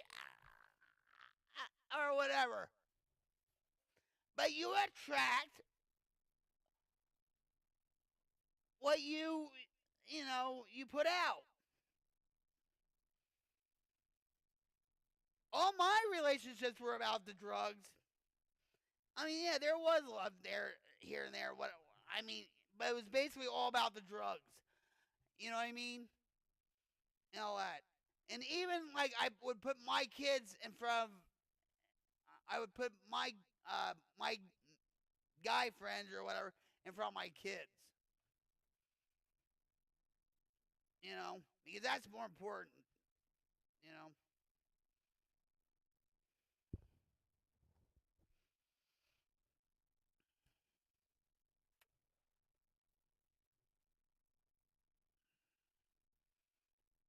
We have to really, Moto, we really have to, like, it's 4 hours. I have 4 hours I've been streaming. Because it's not that I don't want to talk to you, but it's my back too, that I have to really, I try to, like, just, because my doctor's probably going to see this, okay, and say, it's been over 3 hours, time to, last call, and I've been trying to be mindful of my back and everything else and stuff. But if we can get more people involved in the stream and stuff, it doesn't have to be all about this. I want to do fun things. You know what I mean? I want to be there for people. I want us, not just me. I want us to be there for people. I want us to be the light in people's lives. Because there's a lot more darkness coming, boy. I'm telling you, from what I know, and it's coming pretty quick. If we can do that, and I'm not trying, and I'm gonna, yeah. Well, I have my candle. I always do my candle in the beginning of the stream, whatever, and just. There's so. I'm wondering why.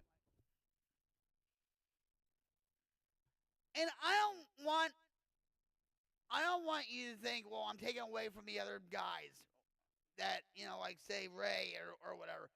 I want to do my part with them too. Like go back on their streams and just, you know what I mean? And all that stuff. But I think we should have like one community night where I think maybe we'll have one game night. Say on a weekend night, like say Saturday or whatever.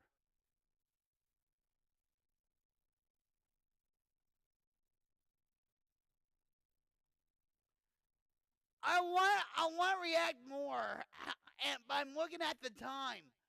I mean, because the hours and stuff. It's not that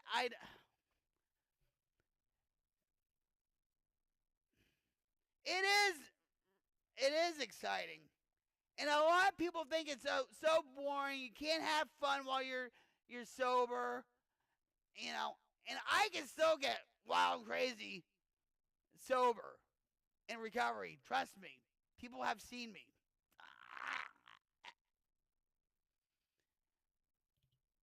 In fact, you know what? I'll leave you with this real quick. We need to bookmark this though. I want.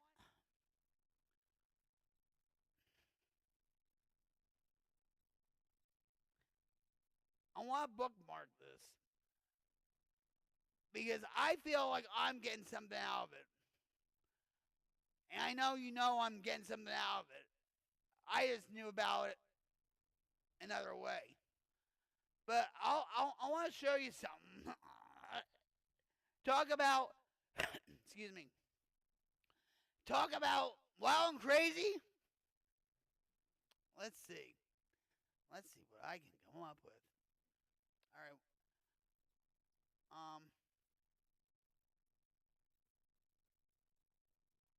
Oh, this is no.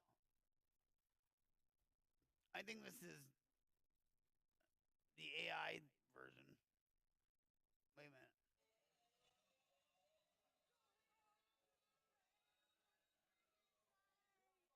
All right, wait. All right. Wait, hold on. What? Excited about learning something and passing it on. You're halfway through it. It's not that long. All right, you're talking me into it. My husband's like, Vic, take your back seriously now. I had no right to complain to my husband tonight.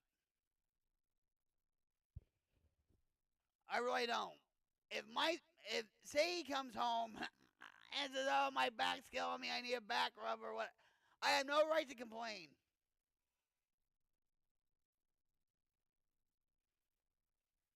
All right, wait. I want to show you this. We'll go back to. We're so friggin'.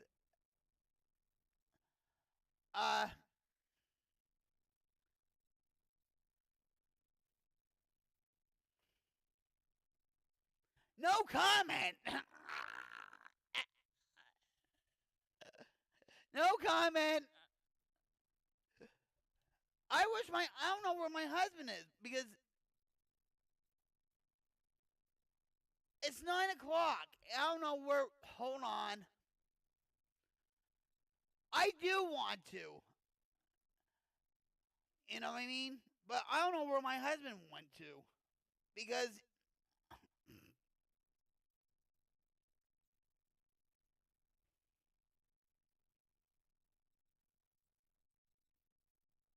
I don't know. I'm not worried about it. He probably was talking to his buddies at work anyway, but usually he comes in and we'll talk or he'll, oh well. I'm not worried about it. No, but I want to show you this and talk about getting wild and crazy in recovery. This happened in 2017 at Tulsa Fair. No alcohol, no drugs. Okay?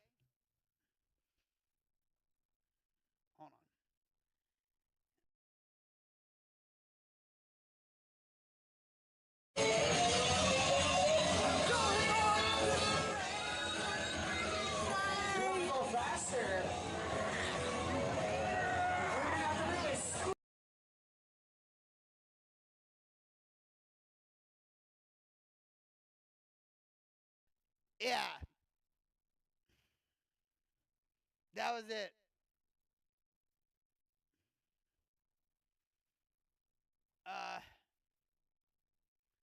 I'm surprised I didn't have a wardrobe malfunction. With a little kid standing there, right? Oh, look! Mommy, a balloon! Two balloons! Anyway, bad joke. So this was at Tulsa Fair back in 2017. When I first came out here. Alright, now, let's get back to business, right? Oh, yeah, no, it's... Oh, the Grapevine!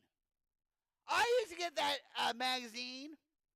They used to have that at meetings. Yes.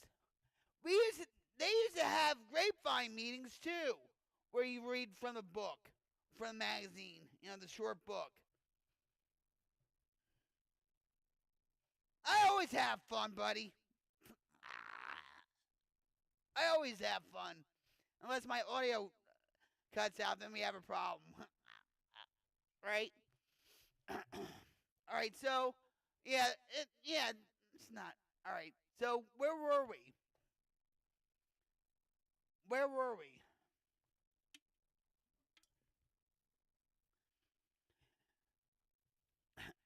You owe me a Java Monster, you know that, right? All right. We're going to start from here, okay? I know we keep going back to this. All right, I know we're going back to the same paragraph, but maybe it's for a reason, too.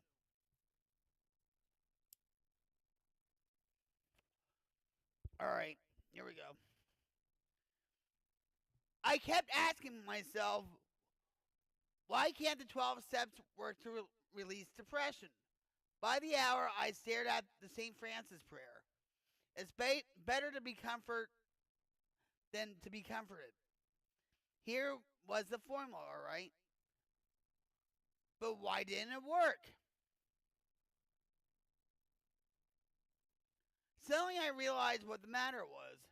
My basic flaw had always been dependence, almost absolute dependence, on people or circumstances to supply me with prestige, security, and the like. Failing to get these things according to my perfectionist dreams and specification, I had fought for them. And when defeat came, so did my depression. There wasn't a chance of making the outgoing love of St. Francis a workable and joyous way of life until these fatal and almost absolute dependencies were cut away. Because I had, over the years, undergone a little spiritual development, the absolute quality of these frightful dependencies had never before been so starkly revealed. Enforced by what grace I could secure in my prayer, I found I had to exert every ounce of will and action to cut off these faulty emotional dependencies upon people, upon AA, and indeed upon any set of circumstances whatsoever.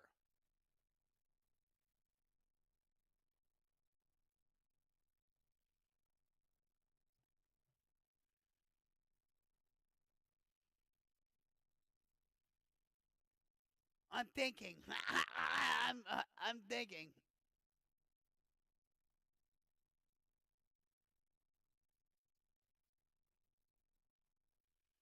Yeah, when you wipe like I was trying to explain this to people too. Alcohol and the drugs are just a symptom of what we're all about. If we unpeel a onion one layer at a time, right? guess what's left? Us, the core, right?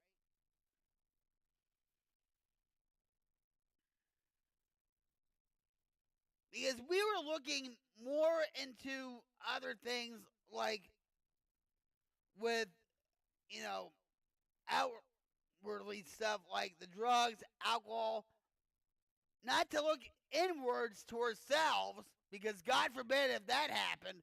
Oh, wow. Because we hate, well, I know for myself, I hate it myself. You know what I mean? If I had to look inward, man, you know what I mean? That's why in AA and NA and some of these other programs, like, that's why you shouldn't go into any relationship for a year so you can focus on yourself. Exactly. Right. And when our needs weren't met, that's when we like, no! And then we ran to the dope man, or we ran to the alcohol, or we went to the bar, or when, you know, we went to our sidekick here. Wink, wink, if you know what I mean. You know what I mean? And that's what's going on in this world today. With I'm just gonna throw this out, okay? I'm gonna throw this out for you to. How I relate to this too is because of transgenderism, the ideology. That's all I'm gonna say about that. Okay? Because all right, I'll give a backstory.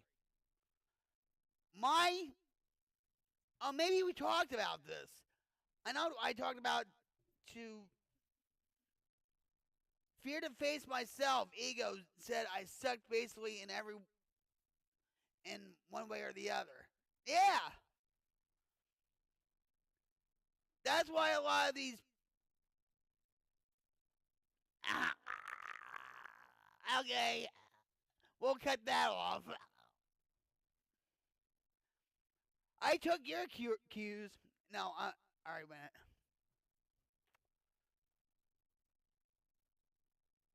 All right, because I had over the years undergone a little spiritual development. The absolute quality of these frightful dependencies had never gone before so starkly revealed.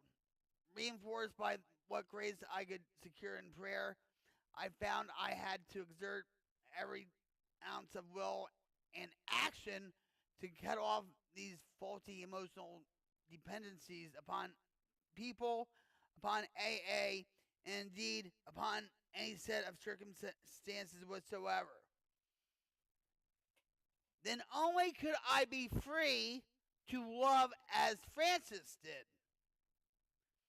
Emotional and instinctful satisfactions I saw were really the extra dividends of having love, offering love, and expressing a love appropriate to each relation of life.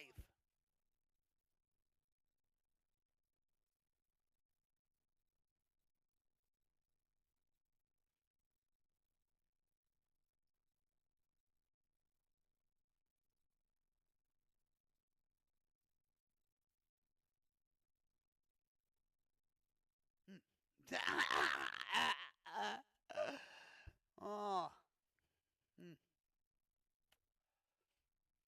Plainly, I could not avail myself of God's love until I was able to offer it back to Him by loving others as He would have me. As I couldn't possibly do that so long as I was victimized by false dependencies. My My dependency meant demand. Oh my God. Oh. I demand you get me a Java monster. I demand you give me respect. I demand I want so-and-so now. Yeah. Whack, whack, whack, whack. Right. Yeah. Control. That could go for people with codependence too. Anyway, or enabling, right? For my dependency meant demand, a demand for the possession and control of the people and the conditions surrounding me. Oh yes. I just saw my life flash across my eyes. Like, yeah. This seems. Oh, I'm sorry. While those words, absolute demand, may look like a gimmick, they were the ones that helped to trigger my release into my present degree of stability and quietness of mind. Qualities which I am now trying to consolidate by offering love to others regardless of the return to me. Talk about expectations. Like, just because I give you something, doesn't mean, I don't expect it back. I feel like I don't do that. Maybe hold on. I'm thinking, because there's somebody, tapping my shoulder, like,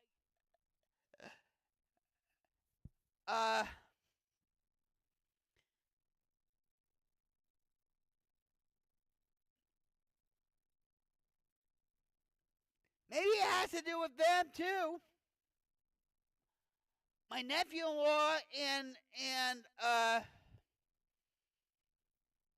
like his wife, because they're addicts, and to me, I'm using my mother's tough love, big book, like her tactics and stuff.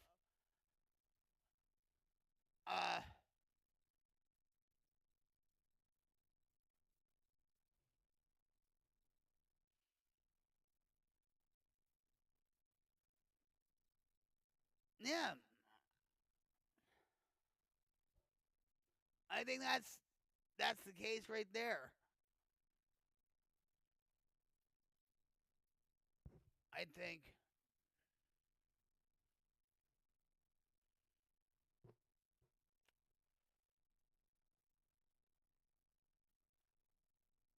I think when the kid was there, when Stevie was there, I'm.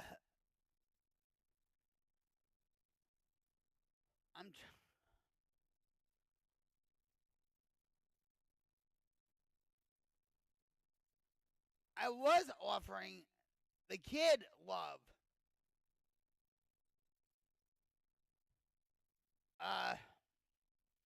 And I actually wanted to be in control of the situation with what was going on over there.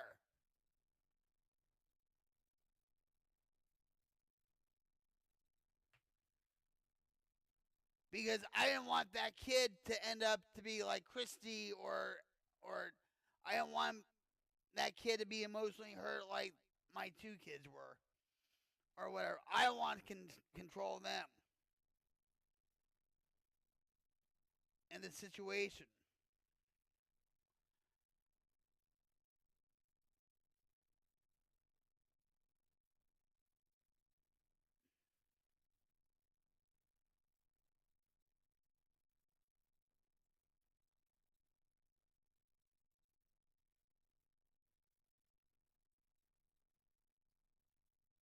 Now, they don't have much money over there. They really don't. But recently, my nephew-in-law's grandmother died, and he got a brand new truck now and all this stuff, and I'm happy for him, okay? I really am. I just hope they don't wreck the truck and just lose everything. You know what I mean? Because I know when I got stuff, I crashed it and I took advantage of it, and I didn't really appreciate it as much.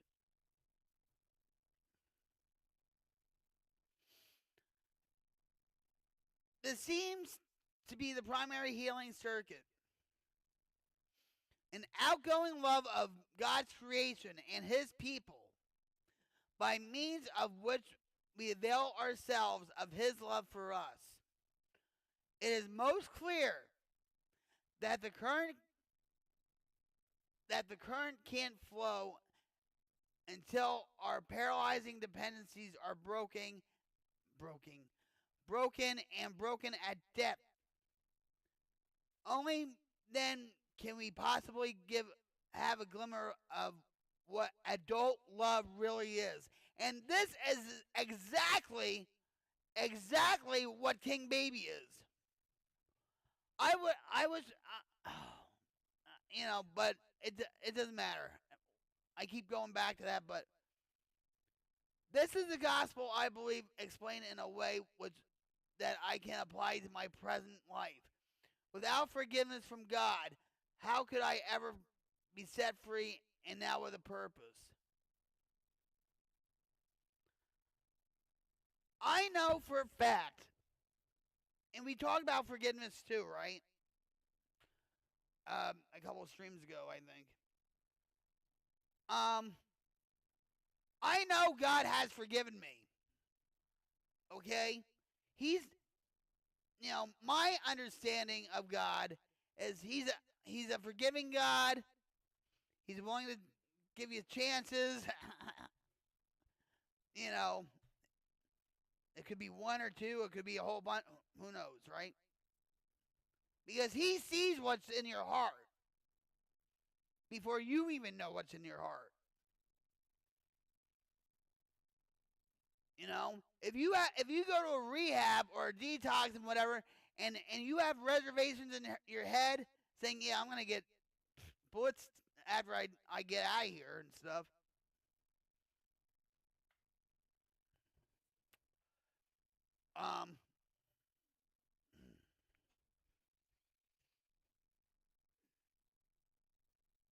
Now this all has to do with King Baby. Like, it just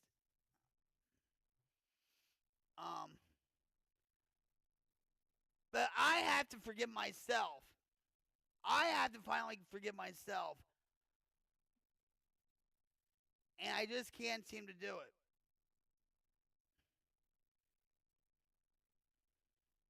I don't know why. I just don't. Because maybe my guilt trip with my mom doesn't give me guilt trips anymore, by the way. She's in a nursing home back in Jersey. I think sometimes she does, reverse psychology and whatever, and she doesn't realize it or whatever, but that's neither here or there. But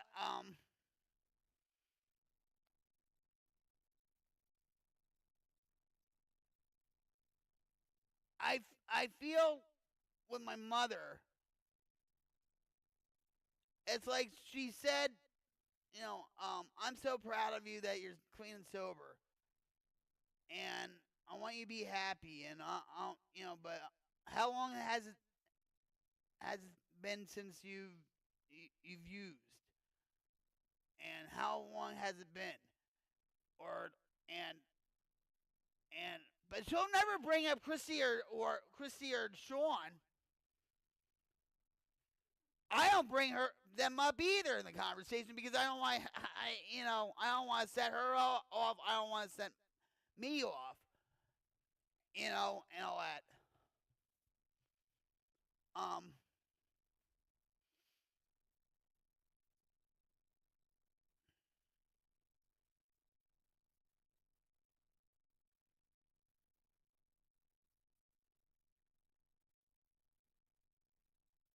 But I know if God didn't forgive me, I would be dead by now. And he knew before my addiction, before all this crap happened in my life, he knew the type of person I would become if I wasn't addicted to drugs or alcohol. Because I'm going to tell you something. And this is my belief, by the way.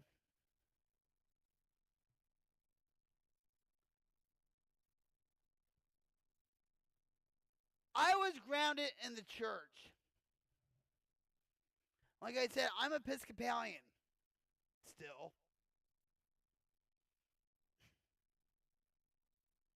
Despite all the wokeness that's going on there. Anyway, I was grounded in that church. I was baptized in that church. I was baptized in St. Peter's Church in Morristown.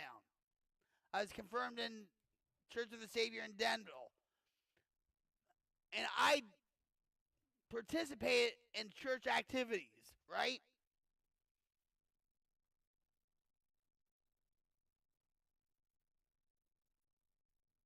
And then when things were going awry in my life with, say, baseball, boys baseball, in that situation, or maybe like, my grandfather dying, or my father dying, or I was angry at my mother. I was very incorrigible. Okay? I didn't care anymore. And thus really hands the string away from God. I was angry at God, right? How dare he kill my grandfather? How dare he kill my father?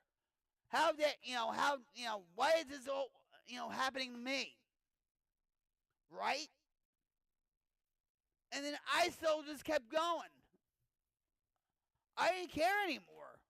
Screw God.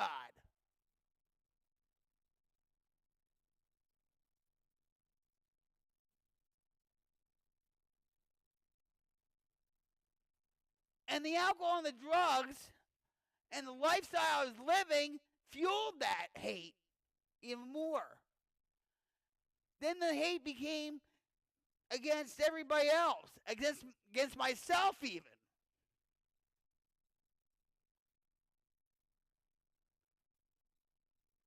But somebody told me this.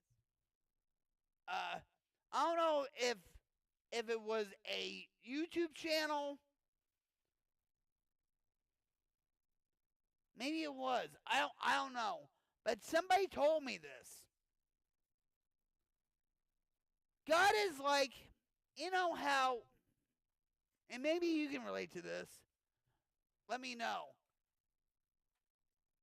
God is like your father, right? Our father, right? Okay. And it's like the prodigal son, right?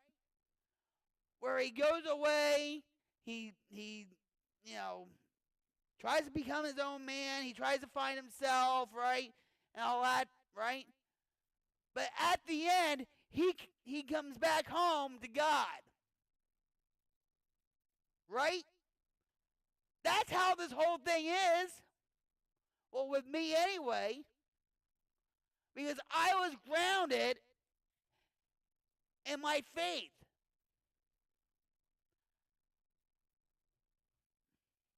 I don't know if that makes sense to you or not. But it's like, God was saying, okay, Vic, you can go on. You can do your own thing and see how far it's going to get you. And here's God waiting and praying, saying, oh, I hope, Vicky comes home soon. Oh, I hope she comes home soon. Oh, she's not doing too good. Oh, maybe I could stop her by doing this or what, putting situations in her life or putting God. All right, yeah, okay. And the moment I say, you know, I want to live, I want to go home now. I'm tired of living this way. That's when everything clicked. And here was God with his arms wide open saying, welcome home, Vic.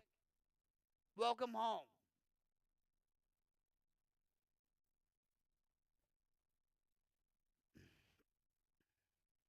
I'm sorry if I'm long-winded when it comes to when I share my story or my anecdotes or whatever and stuff.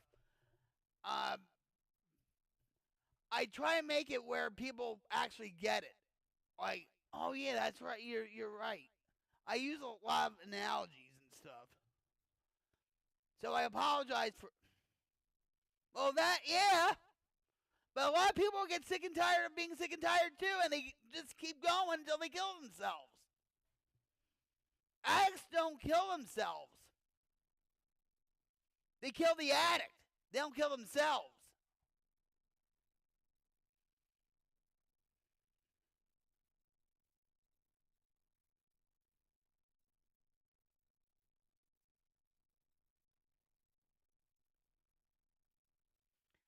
I have shorts about that. I have shorts about the Jake Paul thing and all that crap.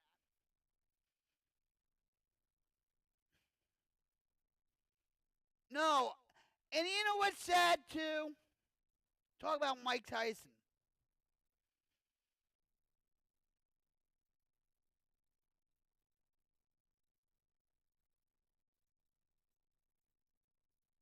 You know he has his, like, I guess the green room it's called, or the smokehouse, I don't know.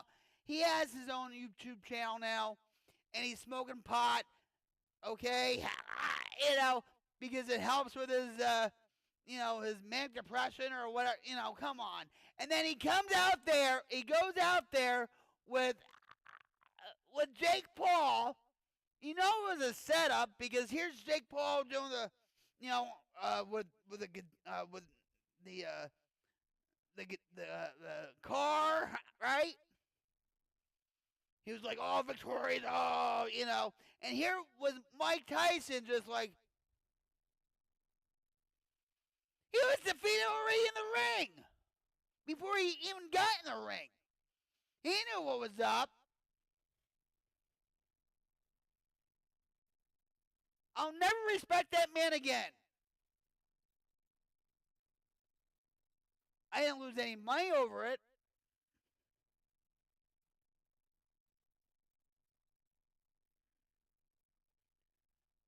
But talk about forgiveness, right?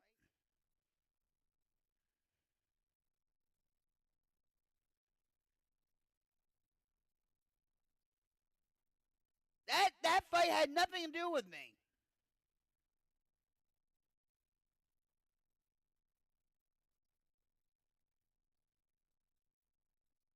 So he, you know, he signed his signature in blood with the devil, right?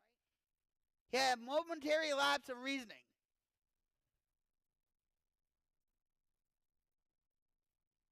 We've all been there. I know I have. But anyway. So, spiritual calculus, you say? Not a bit of it. Watch AA of 6 months working with a new 12-step case. If the case says, to the devil with you, the 12-stepper only smiles and turns to another case. Excuse me. He doesn't feel frustrated or rejected. If his next case responds and in turn starts to give love and attention to other alcoholics, yet gives none back to him, the sponsor is happy about it anyway. He still doesn't feel rejected. Instead, he rejoices that his one-time prospect is sober and happy. I had 2 sponsors, by the way, because it's all about me, you know. I had to be different.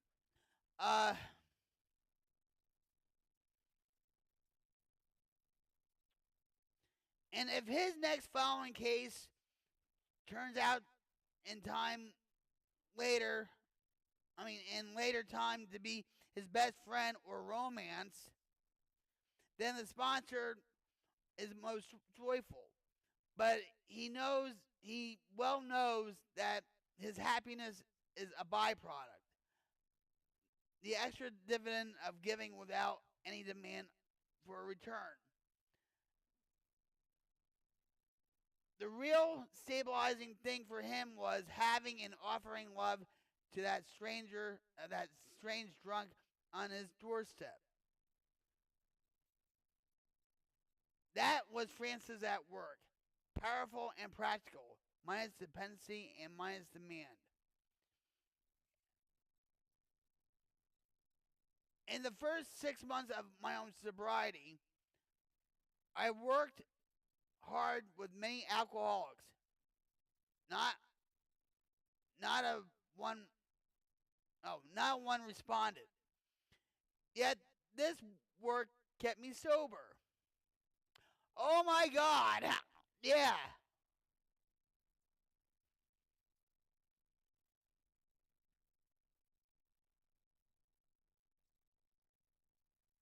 I mean, I've been there too, like with nobody on my stream or whatever. Okay, I'll admit, okay, and whatever. But I just kept talking. I kept talking and talking and talking and talking. You know, and some streamers and whatever, they'll sit and play a video game or whatever, and they won't talk at all. But with me, I have the gift of gab, and I'm from Jersey because we love to talk. I just kept talking.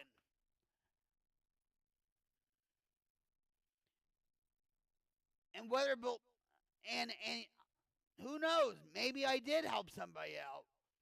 And I know I did in passing, like when it comes to like YouTube videos, I'll leave comments or whatever, and you know, it's like, thank you for commenting on this.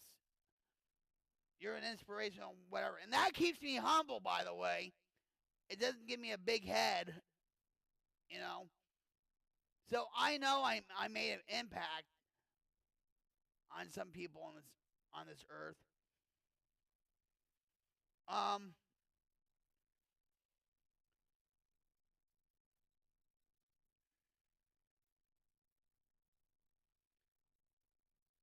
In the first 6 months of my own sobriety, I worked hard with many alcoholics. Not one responded. Yet this work kept me sober. It wasn't a question of those alcoholics giving me anything. My stability came out of trying to give, not out of demanding that I receive. Thus, I can think it can work out with emotional sobriety. If we examine every disturbance we have, great or small, we will find at the root of some unhealthy dependency and its consequent unhealthy demand.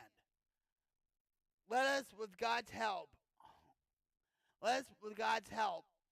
continually surrender these hobbling demands. Then we can be set free to live and love. We may then be able to 12-step ourselves and others into emotional sobriety. Of course, I haven't offered you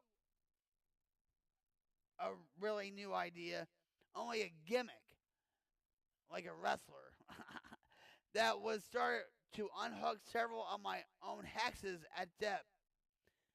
Nowadays, my brain no longer races compulsively in either elation, grandiosity, or depression.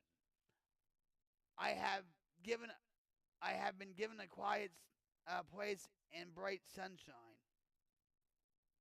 And this was in 1958 in the AA grapevine.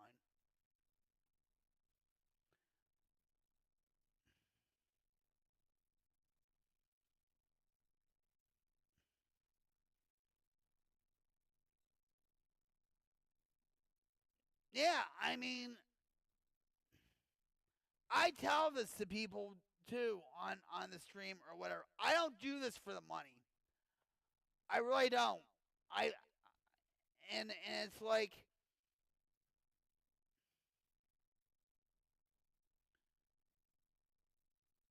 if people want to donate, say, I have to set all this up, so I don't touch the money myself. But no, thank you for suggesting it. Thank you. Because I'll be thinking about this while I'm, while I have my feet up watching, a movie or something. Or just laying in bed, stretching out my back. No, thank you. But I tell people, like, I don't do this for the money. Because I feel blessed already. I do feel blessed already, okay? I don't take any of this for granted. I don't take my husband for granted. You know what I mean? And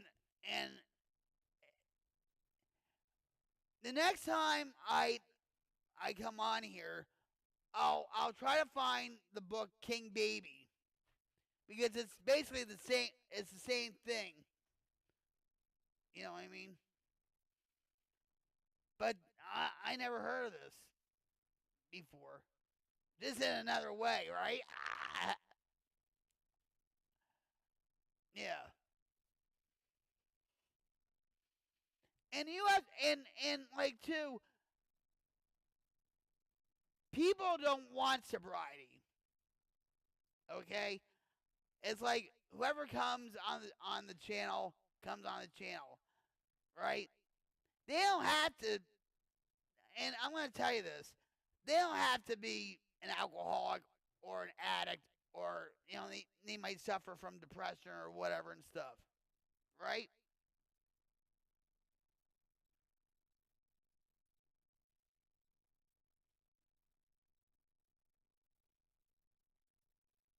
It's all good recovery stuff. Helped me so much. I got tired of being offended and hurt. I didn't have the power, but God did.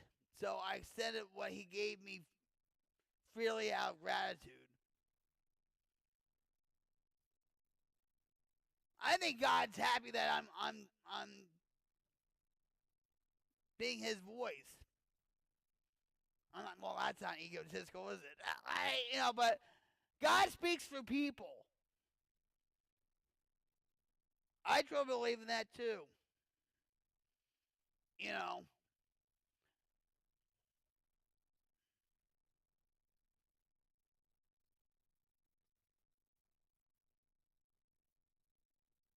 Nobody wants to hear the truth, really. It looks boring, or I'll have to change, or something negative. It's not attractive at first glance. Yeah, that's why a lot of people on YouTube, on Twitch, on DLive, on Facebook, on Twitter, X, whatever you want to call it, and all that, they all gravitate towards the negative stuff. Negativity sells. Sex sells, right?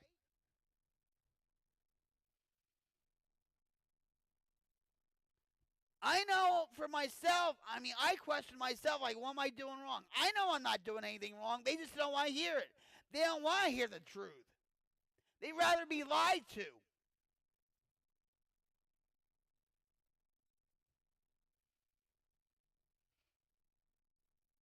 I don't want to be lied to.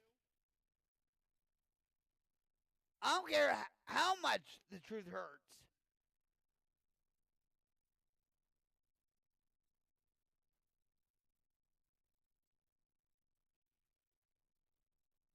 it's only going to sting for a little bit.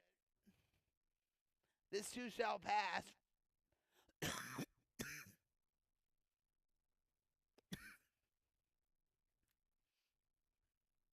Right?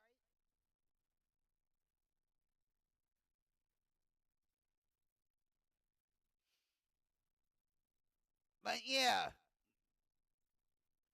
Thank you for suggesting this. I just wish my husband was here to see, to hear this, but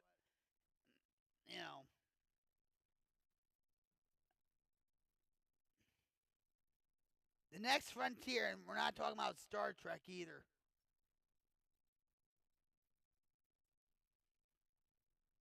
I might have to read this again.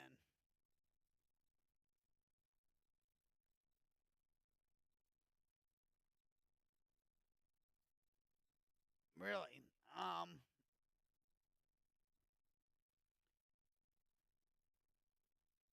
I say we had a good stream. I had a good stream. Thank you, Moto. It means a lot, you know.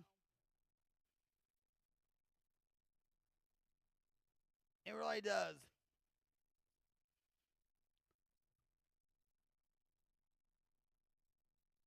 And just the thing, today or tonight, I was just gonna say, well, I'm gonna do my AI stuff, and if people come in and and all that, oh well, because I truly feel like I let people down yesterday.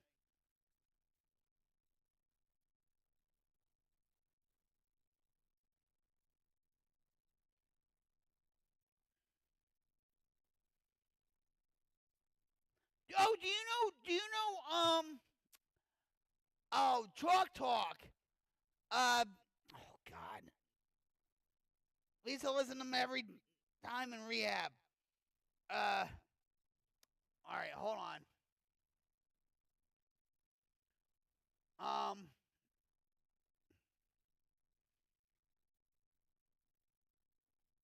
How come I can't think of the stupid freaking...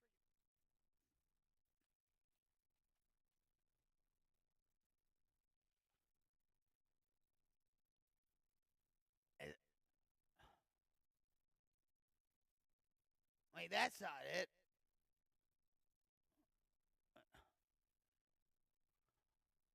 Oh. Oh, maybe I... Oh, here we go. In Orlando. You know, I went real quick. I went to AA meetings down in Florida, and they used to have they have a lot of clubs down there. AA clubs. Oh, you posted the link. It probably didn't. It didn't show up because it's probably But yeah.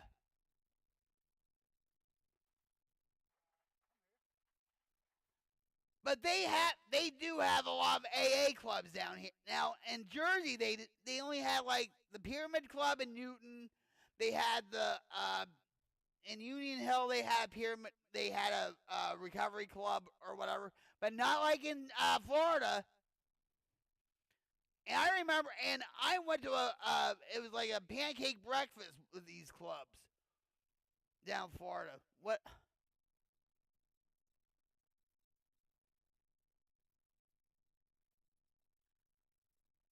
Awesome, shared by one of the best AA speakers, Tom B. This is perhaps the best talk on the topic of emotional sobriety I have ever heard. Must listen. From the book AA, well, Alcoholics Anonymous. In spite of the great increase in the size and span of this fellowship, at its core, it remains simple and personal. Each day, somewhere in the world, recovery begins when one alcoholic talks with another alcoholic. Yes. Yeah. sharing their experience, strength, and hope. Addiction treatment works. Yes, it does. If you respect the process and you just... The 12-step model has been utilized as a treatment for alcohol abuse and alcoholism since 1935. It is extremely important to know that help is out there and addiction recovery is possible. If you are battling alcoholism, addiction, and or mental illness, addiction, or any other form of addictive behavior, there are people who know exactly what it is like.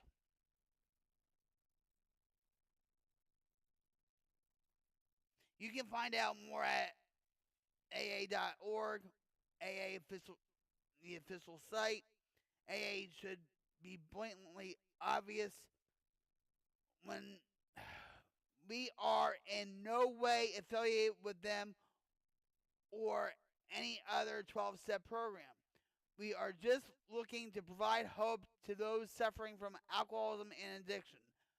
That's me! Right? That's always been my mission ever since Mixer.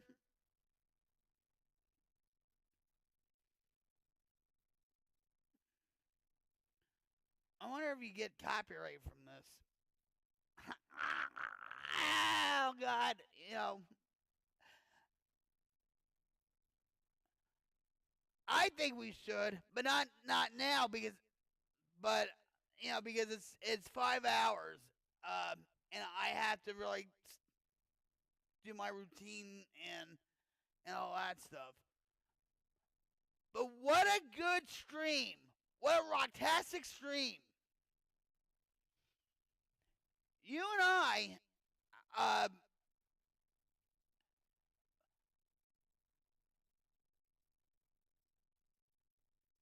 you know sobriety. I know sobriety. We've been around. Need to hit the rack. Yeah.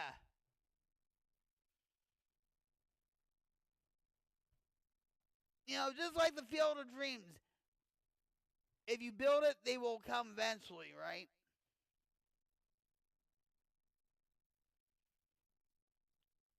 No, and thank you for suggesting that.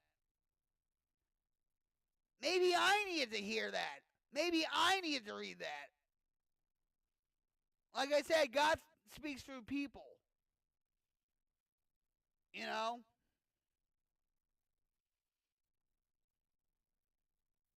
So I appreciate you a lot.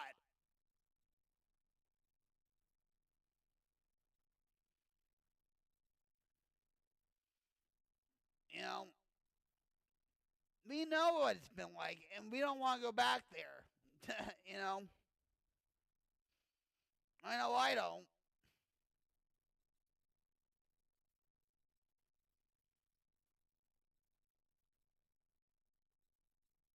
Well, I'll check out. I'll check them out. Yeah.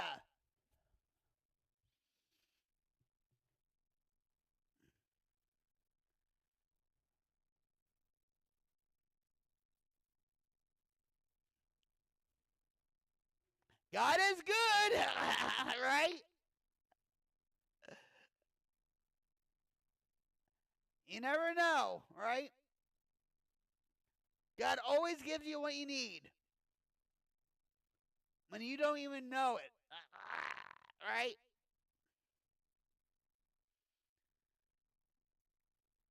So, Moto, thank you. Thank you, my friend. Much love and respect to you. I hope you have a good night.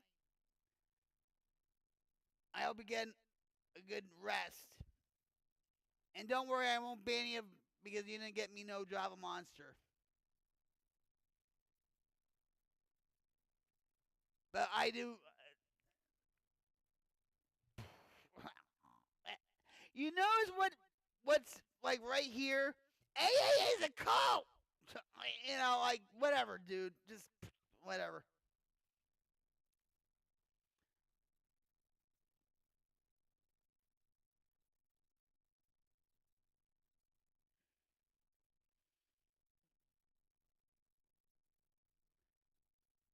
we'll catch up, big hugs.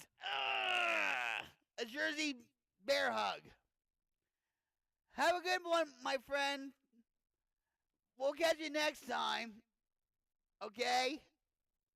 I have a big smile on my face. It's been a great night. It really has. And just to think when I didn't really have anything planned, or I was just like reeling from what happened last night. Like I just like there was something off with that stream, and I knew something was off. But anyway, it's okay. Well, he's still at work. He's still at work. He works nights. He doesn't get off till like around 2:30 in the morning. But he takes somebody else home too. Yeah, he demands it. Yeah. No, I demand a back rub. Yeah. It'll tell you some stories. Believe me. But he knew what he was getting himself into.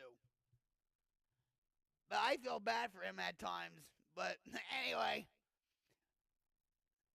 With that, we'll see you later, my friend. Have a good night. And I'll see you next time. And thanks for dropping by, guys. Just thank you for dropping by.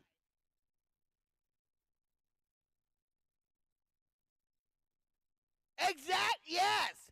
I truly believe that. I truly believe that.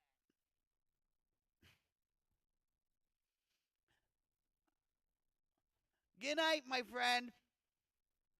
We shall speak again, and we'll meet up again, and we'll talk about recovery and all that stuff.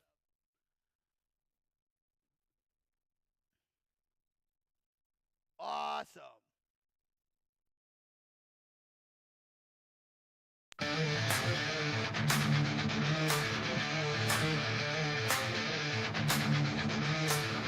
takes you to make your life feel right. It takes you to bring hope to the light. Yeah.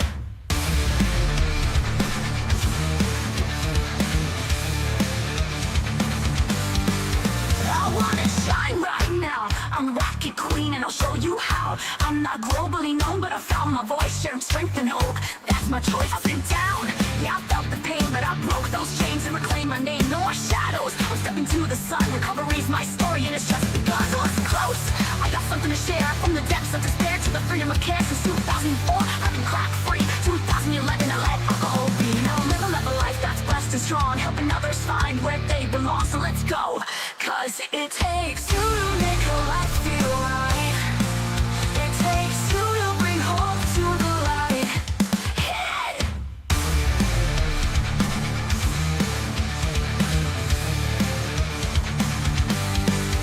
My name is Rocket. I got a new concept. Turn the pain into power, that's the next step. I walk the road, and I know it's tough, but you can rise no matter how rough. I'm living proof. Yeah, it's not too late. Recovery's real, and it's worth the wait. From the ashes, I built this dream, helping others chase their dreams. I'm not a preacher, just sharing my view. If I can make it, then so can you. Cause I'm Rocket, the queen of the mic, spreading hope and love every single night. It takes two to make your life feel right. It takes two to bring hope to the light. Yeah.